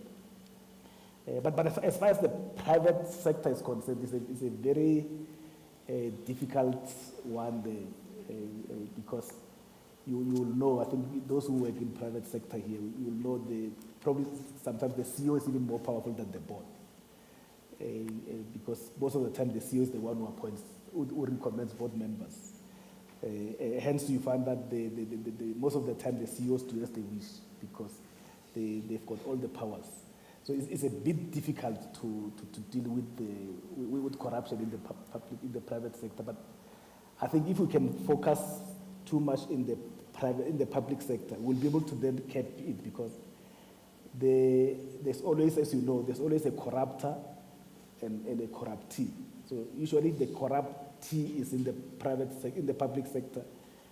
The corrupter is likely to be coming from the private sector, because those are the people who stand to benefit. So now that we've got the legislation, once it's put into place and we know when it's going to be effective, I think it will help, because a lot of procurement officers out there are living under very, very, very, very difficult conditions, and the legislation for us will be able to help us to get somewhere.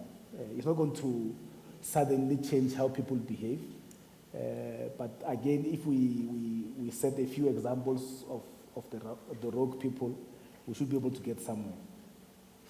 Yeah, I think that's fascinating. It's after listening to everyone, I feel like it really is as if we need 7 judges put into our bodies to stop what we see, to stop what we smell, to stop what we hear, and then to stop what we say. And I kind of wonder where that level of integrity needs to be. Or we're going to have to put Neuralinks into our own brain, the $10,000, to actually get this right. It's about the integrity. And so, Lizwe, maybe you just want to talk to us. Like, what's the difference in, public private procurement versus public procurement. Public sector definitely gets, you know, we kind of always see it, that's always front page news.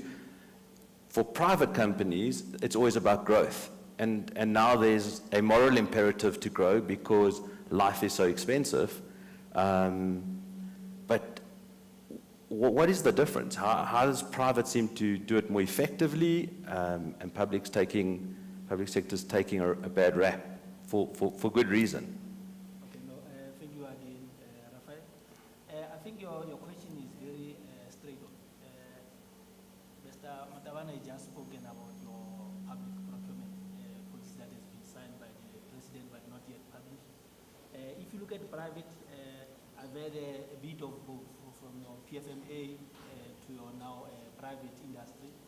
In private, it's easier to do procurement. We are going out on the bids, so you do a concept design. From a concept design, we take it out to the market, and then the bidders will bring in the concept to you, and then you'll do the adjudication, which is technical. So he's right. From the engineering perspective, an engineer who is qualified must do a certification to say this is the bid that will go with in this case. So it will go out then on what? It will go out for design. And then from out for design, you also have other people that are going through the tendering process, and then you will scrutinize all the interdisciplinary departments that I've mentioned, from your process engineer, your mechanical, your electrical, your civil structural, they'll all comment.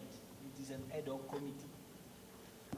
It will be an ad hoc committee that will do what? That will discuss each individual specification and see that it is meeting the bid adjudication in terms of the criteria that they've set it up. So the mechanical engineer will set up his own criteria, electrical will set up his own criteria, and then once they do we call it a squad check. We do a squad check, everyone will go there in that room, do a squad check, and then score it.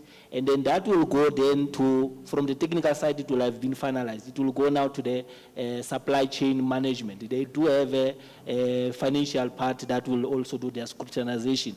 But what is important in private is the final decision does not lie with what you get in your PFMA, which is your pricing, and then quality is compromised. In this case, private will always prioritize quality. Because what is it that you want? You don't want a product, when you release it, it injures the end users in this case. So you must protect the public where you are doing a quality assurance in terms of their product in this case.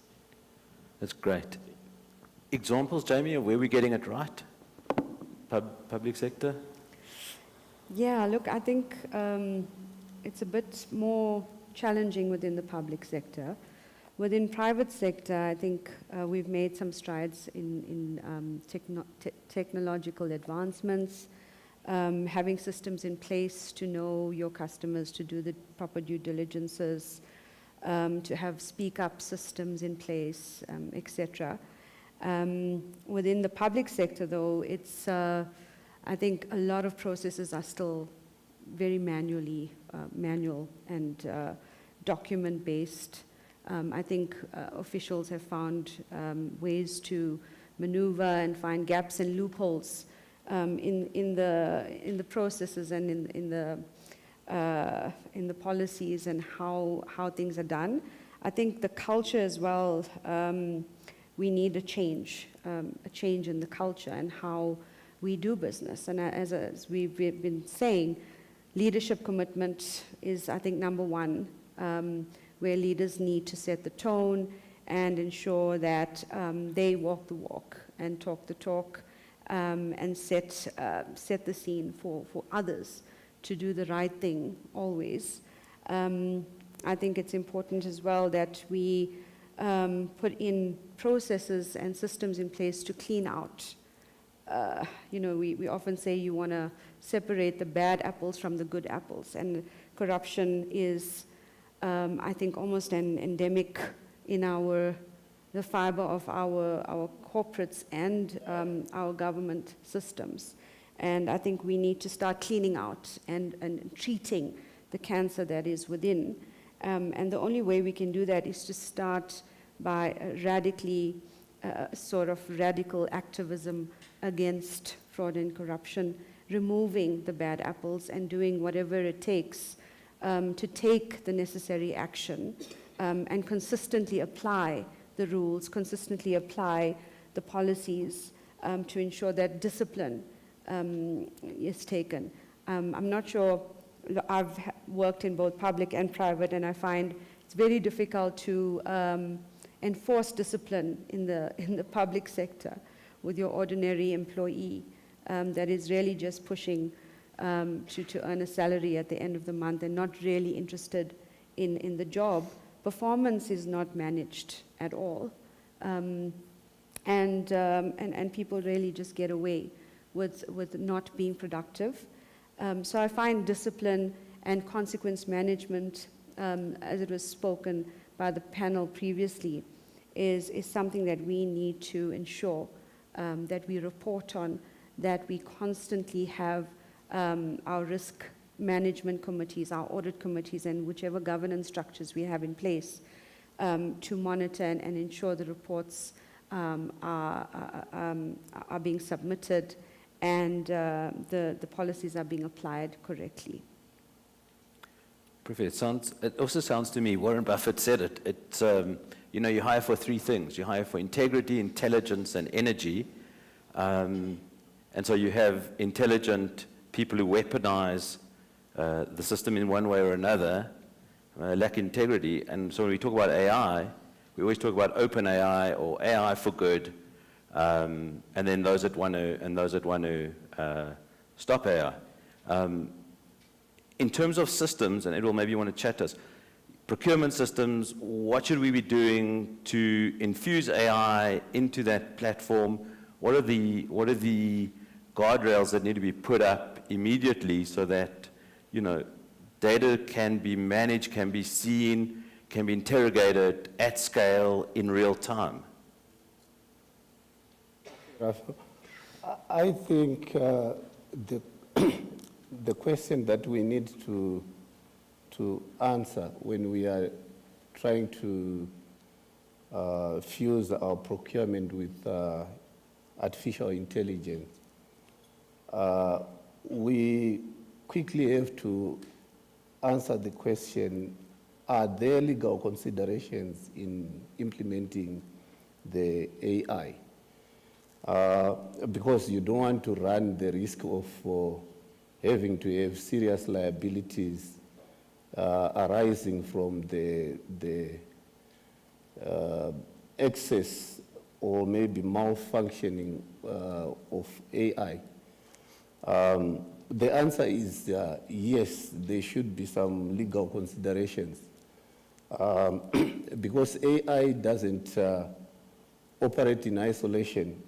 Like what my colleagues have been alluding to, it operates well in an organization where there are policies, where there are frameworks,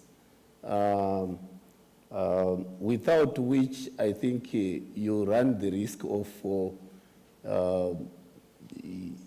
failed processes. Before you implement it, you need to actually ask your questions like, where is the problem? Where do you need the artificial intelligence assistance? Where are the areas of risk? You know, if you are looking at corruption or even fraud, where is it arising from? So you want to look at the material impact of, or maybe the impacts of corruption or maybe fraud to say how and where is it arising from. Then your implementation of AI should actually be a function of addressing that problem. So I would want to also maybe explain that AI is a complex landscape at the moment because of governance issues. Globally, we have not had the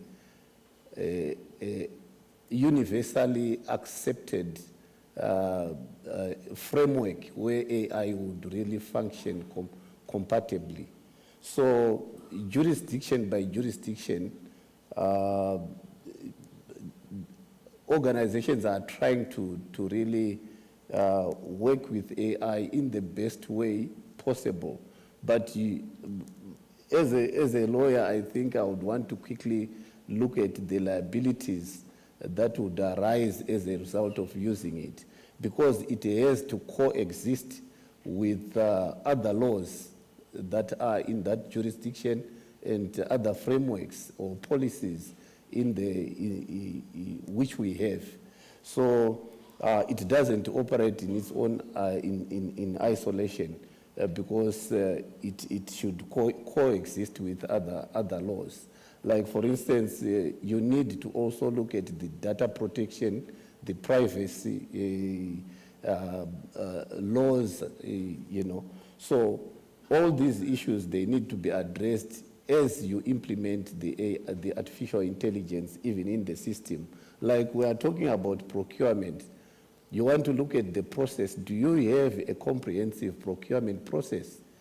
And how do you really want AI to assist the process? Because all what it does is it caters for maybe human error that would arise as a result of maybe adjudication process. And also perhaps the bias that would come as a result in the process of adjudication. So all these areas are the areas that you need now to look at and see how the artificial intelligence would assist in trying to resolve and perhaps maybe make this tight. I think basically in doing so, you'll find it assisting, AI assisting in the process, because we need also to understand that in as much as AI can assist the process, it can actually be abused in the process. And a lot of fraud that is happening all over the world, it's all manipulation using AI again. So these are the areas that basically, in my view, would need to be looked at when we are looking at the implementation of AI. Look at the regulatory policies that are existing in that jurisdiction, see how it can coexist with other laws without having to infringe on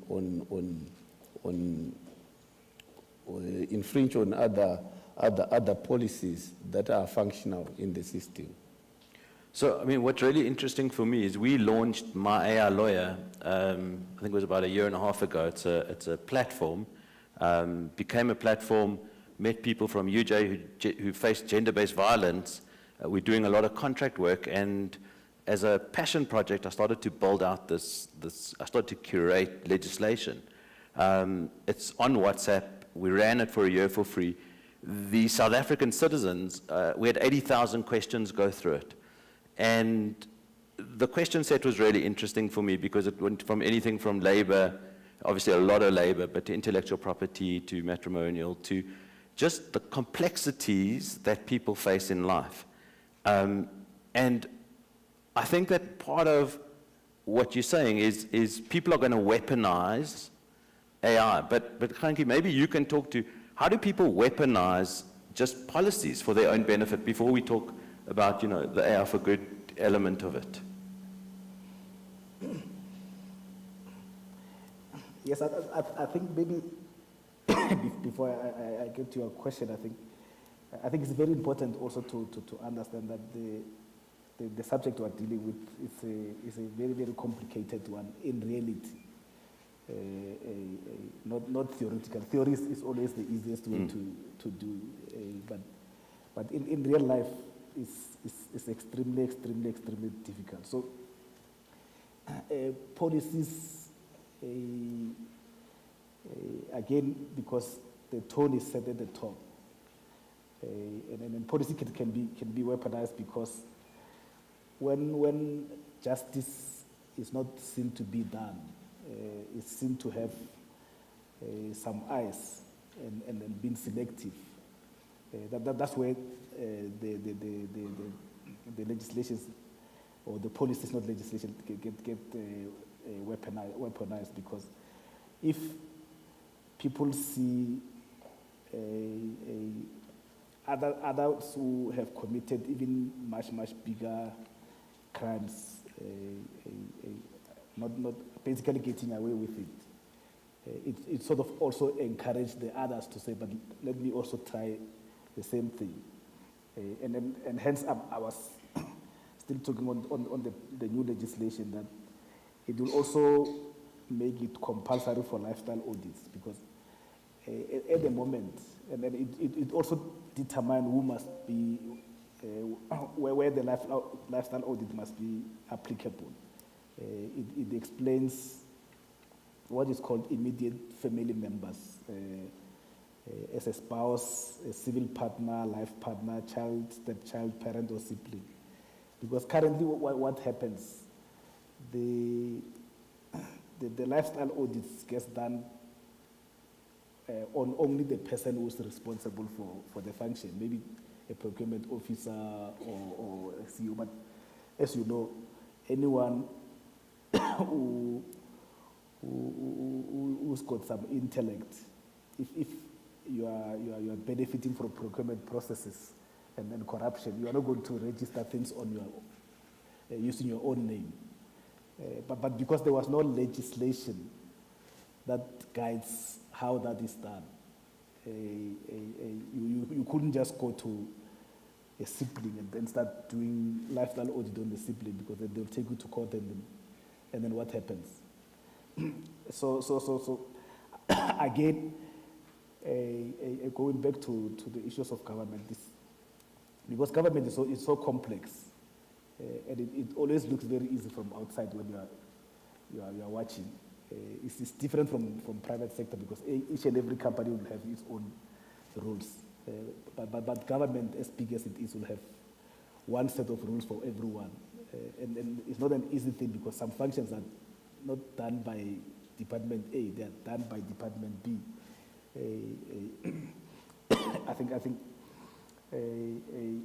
Lisa will know, if you are, let's say just picking a Department of Communications, you depend on another department, for example, public works, for something else. So it's very difficult to cap the corruption there, because it's just so many parties involved, compared to a private sector where if there's a procurement department, there's so many people, technical department, there's so many people, it's easier to track. So you can easily identify the risks, because the players are easily identifiable. But in government, it's not as easy as sometimes we make it to be. It's a bit more and more complicated. So I think we're coming to the end, but let me quickly ask you, the framework does a beautiful job, the AI framework. It says, we need to handle the weight of the past, we need to handle the push of the present, and we need to look forward to the pull of the future. AI enablement is here, data at scale, en masse, white glove service at an individual. Maybe each of you could just give us something, something to look forward to, give us some hope that systems will get better, integrity will get better, process will get better, procurement will be an enabler, because we need to get people to work. So Lisa, maybe you want to kick off, and then everyone can just close it out. Yeah, no, thank you very much, Raphael.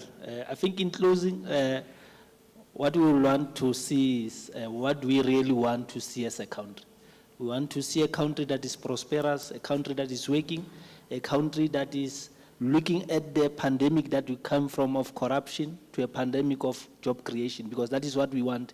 And then for our economy to also be stable, we need to start seeing a country that is working. Thank you very much. Thank you. Edo? Well, I think we need to keep making noise about corruption and even governments. We can't afford to keep quiet. Jamie? I think we do need to continue to be enablers change, and I think AI is there. We're going to see it well into the future, and we need to use that capability to digitize and have e-procurement systems, etc. And I think most importantly, as radical ethical activists, that we continue to keep the conversation going and take action. Most importantly, we hold people to account, continue to be bold and strong, so that we can stand up for what is right, no matter what. And that's the most difficult thing to do, but to remain consistent in your application of integrity and your value system in every sphere of influence that you find yourselves and ourselves. Thank you. Kanki? Thank you very much, Raphael. For me, I'm very hopeful, and I think ultimately we'll develop an ethical country. And I think we should start where we are. Ethics does not necessarily start with big things, corruption and all those things. It starts with small things of bribing police officers and traffic officers and all those things. So I think let's start where we are and make sure that when you see something that is wrong, call the person out or report it. Because we're always looking at the bigger stuff, but we forget that it starts somewhere and then it automatically graduates. Brilliant. I think just on behalf of us all, it is for those of us who dream, we don't have enough time at night. For those of us who must do, we don't have enough time during the day. We thank you all for allowing us the opportunity to talk to you, and thank you for running this program. I think this is inspiring, and we've got something to really look forward to post this inaugural event. So thank you. Thank you so much for another excellent panel. We really, really appreciate your time and your insights, particularly about artificial intelligence. Thank you so much.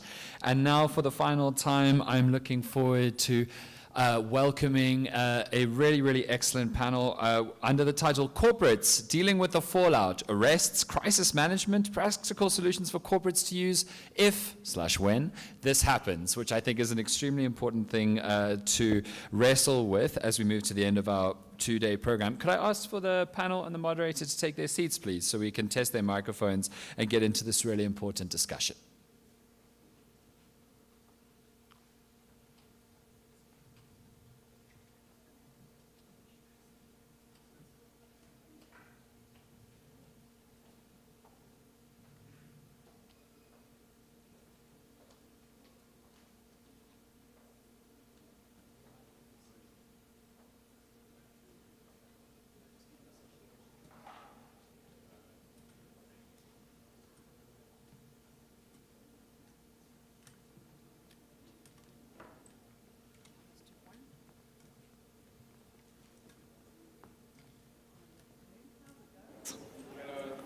Glad you stayed, huh? Jeez. I'm just checking. Cool. Well, we're waiting for our moderator to get microphoned up. I'm just going to introduce the panel and check their microphones. Electoral Majake is the Regional Finance Manager for SMNC. No. And what did you have for breakfast? Hello. What did you have for breakfast this morning? I didn't have breakfast this morning. Nobody who makes money eats. I'm really struggling to figure it out. Sanele Nyoka is the Director at San Advisory Solutions. What did you have for breakfast? I had a cookie outside. A cookie outside. All right, that's a late breakfast. Janine Hills is the founder and CEO of Janine Hills Authentic Leadership. What did you have for breakfast? Sure. If you can remember. Also some cookies. Excellent. David Loxton is a forensics expert. Your breakfast regime? My practice regime? Yes. The full gamut of what one would expect from a forensic practitioner, so investigations, risk assessment. And finally, our moderator, Zainab Khan, who is a compliance executive at a leading financial services entity. What did you have for breakfast? I had a cup of tea. Excellent. Cool. Our final panel. Take it away. Thank you so much. So good afternoon to everybody, and thank you for sticking around to hear us. We really do appreciate the audience. I'm Zainab Khan, the moderator. It is my pleasure to welcome you all to the final discussion, panel discussion of the day, dealing with the fallout after a corporate corruption scandal. Our goal really is to share lessons learned, discuss steps forward, and to explore how corporates can rebuild and respond effectively. Okay, so just quickly, our panel, you've had a very high-level introduction. I'll give you a little bit more detail. This is David Loxton. He's the CEO and senior attorney at Loxton Forensics. David started his career as a state prosecutor dealing with street crimes. He expanded his skill set by working in several of South Africa's most esteemed law firms, with an initial specialization in employment law and later in white-collar crime. Now, David acts as an independent legal consultant for a number of very well-known South African brands. His expertise comprises a mixture of investigations, regulatory compliance, employment law, prosecuting high-level disciplinary hearings, litigation, and David has significant skill in cybercrime matters. Welcome, David. Thank you. Next to me, I have Sanele Nyoka. He's the owner and principal of Solutions Driven Business Advisory. Sanele brings significant executive leadership and senior management experience, both in the private and public sectors. He has a firm academic base with both UWC and WITS, a track record of driving growth, ensuring astute financial accountability and governance, and building strong teams. Welcome, Sanele. Next to Sanele, we have Leshlohonolo. Got that right? He's with the engineering firm SMEC. He's a regional financial manager. He's a chartered accountant with over 19 years of experience. He completed his articles with PwC between 2003 and 2005. Leshlohonolo has extensive experience in financial control, financial planning and analysis, audit and project management. Welcome. Last but not least, we have Janine Hills, the founder and CEO of Janine Hills Authentic Leadership.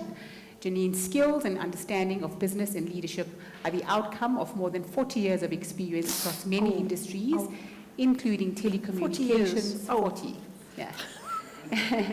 Telecommunications, mining, financial services, hospitality, and aviation.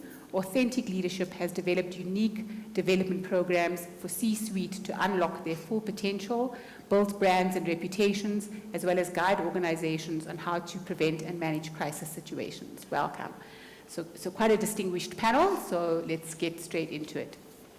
So to start us off, to set the stage, can each of you please briefly describe a corruption scandal you've encountered in your career within the South African context, and tell us how that impacted the organization involved? We can start with Janine. Sure. Well, first of all, thank you for all staying behind. We thought we were walking into an empty room, so thank you so much. You know, I think we're all so tired of it, aren't we? It's impacted hugely. Impacted, I think, in corporates. It affected our grey listing. I mean, it's affected the country.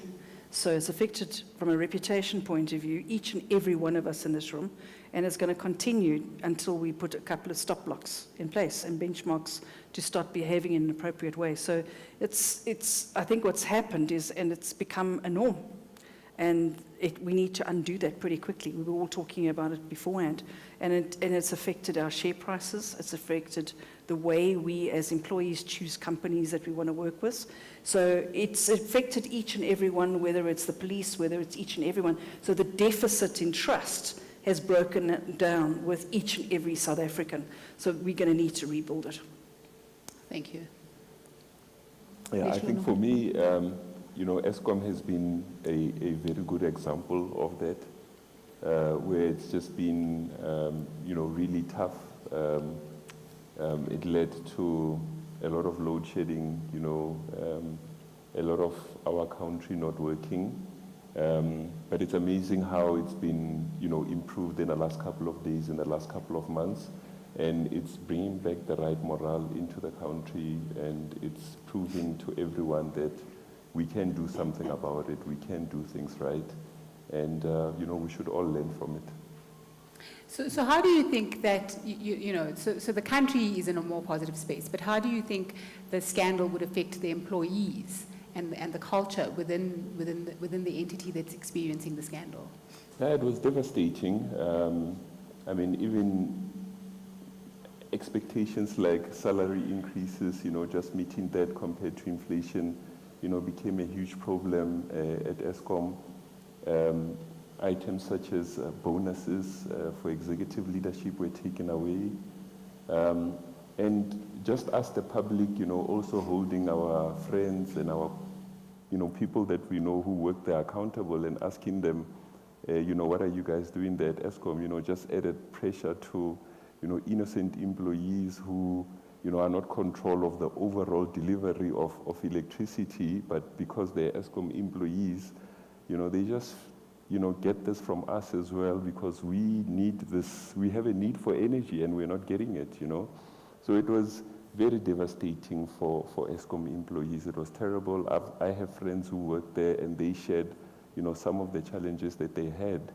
And I'm just happy for the organization to be really out of it right now, Absolutely. Let's hope that the good news story continues to grow in that regard. Sanele? Yeah, so mine was different and difficult in that the organization held 20 billion, more than 20 billion on behalf of clients. And the management of the organization around sourcing the right products for those employees was based on the relationship rather than what the people in the organization needed. And what it meant is that the individuals or the members of that fund were not receiving the best for their money. And when the stuff started to unravel and members of EXCO started to disappear one by one, the staff started to ask questions as to what's happening to our organization. So the devastation extended beyond just the organization, but also just the beneficiaries for which the monies were being held. Yeah, and that's truly concerning when third parties, innocent third parties, are actually victim of the corruption. David, anything from your side? Yeah, I think I'd like to come from a different angle. All of us, when we talk of corruption scandals and theft and fraud and that, we think big numbers. And so internationally, you've got Enron, you've got Siemens, South Africa, state capture, and all those massive ones. I've seen it from a different perspective as well, where you see non-profits being taken out by fraud and corruption. And I had a very interesting case not that long ago where I was asked to help a non-profit, very well-known charity. I won't mention names, but one of the donors, in fact, one of the major donors had, for whatever reason, decided to hijack the non-profit. And they asked for a forensic investigation to be done, and it was done by, let's call it one of the blue chip organizations, blue chip forensic organizations, came up with very damaging findings against the CEO and his sidekick, the chief financial officer.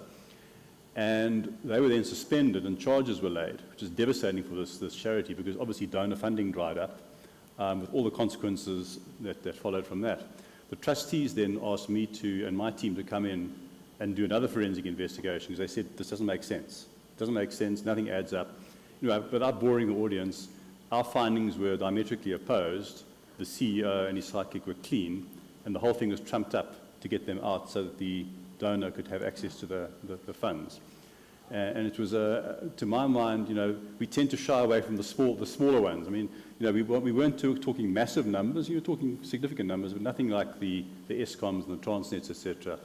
And I think that to me has been the most significant. And sadly, I've been involved in the last sort of 2 years with quite a lot of second-guessing forensic investigations, where I've been asked to go in and almost do a second opinion on forensic investigation and found them to be wrong. The findings were wrong. And obviously with the devastating impacts, because you get employees losing their jobs, employees leaving because they think the organization's tainted, and in fact, it was all an incorrect finding. So that's very interesting, and I think we must just talk about that a little bit. So what are some of the key lessons that you've learned from the experience in terms of the forensic audits and the reports that come out during an investigation?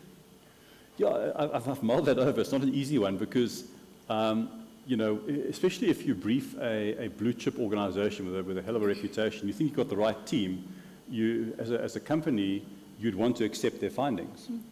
And I myself, as a consultant, I get quite irritated if I get an assignment and the client tries to micromanage me. You've briefed me, let me get on and do my job. So it's got to be a balance. To me, the lesson is it's got to be a balance because in this particular case I've described, the trustees were all professional people And they looked at the forensic findings and said, no, this does not add up. So it needed a strong board of trustees. And likewise, in a commercial enterprise, the board of directors and the individuals responsible for overseeing this kind of assignment must analyze it critically. Don't just accept at face value what you're given. Yeah, I think that's an important lesson, and I certainly think that, taking a moment to pause and just look at it to decide, do the facts actually make sense, and are the conclusions the appropriate ones? I think that's a valuable nugget. Thank you so much. Janine, back to you. So what are some of the immediate steps that a company should take once a corruption scandal comes to light, considering local regulation and public sentiment? I'd almost like to say that's almost too late. It's almost what preparation do we need to do as the norm to prevent it? And it's because we've seen so much of it, and we need to almost now learn from all this exposure and sort of say, well, what are we not doing? And one of them I'm finding, and that is a lot of directors are not formally trained to be a director. That's the one thing. And I would strongly recommend that directors, if you want to be on boards, it's fantastic, it's great, and we'll then just go and do a director's course. So at least you are familiar with that. So governance is crucial, and we need to dot I's, cross T's, and understand what you need to look for. And I'm finding that we've got a lot of directors that aren't necessarily qualified as directors. They must keep their seats. I'm not saying they must leave, but just qualify yourself is the important part. The other side is that the executives within organizations, I'm finding not necessarily fully attuned and versed on the new laws, policies on ESG, climate changes, and governance, taken in a very serious way. And ransomware, as an example, from a cybercrime point of view. So if you're starting to see the threats, the global threats, we need to gear up. I mean, currently South Africa is the hub of the testing ground for great syndicate crimes. You would know that coming from the bank. And so we need to understand it's no longer what we do, it's what we prepare for. And so we're going to have to educate ourselves if you are a leader in a leadership position, and then an ethics and transparency environment where it's got to be led by the leader. So the leadership needs to lead, and each and every one of us, specifically in this room or in corporate or in business and in government, are leaders. So we need to lead by example, and that means honesty, integrity, and lead by example. Thank you. So I think, in terms of the role of the board of directors in terms of an immediate response, apart from leading by example, what role do you think they would play in handling an immediate response after a corruption scandal? So it's interesting, the COSEC plays a very important part. I find the COSEC sometimes slows the process down, so I always say, please make sure that the COSEC is very versed in crisis management, please, because if you've got the feed coming through from the executive through COSEC, and then it's often delayed when it gets to board, or the translation is stuck somewhere along the line from a turnaround point of view.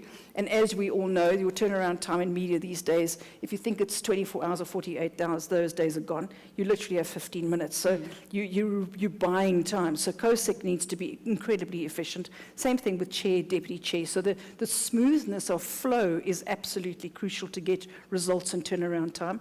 And I find we're not there. We genuinely are not there at the moment. The other thing that is quite evident at the moment, we don't have any communication skills sitting on boards. And a lot of people, we've got a lot of engineering, chartered accountants, and that kind of skill setting, and I find it's very narrow. And communications, if you're not a great communicator, and I learned this many years ago, having worked in banks, is you train as a chartered accountant, so you trained as a beanie, forgive me. Okay, you train as a beanie. You don't want to go and release company results. You didn't think that you now have to go and talk to media and result. So now you have to talk to 45,000 employees. Mm-hmm. Now you have to release results, and you have to deal with a crisis. So no one's skilling these individuals up until they get into the position and the pawpaw hits the fan. That's too late. Mm-hmm. So I'm saying these are great conversations. Let's have them, and let's skill ourselves up. Don't be afraid. If you're in the positions, don't wait until it had. I never forgot one situation where I had to media train, crash crash media train a gentleman as the CFO 4 days before listing of a company. Well, he failed dismally. I had to really bless his soul as the CFO. He bless his soul, man. And I had to build him up quickly because we had to do a first round. And I said, you're not ready. He said, but Janine, I didn't sign up for this. I said, but what do you mean you didn't sign up for this? You knew when you came in as the CFO, you're going to need to release company results. Yeah, but I didn't realize I have to deal with media and stakeholders. So I think we're not allowing people, when they take on positions, to understand what is involved in the position. And then please offer them the training that goes with it. Yeah? Yeah, so certainly I think that the broader skill set, that's what we're lacking, and I think it's certainly something that we need to put some energy into. Leshlo Honolo, any suggestions on how companies should handle media inquiries during the initial stages of a corruption scandal? Yes, I think companies can do a couple of things. One thing the company should consider is where the scandal happened, at what level in the organization. So, I mean, if it's a little bit junior, perhaps a spokesperson or a CEO can handle it. But if it happens at an executive level, you probably want the board, maybe someone from the board to be addressing the media. Companies can also consider getting experts as well, depending on the severity, the size of the matter. I think also internally, just creating a group that can work on the matter, liaising with the media, possibly ask them to provide questions in writing as well, so that you have an audit trail of responses, and you make sure that you can check your responses adequately. I think it's just about being careful, going forward as an organization, and playing it along, as it comes, but just make sure that you're really on top of it. So remember that the media, there's no such thing as off the record. Yeah. Oh, yes. Yeah. Yeah. It's true as well. One very important lesson, never off the record. Yeah. So I certainly think, kind of putting in the guardrails and having a controlled environment to kind of relay the story that you want from an organizational perspective, so that, having a beer around the braai on a Saturday night with a group of mates and somebody asks you a question, you need to have the parameters within which to answer, without coming across as being too false, I suppose. Yeah. That's the balance that we need to try and strike. So, Sanele, from your perspective, how important is transparency and communication with stakeholders during and after a scandal? Yeah, so I was just listening to the previous speakers on the issue. I'm not entirely sure that the communication doesn't happen because there's necessarily no capability to communicate. I think most times that the organizations don't want the scandals to get out there. So people tend to want to sweep things under the carpet and pretend that the stuff hasn't happened. And in fact, I wanted to start off earlier and say that these scandals often do not happen that there are no guardrails or structures in place to prevent them. There's the boards, there's the audit committee, there's stuff that's put in place to make sure that these things happen. They still do happen. So there is something else that I was listening to a conversation earlier on the panel. There is something around the moral code that organizations need to build to ensure that these things do not happen. And it's the kind of people that you bring into the organization and what kind of a culture that you want to build into the organization. So that if then something like this happens, you're not embarrassed to talk about it because we have joint ownership. It's our problem. It's not the executive problem. It's not the problem that is dependent on the finance and the PR. So most often I find that people don't want to talk about it. If you pretend it didn't exist, then it didn't happen. And we'll try and sweep under the carpet. But there is no engagement with the other stakeholders of the general public, including the internal stakeholders. Yeah, so I certainly think, setting the tone at the top is critical when it comes to handling these types of situations. Can you think of any examples that you want to share with the audience about what really is an effective communication method or a strategy when approaching a scandal?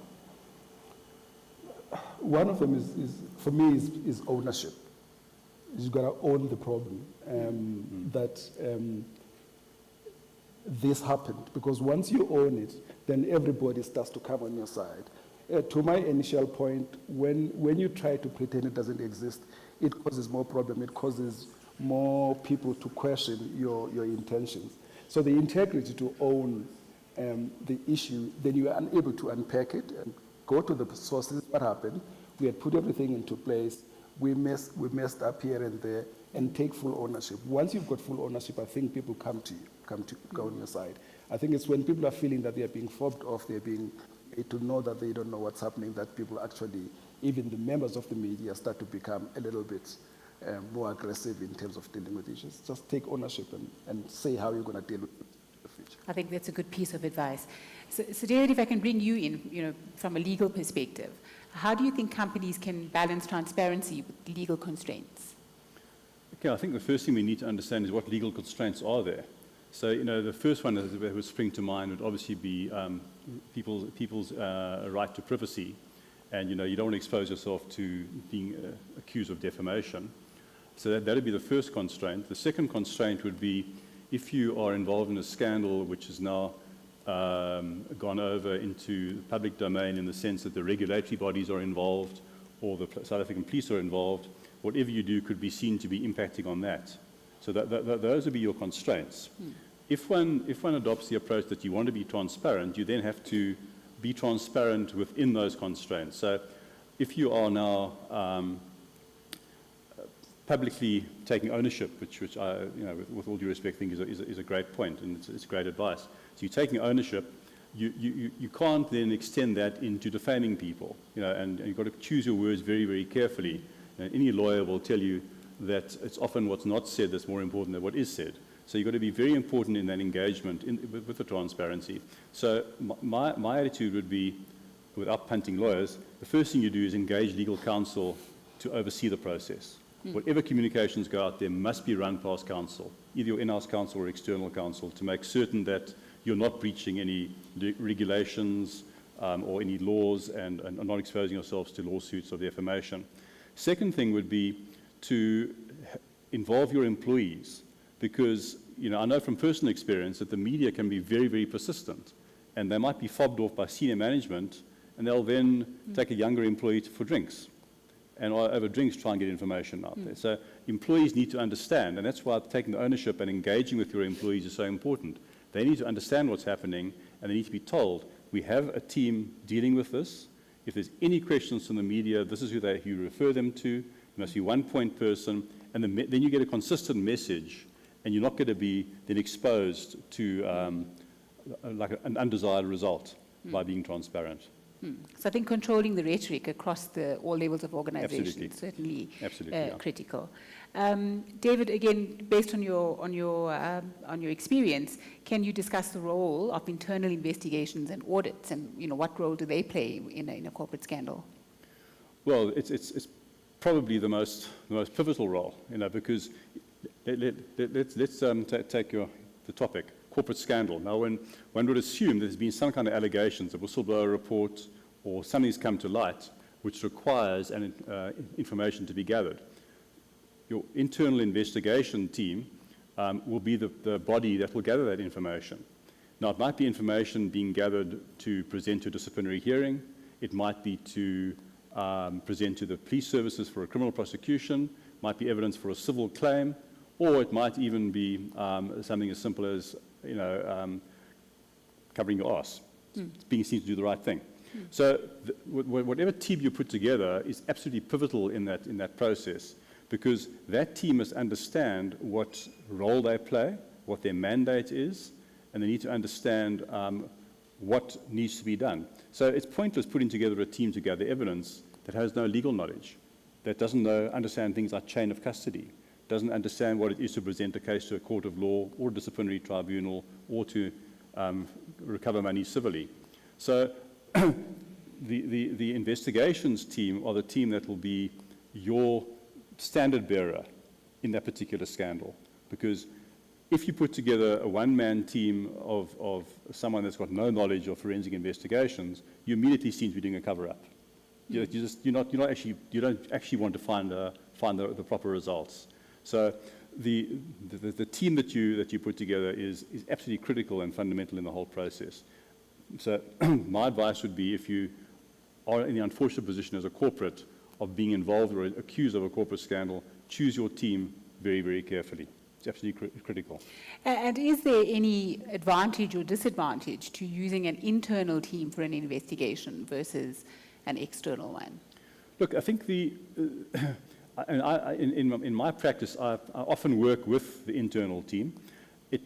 And having been in-house counsel myself for a number of years, there are serious constraints about being in-house. You know, I as a consultant can come in and say to your CEO, listen, these are the facts, this is what I suggest you do, and if he says, I'm not going to do it, I can then walk away and say, look, that's my advice, I can't work with you anymore because you're doing the wrong thing. For an employee, it's not that easy. It's really not that easy. Corporate life is unfortunately run by politics, as all of us know. And you spend more time sort of covering your back than you do actually doing your job. So it can be very difficult for a team, in-house team, to do a proper independent forensic investigation.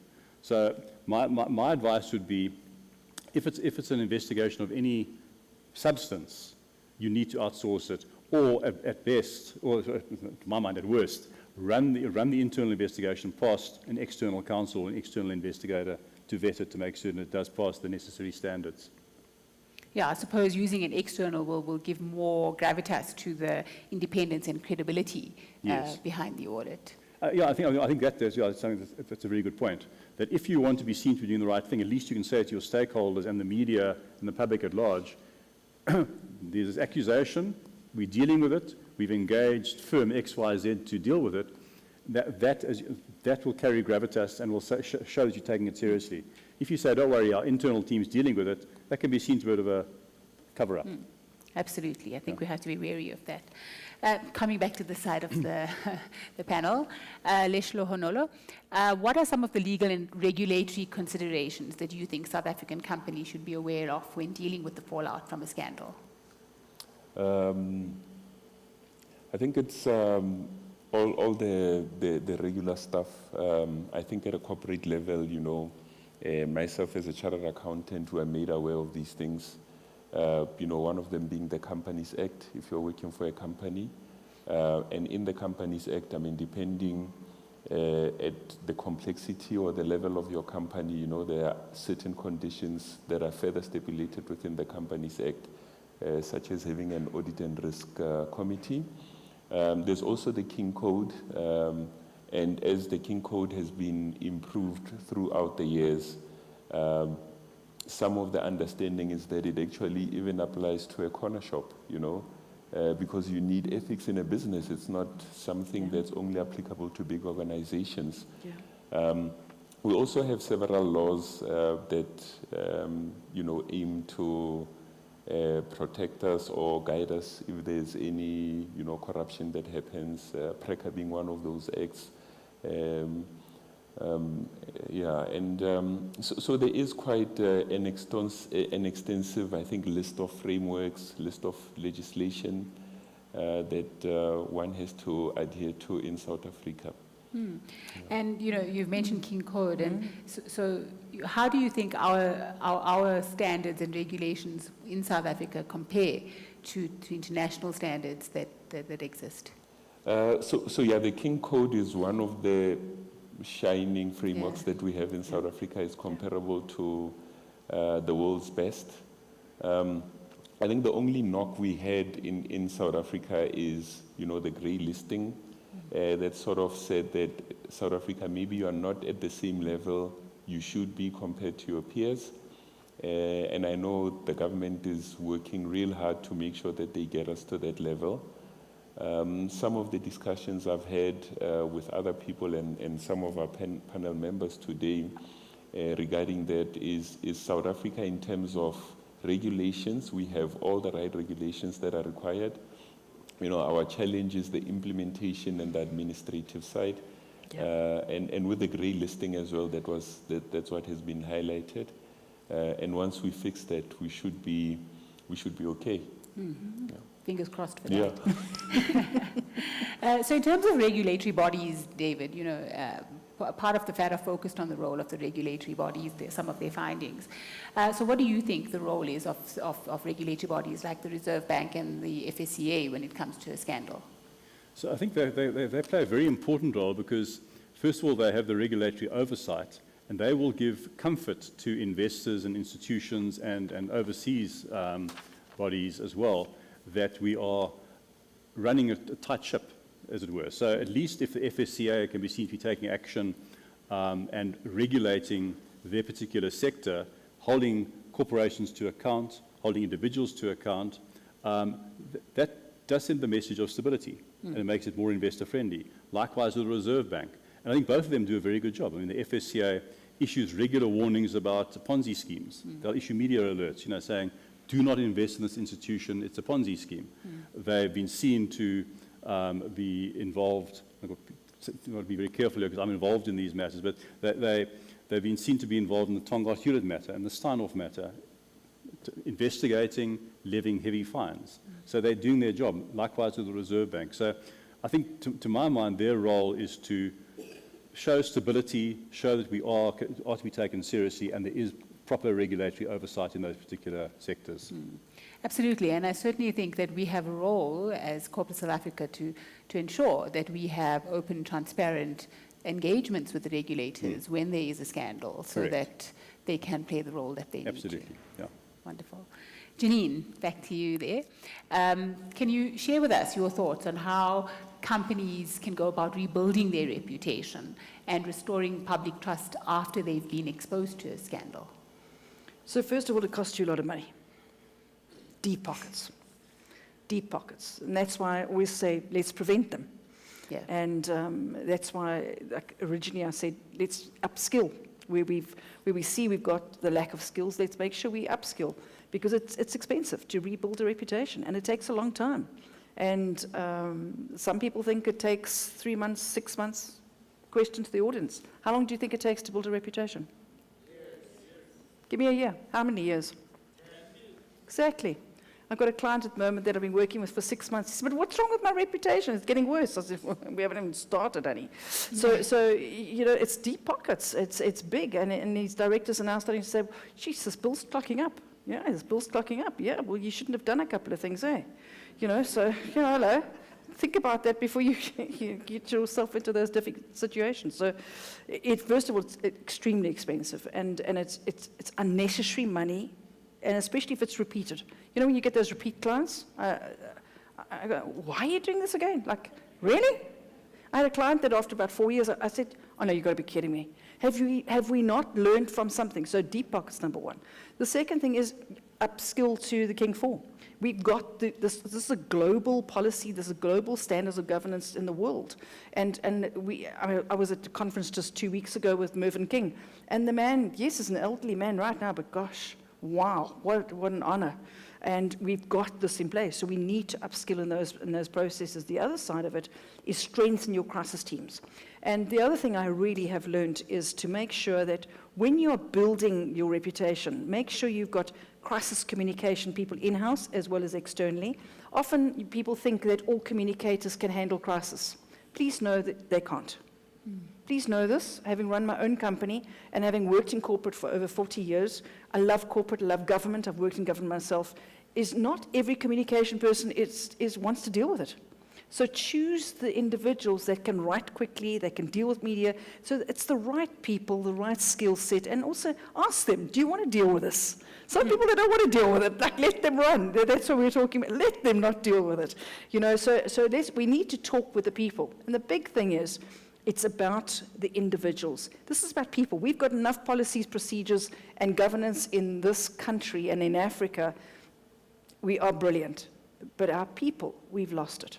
And we've just got to come back, right back to the benchmark of who we are, of how we lead as an individual, what you're prepared to do, how the bamboo sways, how far you're prepared to sway to build that reputation. So yes, you build it with your stakeholders, you build it with your local communities. Yes, media is one of it. People think you can candy coat media. What, you're going to run around with $100 bills and pay off the media?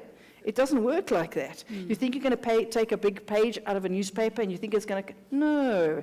It's going to be a period of time building up with communities, building up with me, making sure that you have now changed your behavior and shifted that. And then can people test it, and is it tried and tested? So it's a journey, and it's a long journey that one takes. Yeah, you know, 10 years, somebody said in the audience, to build your reputation, and minutes to if it's destroy it. constructive and it moves, you can turn it in 3.5 years. We built F&B, we turned it around when I was an employee, we turned it in 1.5 years. But that was a monster effort. But that's because the business was already really good and we shifted it. But on average, you're talking 3 to 5 years. If the behavior shifts in line with what the King forehand really is quite plain and clear around. Leshlo Honolo, can you tell us, what do you think are some of the strategies that we can adopt to prevent future corruption activities in South Africa? I think that's a burning question out of these 2 days. Yeah, I think in South Africa we need to really deal with ourselves in a way that we don't want to deal with ourselves, to be quite honest. You know, the frightening parts about everyone, every individual, we have that in us. And we've got to deal with that, you know, to get our country right, you know. So it's actually a deep question, and it requires a very deep response from all of us, you know. And that's what we've got to do, you know. I think myself and Janine were talking about healing, how we all need to heal, you know, as a nation.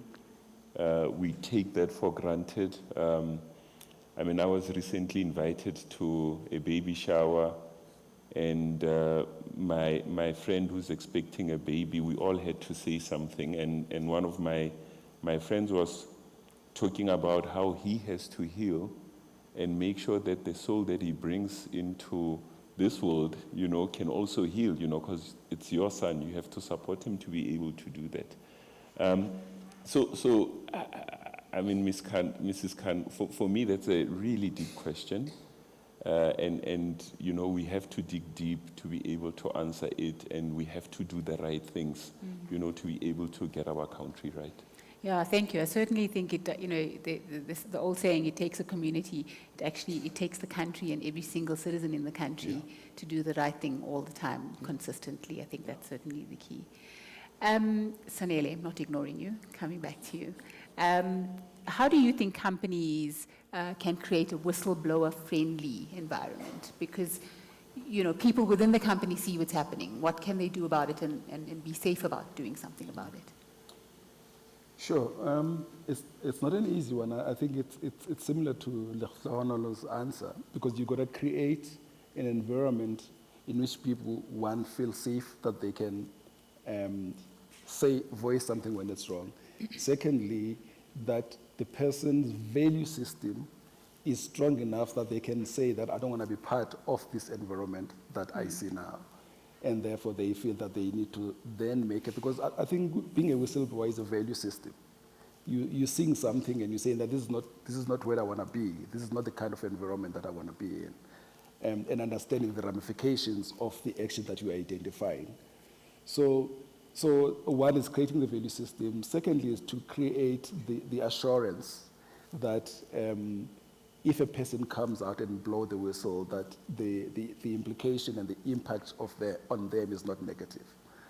And those are some of the difficult issues that you have to deal with, because once you whistleblow, and I've had the privilege of listening to 2 whistleblowers this afternoon, one being the Prof from VETS and one being a widow of one of the people who have, and the ramifications and the implications of them have been severe. So anybody who listens to that will think twice before they whistleblow. So it's important that the organization almost gives guarantees and guardrails for people to be able to understand that it's a critical part of the governance of an organization and the survival of the culture of compliance and doing the right thing. Because it's not about compliance, actually, it's about doing the right thing. 100%. So you know, I'm going to ask the tough questions. You knew that when I chatted to you previously, right? So what role do you think leadership and corporate culture can play in the South African context in terms of influencing and preventing corruption? Got me. I think earlier when you mentioned something that the tone has to be set from the top. And if the tone from the top is weak in that regard, we're not going to get that. And people have to leave the vision. You can, I think the speakers around the panel have said that we've got enough policies, we've got enough processes, we've got everything in place. But what is really missing is who are we being in the organization, and that's what needs to happen. So the top of the organization has to set the tone that this is what we're trying to do in this organization, and anything that deviates from that doesn't move us forward and therefore is not acceptable. Thank you. Janine, what do you think companies can do to foster cultures of integrity and accountability? So the top, and it definitely starts with leadership, the board, the executive, ethics of how it's instilled in the organization. And, you know, it's not a difficult thing for the positioning and profiling of the individuals internally. So what do I mean by that? When the CEO does an internal broadcast, there's nothing stopping him reminding everybody that we're an ethical organization. We stand for ethics. This is what we do. And keep bringing it into your conversation. What we do, and it's a difficult one, what happens is you get a speech given to you from communications or from somebody in speechwriter, and you speak on that specific topic. What you're not doing is going back to the ethics and how you run as a leader. So what happens is we treat communications as a once-off. So that doesn't help build the messages of how corruption continues. So let me give you an example. So I'm not making it very clear, and I do apologize. So say, for example, we're doing a launch of a community project for a mine. What happens is we talk about that specific mine, the deal, how much it's worth, how many lives it's going to change. What we don't speak about is, as that leader and the executive, what we stand for. And that's why, like I said to you, I'd love to see you on more platforms as a woman, as a leader. Why? Because you are ethical, you stand for transparency. We need more of this. We don't speak about what we stand for. We hide behind the charade. We hide behind what we are given to speak about, or a speech that's given to us. And I see this time and time, where speech writers write speeches. I'm going, well, what have you got to say? I don't want a speech writer to write my speech. Yeah, I just make a couple of notes, but a couple of the points, I speak from the heart. And this is about having the head with the intelligence, and then you have the heart, which leads. And that's just what leaders have got to do. Instead, I find so many leaders are holding on to speechwriters. And I look at our own president, with all due respect, who Vincent is a phenomenal support infrastructure with him, but I wish we could just tear up his speeches. And if we could hear from our president the knowledge that he has, the intellect that he has, the doing that he has, he's got the experience, and just implementing. We do a lot of talking, not enough implementing. And the leaders need to do the implementing, saying what they do with conviction in a meaningful way. And that way we will win over communities in a meaningful way. Say what you do and do as you say. Yeah, absolutely. I think, living it, I think that's the critical message. Yeah. David, quickly, can you give us some examples of companies that have gone through a corruption scandal but have managed to navigate successfully and emerge stronger at the end? Yes. I think there are a couple spring to mind. I suppose one has to decide what you mean by stronger. When you take Tongaat Hewlett, for example, an organization that has been through an absolute crisis, and I'm going to assume that the audience has knowledge of what went down in Tongaat, and our time's running out. But the board took decisive action. They got rid of the executive team, brought in a new management team, transparent. They engaged an outside firm of forensic auditors to do a full investigation. They made disclosure to the regulatory authority. They paid their fine. They worked with the SA Police Services. They've laid criminal charges. So they are a good example of an organisation taking ownership and doing the right thing. Whether they're stronger for it, they're still teetering on the edge, but at least they've done the right thing to get there. Another one that springs to mind would be EOH. Same thing. New CEO came in, Steve van Coller, did a wonderful job of being totally transparent, took ownership, brought his employees along with him, brought the whole team with him, and I think, a great example of how to handle a crisis where the company had been absolutely embroiled in corruption allegations, and he didn't try and sweep it under the carpet at all. So that's another one. But I think our time is up. I can mention quite a few more, Yeah. but we are out of time. We are.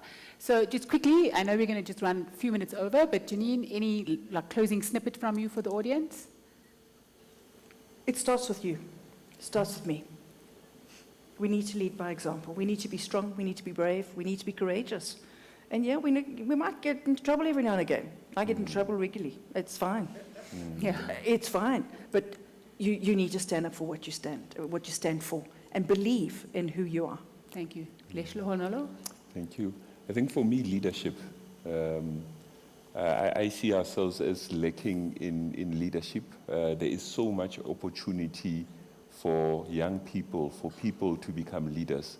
There's a massive open door. Just take it, go with it, go where no one else is going, because that's where your big smile, your big pleasure is going to come from. Wonderful. Sanele? Yeah, let your value system lead how you act. Yeah, wonderful. Short, crisp, and love it, love it. Took me off guard there. I thought he was going to say something else. David? From my side, it would be that we need to walk the talk. You know, it's all, I mean, Janine made the point, you know, it's all very well CEOs saying something, they must be seen to do it, because employees will see what they do. Yeah. And also, we say the tone starts at the top, but hey, it starts in the middle and the bottom as well. Yeah. All of us need to take ownership and do the right thing. Yeah, wonderful. And for myself, you know, my closing remark, remember that dealing with fallout is like trying to put the toothpaste back in a tube. It's messy, but with the right approach, it's not impossible. So I hope that you all enjoyed our little chat, and may all your businesses remain scandal-free. Thank you. Thank you so much to our final panel, and indeed all of the panels of this incredible two-day Combating Corruption Summit. And now to close the summit, I'd like to welcome the man who made this all possible, the General Counsel of the University of Johannesburg, Mr. Dries Pretorius. Don't feel stuck, guys, you can bounce.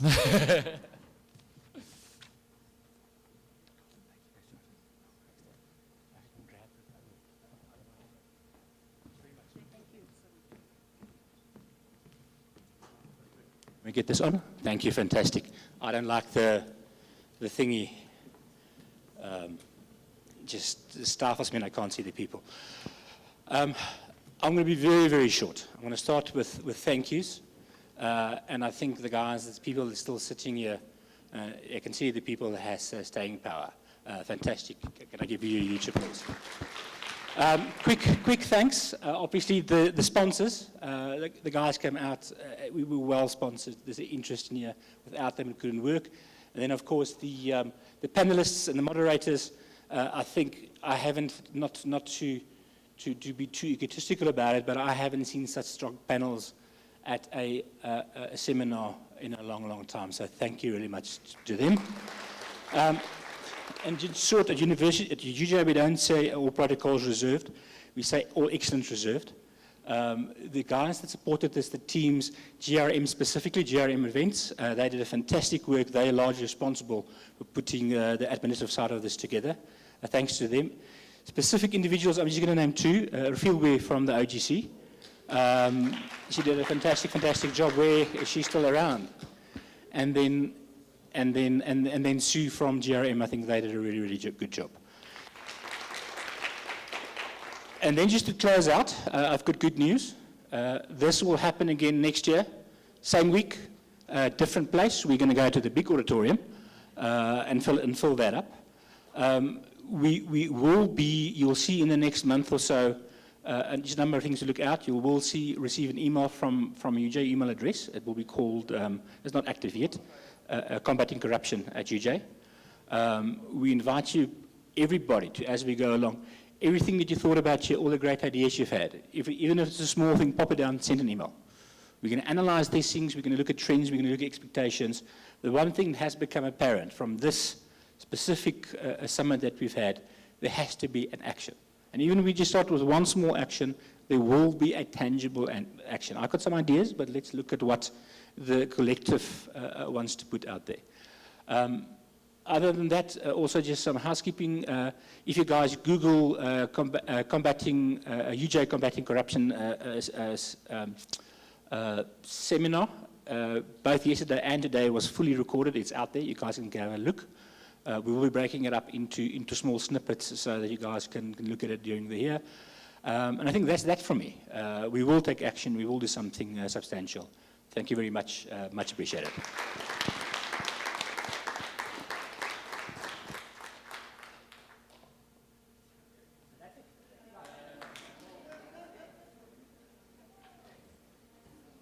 Thanks for that.